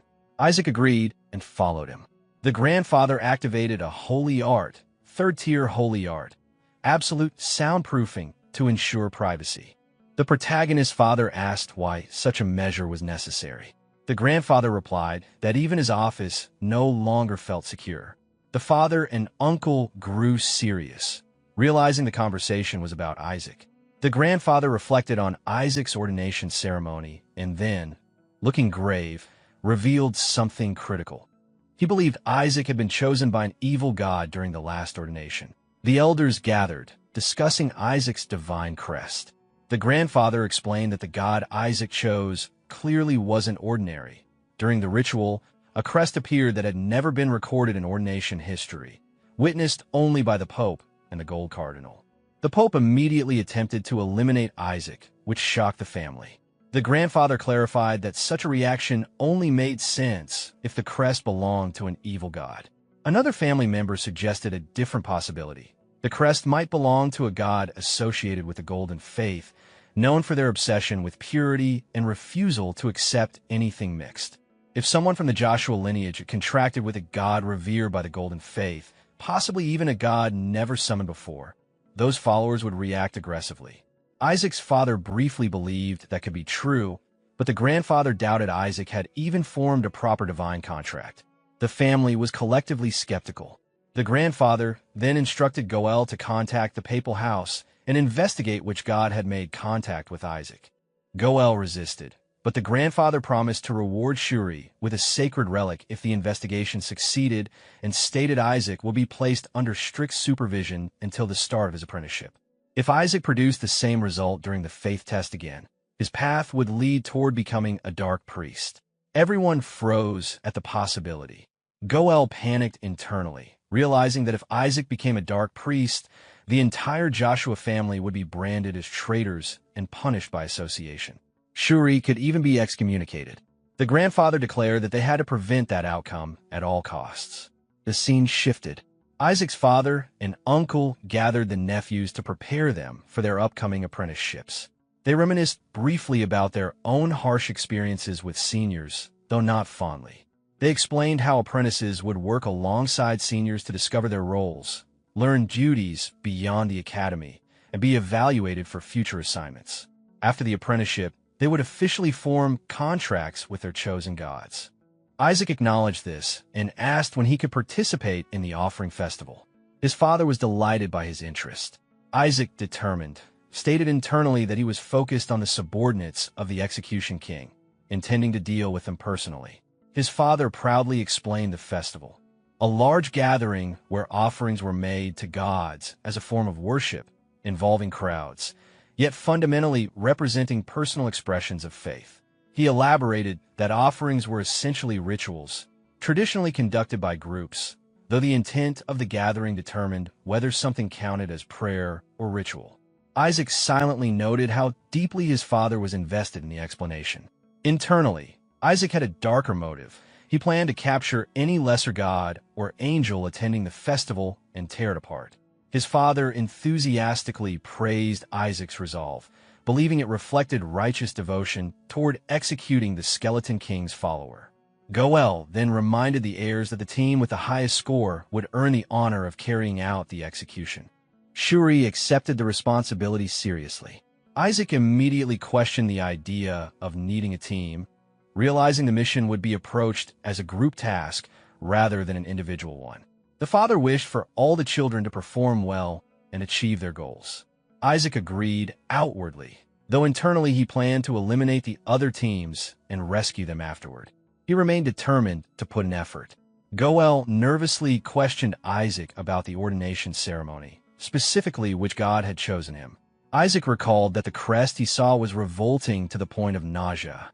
He even reenacted how it appeared, which terrified everyone around him, leading them to assume the god was evil. The father tried to reassure him, insisting some gods simply possess unsettling crests, while Goel emphasized that what truly mattered was Isaac's faith. Isaac, however, remained uninterested. They also informed him that the Golden Cardinal wanted to meet him, a request he reacted to with irritation. Suddenly, Kina Verd arrived, urgently seeking Isaac. Everyone was shocked and suspicious, wondering whether Kina had been sent by the papal house to harm him, especially due to concerns about Isaac's connection to an evil god.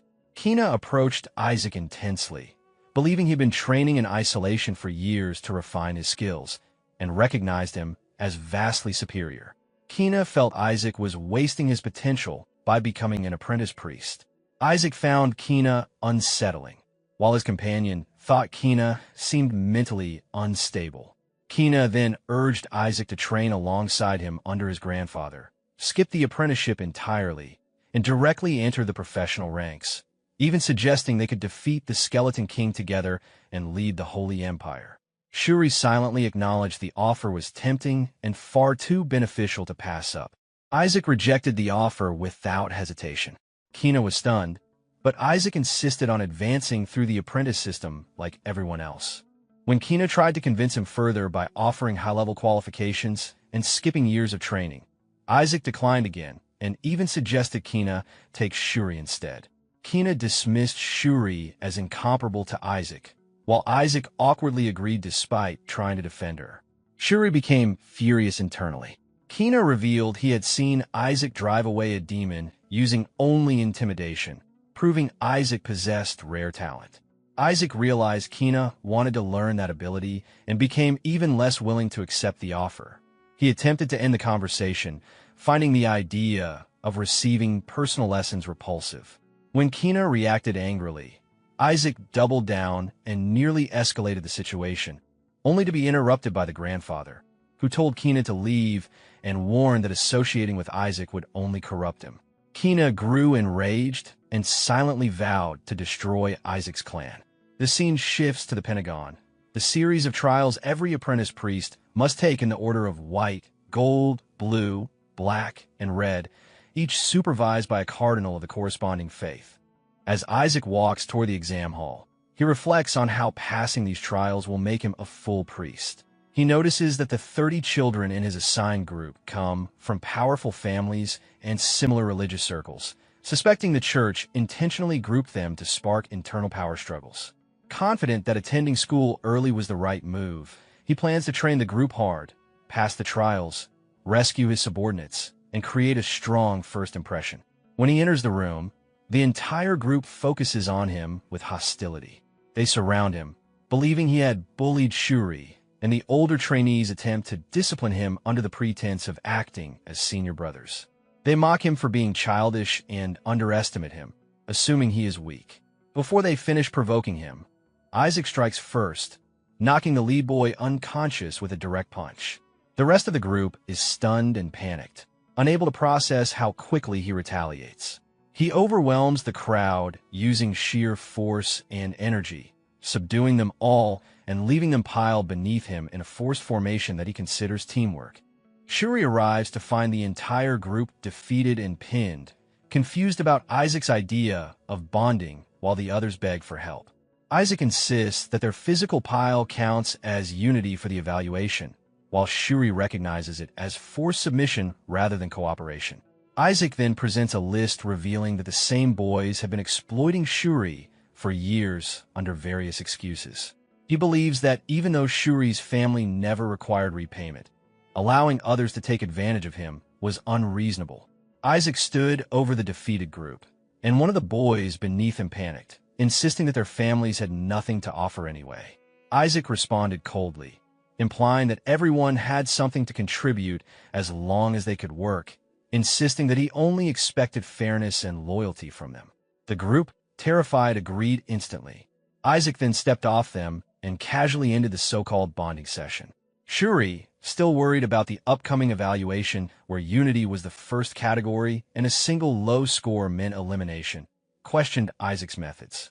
Isaac brushed off the concern and told him to follow, saying he already had a plan. He then revealed a boy restrained and tied up, proudly presenting him as evidence. Shuri panicked, recognizing the boy as someone close to their family, someone who had even accompanied them to the treasure vault. Isaac explained that the problem was precisely that he belonged to their team, and that he had been caught carrying a letter promising to stop spying. Shuri removed the gag from the restrained boy, who immediately broke down with teary eyes, admitting he had been forced into betrayal and had no choice due to external pressure. Isaac ignored the boy's excuses and demanded to know exactly what Neiser had ordered. The boy, trembling, admitted that he had been told to sabotage the Joshua team during the evaluation, to make absurd demands that would force internal conflict, and that even the earlier attack on Isaac had been orchestrated by Neiser. The goal was simple. Neiser wanted to be the one to execute the Skeleton King's follower. Isaac realized Neiser's actions weren't just targeting him, but also his subordinate, and he decided a lesson was necessary. A few days later, Neiser's red-haired subordinate raged as yet another spy quit. The boy explained he couldn't continue after what he called a bonding session, leaving Neiser frustrated and confused about what had happened. Despite losing pawns, he didn't seem concerned, believing the Joshua team still had 3 loyal spies planted. With their votes, he expected Isaac's group to be disqualified. Annoyed that even his father was showing interest in Isaac, he decided that as long as today's plan worked, everything would be fine. The scene shifted to the first Pentagon trial, Unity. Neiser watched confidently, believing his planted members would guarantee the Joshua team's elimination, while Isaac stood unfazed. The results of the Unity trial were announced, and Team Blue passed with a unanimous vote. Isaac simply smirked at the outcome. Later, Shuri caught up to him, overwhelmed and demanding to know how he managed to secure unanimous support. Isaac explained that the gold cardinal had been calling for him repeatedly, and instead of answering, he demanded a gold pill as the prize for meeting. To Shuri's disbelief, the cardinal actually handed it over. Isaac then used the pill as leverage to negotiate loyalty from his team. What shocked Shuri even more was that Isaac had given the pill to them before the vote, placing full confidence in their cooperation. He followed Isaac through a doorway, briefly wondering if Isaac was finally starting to act like a proper priest. That thought vanished instantly when they entered the room. The team members were collapsed on the floor, writhing in pain, begging Isaac for an antidote. Their condition was clearly the result of something he had done to prevent betrayal. Isaac seemed pleased, pointing to their loyalty as proof of his plan working, while Shuri was left horrified at the methods he used. Shuri confronted Isaac after seeing the group's condition, realizing he had tricked them with a fake gold pill. Isaac explained that he did give them a pill, but its contents were mostly harmless filler mixed with a tiny trace of real gold and ingredients designed to make them suffer, believing they needed to pay back what they had taken from Shuri over the years. One of the boys begged him for an antidote now that the Unity trial had been passed. Isaac casually searched a shelf for it and pulled out a used diaper, claiming the antidote was inside, leaving Shuri horrified at the absurdity of him storing medicine like that. When he asked who wanted it first, the red-haired rival barged in, angrily demanding his subordinates back and accusing Isaac of bribing them. Before he could finish, those same subordinates turned on him, defending Isaac instead. Isaac pointed out that people ultimately side with whoever guarantees their safety, not necessarily who holds power or status. The red-haired boy was left terrified, questioning if Isaac even behaved like a normal human. The scene shifted to the papal office, where a high-ranking figure was furious that Isaac still refused to come despite being summoned repeatedly. The servant reported that Isaac wouldn't attend and demanded a large gold bar next time instead of a pill. Enraged, the official ordered that Isaac be brought before him no matter what it took. The scene shifted to the red-haired noble fuming to himself, frustrated by Isaac's actions but convinced the situation wasn't a total defeat. His informants had discovered information that couldn't be revealed to the Inquisitors, and he planned to investigate further, so he could expose the truth on his own. While heading toward the dorms, he encountered a group suspiciously lingering nearby and demanded to know why they were there. They nervously claimed they were only visiting their young master, but internally panicked because they were from the Blue House, sworn enemies of the Red House, and didn't want information leaking. Isaac arrived unexpectedly from behind, telling them they were late and reminding them about preparations for a tier-related bonding event. The group took the opportunity to escape suspicion, acting as though they were following Isaac's orders. As they left, Isaac reminded them to deliver snacks for the event, and the red-haired noble realized this was the same supposed bonding tactic that had swayed his own subordinates. Before the group could leave, the red-haired noble suddenly attacked them, using a holy technique to block their escape, and confronted Isaac directly, forcing a test that reacted simply by touch. Shuri witnessed this from the side and panicked internally, knowing that failure would lead to execution and potentially the downfall of the entire family. The confrontation escalated when the cardinal arrived, immediately criticizing Isaac and accusing him of ignoring official summons just to waste time. His sudden appearance left the red-haired noble terrified, realizing too late that the person Isaac had just defeated was directly under the cardinal's authority. The revelation hit him hard, and panic set in as he understood the political weight of the situation. Isaac responded with a display of harmless innocence, shifting blame onto the red-haired noble by claiming he had been held up and prevented from responding due to orders not to associate with members of the Gold faction. The red-haired noble exploded in disbelief, shocked that Isaac twisted the situation so seamlessly and even dared imply that a cardinal had personally summoned him, something that was unheard of for a mere apprentice. The cardinal didn't question Isaac's excuse and instead turned his attention toward disciplining the red-haired noble. He accused him of wasting time, stating that he had only tolerated his behavior because of his family background. As punishment, he assigned additional papal duties to the red-haired noble's entire group, overwhelming them with tedious work they couldn't refuse. Despite the chaos, the cardinal ordered Isaac to follow him. Isaac instead claimed he needed to respond to a prior summons from the Red Cardinal, causing the current cardinal to reluctantly back off to avoid inter-faction conflict. Even though the cardinal stepped aside, he added more responsibilities to the red-haired noble starting the next day, declaring that the damage caused to the Gold faction needed compensation. The red-haired noble, now fully overwhelmed, tried to convince himself he could endure the extra workload as long as he could deliver Isaac to his father. But before he could act, he realized Isaac had already vanished. Shuri informed him that Isaac had simply gone to sleep, even though it was only the middle of the afternoon. Frustrated to the point of breaking, he demanded his subordinates drag Isaac out of bed immediately. 3 days passed. The red-haired student spent 18 exhausting hours a day cleaning as punishment, seething with hatred toward Isaac Joshua while recalling how the cardinal had scolded him for failing to bring Isaac as requested. His situation only worsened. The other group members were furious at their dropping grades and blamed him, while his failure cost him the chance to gain help from his powerful father.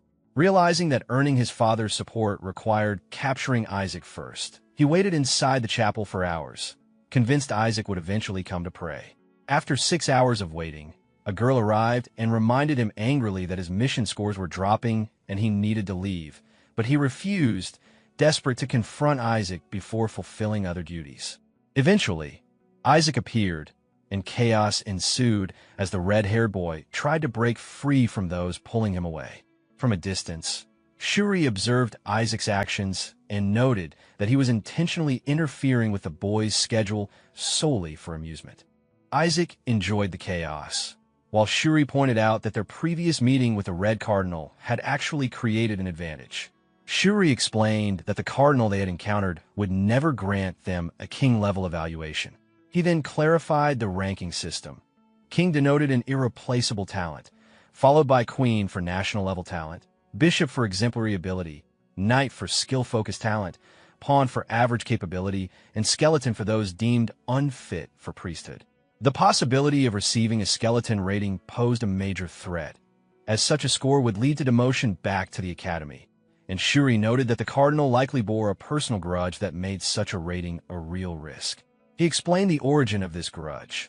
Isaac's mother had once been engaged to the cardinal, but she ultimately married Isaac's father instead.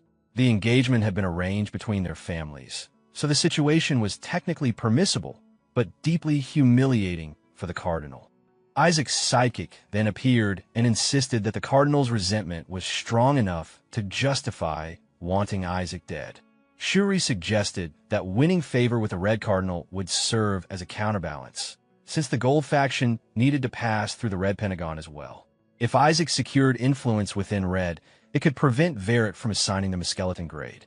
Isaac considered this and concluded that a short meeting might be worthwhile. Before he could speak further, a demonic hand suddenly covered his mouth, and Shuri realized too late that Isaac had disappeared. The scene then shifted to a private chamber where a high-ranking figure received Isaac after forcibly sending attendants to abduct him. Isaac confronted him over the sudden kidnapping, accusing him of pretending to be polite earlier only to resort to force afterward.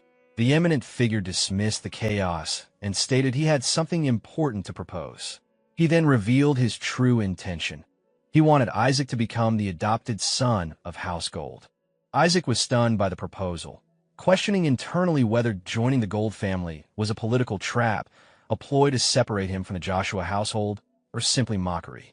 The eminent figure clarified that there was no deception involved and formally offered to adopt him into the Verret family, instructing him to abandon Joshua. Isaac only grew more suspicious, wondering if this offer stemmed from being labeled a saint earlier, though he believed intentions didn't matter as much as the terms. Instead of accepting outright, he demanded to know what benefits he would receive in exchange, since a deal required real value. The eminent figure noted how unusual it was for someone so young to negotiate so boldly. He then explained that Gold could provide everything Joshua could not, claiming that the Joshua household intended to confine Isaac and suppress his nature for the sake of discipline. Gold, on the other hand, promised complete freedom, no interference, and full support for whatever path Isaac chose. Isaac dismissed these advantages as insufficient unless they included support to rise as the Verret family head.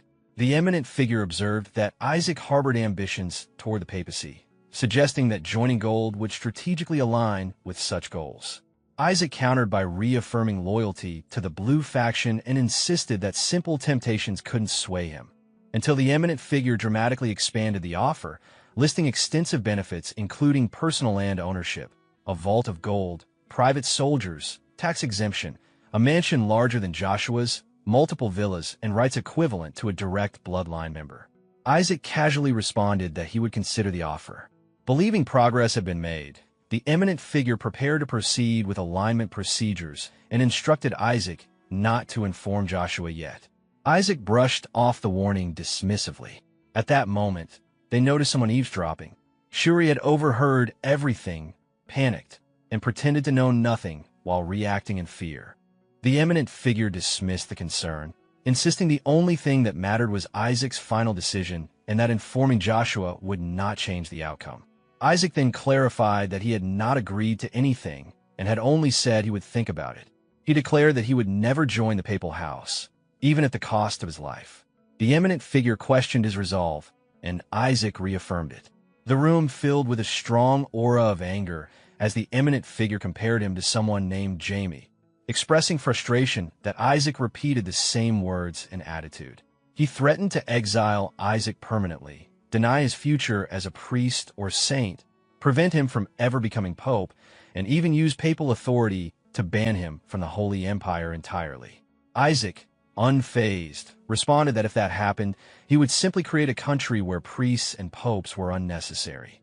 Isaac responded confidently, maintaining his usual villain-like tone, claiming that a nation only needed one ruler and that it would be his country regardless. He considered this level of ambition necessary to defeat the Skeleton King and decided to disregard the adoption offer, believing it was ultimately better for the other side as well. However, he admitted that the proposal sparked curiosity about what occurred during the ordination, questioning what could have driven the papal figure to adopt the heir of an enemy, suggesting the entire empire would want answers. The scene shifted to the Joshua mansion, where the family patriarch reacted with anger and disbelief upon learning Isaac passed the Pentagon of Unity, insisting he should have been disqualified. He blamed his own lack of faith and expressed his frustration through intense prayers and curses. Benjamin, the second son of the house, arrived and questioned what had happened during his absence. The patriarch tried to deflect and claimed concern for Isaac's safety, citing the dangers of the gold and red Pentagons. Benjamin, unable to inherit due to his birth order, acknowledged that an heir appearing was beneficial but still felt uneasy. Meanwhile, the patriarch questioned why Isaac showed no reaction to the blessing he received, noting that most would collapse from zeal, suggesting the blessing resembled a curse instead. Despite his frustrations, Isaac's talent was undeniable, making postponing his ordination impossible. Leah, a silver-haired saintess candidate, arrived and greeted the family, noting how much the patriarch cared for Isaac. The patriarch demanded to know how Isaac passed Unity, believing him to be a child incapable of such a feat internally. He worried that the papal house was too focused on Isaac and feared the pope might be targeting him. He believed it would be safer if Isaac failed early and returned home, but Isaac's exceptional ability prevented delay. A luxurious letter arrived, drawing attention. Benjamin questioned its source, since their house never used such refined stationery. The patriarch, exhausted, revealed it came from the fourth son, shocking everyone present.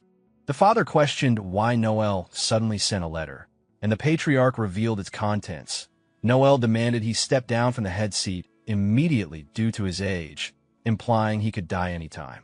Enraged, the patriarch insisted Isaac urgently needed character training, declaring he would never allow the fourth son to inherit. The father agreed, but when the patriarch suggested that if Isaac failed, the father himself should take over, he choked in shock. Despite the chaos, the patriarch admitted Isaac passing Unity meant there was at least a faint hope for his future. Shallark then stormed in, outraged, reporting that Isaac was once again hitting kids with a rattle. The patriarch remained unfazed, saying it was typical behavior for Isaac. Shallark continued ranting, revealing he healed people with holy arts solely to keep beating them, and even poisoned and threatened teammates during the Unity test, causing everyone to grow increasingly irritated. The patriarch decided everything was fine as long as the papal house remained unaware of Isaac. But that hope evaporated when Shuri arrived, out of breath, announcing that the Red Cardinal had offered to adopt Isaac. Shock spread through the family. The father insisted Isaac would never leave Joshua, but Shuri explained Isaac found the offer tempting, especially due to the overwhelming amount of money involved. Whispering among the attendants confirmed the offer seemed reasonable, though the patriarch raged at the papal house for attempting to steal his bloodline while he was still alive. The scene shifted to a pile of gold, drawing amazement from onlookers as they confirmed it came from House Verret and was addressed to Isaac, fueling rumors of his connection to the papal house. Isaac observed it with a smirk, recognizing it as hush money and compensation. However, his attention shifted when Shuri arrived carrying a flag and handed him a letter from the patriarch. Isaac wondered in frustration why he was being subjected to such treatment. Shuri panicked, revealing that even the matron had appeared, shocking Isaac, who immediately tried to find a way to escape. The crowd assumed they were seeing only projections from a communicator. Realizing the visitors weren't physically present, Isaac relaxed slightly but scolded Shuri for startling him. Shuri complained in pain, insisting he did nothing wrong. Melissa's projection introduced herself to Isaac and praised him for overcoming the Skeleton King's curse, noting how much he had grown. Isaac felt relieved that the communication wasn't in person, believing they wouldn't recognize he was the Skeleton King. Melissa mentioned his supposed kidnapping and began to sense something unusual, noticing his power felt identical to Isaac's real power. Isaac quickly explained his affinity by claiming he had consumed the Skeleton King's bones years ago, which Melissa accepted, convinced the real Isaac wouldn't be attending. She casually remarked that if he did show up, she would punish him severely, while Isaac internally questioned what she planned to skin from a skeleton. Nearby, observers questioned why Sanuses appeared merely for an apprentice priest. The red-haired noble realized they were actually interested in him, only to be scolded by a girl who reminded him of his failures during Unity, including letting Isaac steal his subordinates and causing penalties through incompetence. Others around him worried as he mentally broke down. Melissa then announced she prepared a special reward for Isaac, a secret divine-level offensive holy art strong enough to defeat the Skeleton King. Isaac had no interest in such a technique, though Shuri recognized its rarity and value, calling it a superior sacred technique. Meanwhile, members of the red-haired noble's faction panicked, believing this gift would give Isaac's team a major advantage, while the blue-haired girl vowed not to allow his ego to grow. She planned to expose what happened during Unity, believing the Saintess wouldn't overlook his use of poison to blackmail them, and intended to get him disqualified. She stepped forward, declared she had something important to reveal about Isaac, and accused him of using poison during the test. The system identified her as a spy working under Neiser. The blue-haired girl dramatically accused Isaac of using poison, framing it as a disgraceful act for someone aiming to be a saint candidate. Melissa reacted with concern that poison was involved, while Neiser felt thrilled, believing the accusation would finally remove Isaac and planning to reward the girl for her loyalty. When Melissa addressed Isaac, she dismissed poison as inefficient for building mental fortitude and criticized him for doing something terrible to his fellow clergy. Everyone was stunned by her reaction. The girl panicked and changed her accusation, saying Isaac physically beat them until they were bruised. Melissa found that approach just as ineffective and insisted that if the goal was training, bones needed to be broken instead of flesh. She even volunteered to inflict the punishment herself as atonement. Another silver-haired saintess warned that the girl would die from Melissa's method and offered to break the bones cleanly instead, surprising everyone with her bluntness. Isaac stopped them and insisted he would handle the punishment personally. He glared at the blue-haired girl, reminding her that she should have obeyed when he originally threatened her, declaring that she would now serve as both his meat shield and poison tester. She realized in terror that all Eshuas were unhinged. The scene shifted. The silver-haired saintess asked Isaac whether he intended to become head of the house, and he confirmed he did. She questioned what he planned to do once he gained power, and he stated that his first act would be eliminating the saintesses entirely. Shuri panicked at the absurdity of such a goal, while the saintess asked him why. Isaac explained that saintesses were unnecessary. Shuri begged him to stop, but Isaac declared that he intended to defeat the Skeleton King and told his grandmother to abandon her role as a saintess as well. Melissa refused, saying she had committed a sin she never should have. She recalled a past moment with a young girl named Ray, where she admitted she once had the perfect opportunity to kill the Skeleton King forever, but failed to do it. She didn't know why she hesitated, only concluding that God likely wouldn't forgive her for it. Melissa explained to Isaac that the curse on the Ashwa house originated because of her past mistake. She believed the only way to break it was to defeat the Skeleton King, a responsibility she felt she had to bear alone. Isaac questioned the nature of the unforgivable sin she mentioned, while the silver-haired saintess silently wondered if Melissa had a deeper reason for failing to kill the Skeleton King in the past. Melissa clarified that the reason she summoned Isaac was important. Shuri recognized the object Melissa revealed and was startled to realize it was the saintess's rosary, an irreplaceable emblem that existed only once in the world. Isaac was baffled as to why Melissa would entrust something so priceless to him.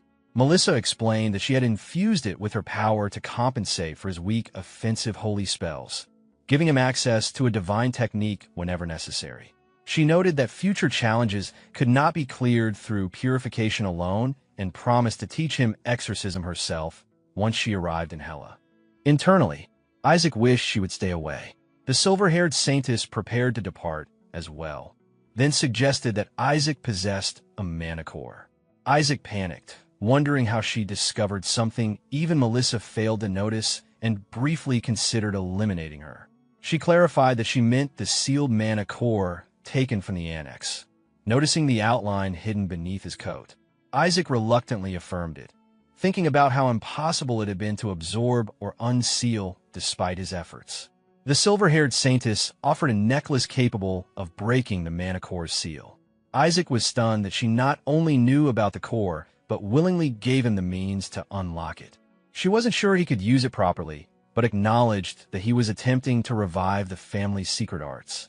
Isaac wondered if those techniques were connected to interdimensional abilities. She asked what he intended to do after eliminating the saintesses, and he responded with a simple, selfish aspiration, which made her laugh before parting and suggesting they meet again after training. The scene shifted as she prepared to leave with her attendants. One of them reminded her that the necklace revealed the Ashwa family's secret arts, and that it was a direct heirloom from the head of the house. Other descendants had been coveting it due to its significance. She replied that if someone managed to steal it from Isaac, then he was only worth that much. The attendant added that if he protected it, he would be destined to become the next head. She firmly stated that they could not allow the papal house to take him. She recalled Isaac's earlier declaration about removing the saintesses and defeating the Skeleton King. Amused by his confidence, she left with a faint laugh, acknowledging his determination. Inside the castle, a servant greeted Goel warmly after a long absence, and he returned the greeting with reserved politeness. She claimed nothing had changed, and when he asked about the state of House Joshua, she mocked them as hypocrites. Goel admitted he feared becoming emotionally attached to them, though he tried to deny it. Privately, he reflected on how strange things had become since Isaac's ordination. The clergy member responsible for the ceremony had been found dead in the Forest of Monsters, making it look as though witnesses were intentionally silenced. On top of that, House of Gold now wished to adopt Isaac, something that would never happen unless something drastic had changed. The inconsistencies troubled him, and he worried digging further might put his life at risk despite having family ties to them. He dismissed the servant for the night, asking not to be disturbed. Alone, he questioned whether he was truly becoming attached to House Joshua, even though he had handed over their rights to Cardinal Barrett. Despite occasional moments of closeness with Joshua, he felt none of that sentiment inside Barrett's estate. He eventually arrived at Barrett Manor's classified records. Searching through archived documents, he located the ordination records for Isaac Joshua, discovering the divine mark Isaac received. The mark belonged to the greatest god. Realizing this, he understood why the papal house took such drastic measures. Panic set in as he ran, believing this incident wasn't merely political or religious. Isaac's existence was tied to the survival of House Barrett, and perhaps the stability of the entire empire. Meanwhile, Isaac sat in a room filled with scattered items while his companion pointed out that the money they had gathered might be enough to purchase a weapon capable of destroying the binding orb. Isaac agreed, but noted that the true issue was the antidemonic stone, an object capable of nullifying mana, aura, and holy power entirely, and the only feasible way to counter a ninth circle demon. He grew frustrated that the orb binding his minions had been transformed into such a stone, calling it a reckless move, while his companion emphasized that it was the only method capable of defeating such a powerful target. Isaac then shifted focus to breaking the seal on the mana core. His companion reacted with excitement as he prepared to absorb it. Following Leah's instructions, he activated the necklace's mechanism, causing the seal to unravel. A massive surge of mana released from the stone, surprising both of them. Isaac absorbed it eagerly, thrilled that it was enough to raise his magic rank and fuel higher-level spells without restriction. His excitement abruptly halted when his hand transformed into exposed bone.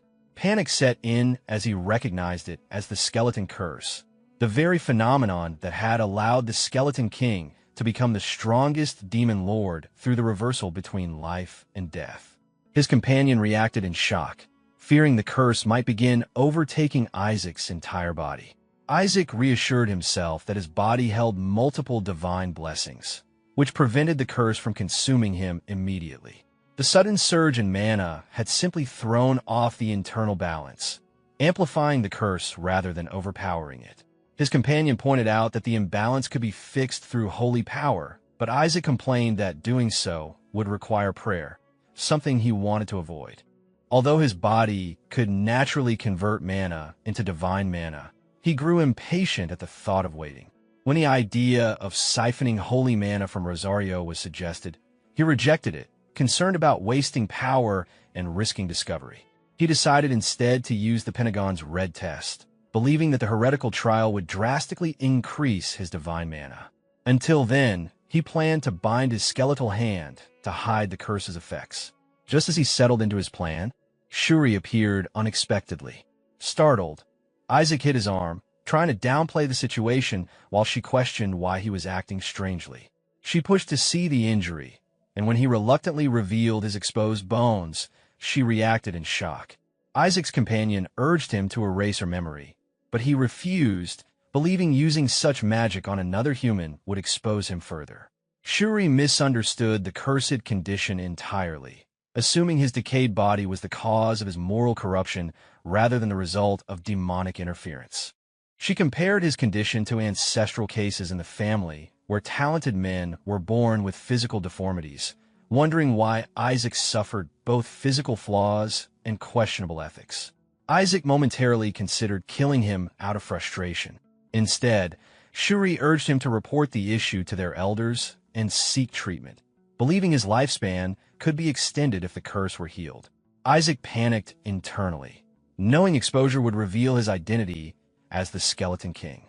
He pretended to act selflessly, claiming he didn't want to burden their relatives and insisting he needed to eliminate the Skeleton King's minions before his own time ran out. Shuri, moved by his supposed noble resolve, saw him as a brave and misunderstood family member. Isaac assured him he would survive, hinting at a possible solution. When Shuri begged to help, Isaac finally revealed the first step of his plan. He needed something delivered directly to the Cardinal of Red.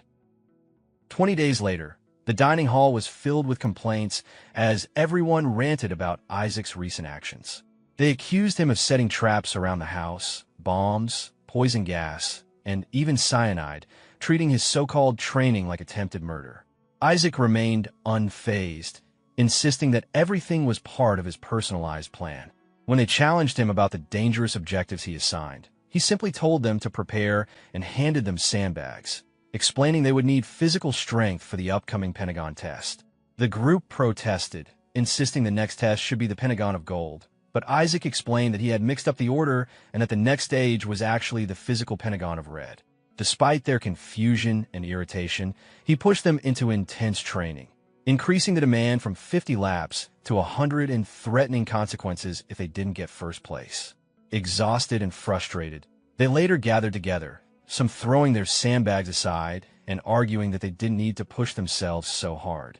They believed 2 kings were enough and that the Pentagon of Azure could secure another, making further effort unnecessary. Isaac suddenly appeared behind them, startling the entire group as he reminded them that they needed at least 5 kings. The others panicked, insisting that Red and Gold would never give them any and arguing that the Pentagon's order was a sacred imperial tradition that couldn't be altered. Just then, someone came rushing in with breaking news. The Cardinals of Red and Gold had officially swapped the test order, making the next stage the Pentagon of Red. Everyone froze in horror, realizing it involved one-on-one combat, and that failing it meant failing the entire program. With the decision finalized, Isaac suggested they begin training immediately. A few days later at the Imperial Training Center, the red-haired candidate cursed the situation, frustrated that his father had agreed to Isaac's request. He remembered his father telling him to attack Isaac to see what interesting thing he would show. Adding to his irritation, the format had changed from single combat to full team battles. Even so, he felt confident, believing that the Azure team, with Shuri Joshua leading, posed no real threat. Apart from Isaac, the rest seemed easy opponents, and the House of Red, specialized in combat, shouldn't lose. He rallied his team, charging forward, until he suddenly froze at the sight of his father sitting nearby, as well as Kina Barrett. Then Isaac explained that his usual cupbearer had gotten sick for breakfast, so he found a replacement for the training, treating it casually since it was only practice. The red-haired candidate was stunned, realizing Kina Barrett had been placed on the Azure team despite being as strong as an upper-level priest. Even Leon confronted the Cardinal of Gold, questioning why such a powerful member was added, only to discover that the Cardinal himself had not been informed. Kina then stepped forward, wanting confirmation that if she handled the weaker opponents, Isaac would truly study with her and teach her powerful techniques. When he agreed, she accepted the arrangement reluctantly, calling it cheating. The red-haired trainee exploded in anger, pointing out that she wasn't even a trainee and questioning why someone of her level would interfere in a battle meant only for trainees. Kina calmly corrected him, revealing that she had refused her upper-level promotion and relinquished the privileges that came with it, so she could remain a trainee just like Isaac Joshua. The entire training center fell silent at her confession. She then asked the referee for a ruling, and the referee nervously declared that since she was still officially a lower-level priest and hadn't undergone any of the Pentagon tests, nothing in the rules prevented her from participating. The red-haired trainee shouted in disbelief, inwardly panicking as he realized that not even his entire team could handle Kina. With Isaac added on top of that, they were guaranteed to lose unless it came down to a one-on-one match between team leaders, which gave him a chance. Isaac noticed Shuri becoming tense and questioned him in his usual blunt way. Shuri's focus, however, was on Isaac's injured hand, hoping it would recover after the trial. Isaac reassured him while adjusting the glove covering it. Shuri admitted that Isaac should have been the team leader and that everything they had achieved, his position as class president, his rising grades, his top exam scores, even passing through, was all because of Isaac's teachings rather than his own talent. Isaac responded with his typical confidence, claiming he was an excellent teacher and that few students could keep up, but Shuri was one of the rare exceptions. Shuri warned him that Nizer wasn't an opponent to underestimate.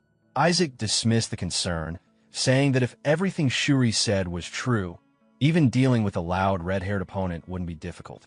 Then he added a darkly playful threat towards Shuri, only for Shuri to react in confusion. The referee announced that the match would begin in 5 minutes, urging both teams to complete their preparations. Nearby, the blonde girl glanced toward Isaac, worried even with Kina fighting on their side. Her father, however, explained that the situation still favored Isaac and Shuri, especially since the Red House had already begun using crippling holy arts. Meanwhile, several servants chained beside Isaac growled like beasts as the effects of his training took hold. Isaac held them back, stopping them from charging too early. The blonde girl was stunned when she realized the technique affecting them resembled a blue faction holy art, something Isaac had requested to learn. Her father, equally shocked, recognized it as the mental boost holy art, though neither of them expected it to produce such extreme results. They thought the technique only heightened excitement and suppressed fear, not turned people into near-animalistic fighters. Isaac understood the truth. Combining mental boost with herbal doping allowed him to push their stamina high enough to enter a beast-like state, something priests normally didn't know was possible. Confident in the effect, he prepared them for the match. As the battle drew closer, a divine presence appeared overhead, and the crowd reacted to the arrival of the Red faction's patron deity, the god of punishment. Shuri immediately dropped to his knees, believing that increased piety would grant them a greater blessing and improve their chances of winning. He was convinced victory was within reach, until Isaac suddenly struck the deity's statue, unable to control his impulsive habit. Panic broke out as everyone reacted in shock, while Shuri yelled in disbelief that Isaac still hadn't grown out of that troublesome behavior. Isaac tried to defuse the situation casually, but the red team stood frozen in shock after witnessing him chop the deity statue's head clean off. Whispers spread through their ranks as they processed the fact that he had shattered the sacred figure with a single strike. Kina immediately reacted in surprise, questioning how he had destroyed a god statue and demanding to know what kind of technique or holy art it was, even asking if he could show it again during their study sessions. Shuri, however, focused instead on the fact that the statue's head had been completely severed. Kina remained unconcerned as she reminded Shuri that any god other than the Gold faction's deity was a false deity to begin with. Shuri, overwhelmed, silently prayed for Isaac's salvation before awkwardly trying to cover the incident by grabbing him and laughing it off, insisting that Isaac was only testing the durability of the training grounds and urging him to apologize. Isaac reluctantly followed along and apologized. Nearby, Leon assessed the situation, labeling Isaac an unpredictable troublemaker worth investigating. Shuri panicked internally, worried an interrogation was about to take place. Before that could happen, the brown-haired trainee defended Isaac by suggesting that the real issue lay with the Red faction for allowing a deity statue to be so fragile, even hinting that the Red leader's faith should be investigated instead. He secretly vowed to protect Isaac, and a silent clash formed when Leon met his gaze, recognizing his intent. Leon then declared that holding an inquisition over a trainee would be excessive and ordered the Pentagon exam to continue, instructing Neiser to cripple Isaac during the match. Soon after, the referee explained the rules for the Red Pentagon. Each team possessed many fake necklaces and one real necklace, and victory required finding the opponent's real one first. The leader chose who would carry the real necklace, and once assigned, its location could not be changed. Shuri understood that even selecting who held it was part of the strategy. The referee continued by outlining the 3 ways to identify the real necklace: capturing the leader and forcing a confession, deducing it through insight, or defeating the entire opposing team and collecting the necklaces before asking for distribution to begin. The red team gathered confidently, believing blue would be easy to handle. Meanwhile, Shuri tried to step down as team leader, creating sudden confusion until Isaac pulled him back in frustration, demanding he distribute the necklaces. The red leader mocked Shuri internally, assuming blue would be predictable and easy to counter. Once the match officially began, that confidence vanished. Isaac's expression twisted into something wild as he entered a full beast-like state that shocked both teams. Shuri could barely recognize him, and the red team tried convincing themselves it was just a distraction tactic. Isaac unleashed his power without hesitation. The red team underestimated him, thinking it was only a simple barrier skill, but the moment he activated his modified golden bell chain flail, everything collapsed. Trainees were sent flying in all directions as he demanded their leader. Confusion spread through the red team, unable to understand why blue had abandoned their usual restraint. Standing over the chaos, Isaac repeated his demand, making it clear he would only spare them once their leader appeared. That's it for today's video. If you watched till now, I hope you enjoyed it. Support me by doing what makes me the happiest, like subscribe and join the Miura Master rank. And I'll see you in the next video.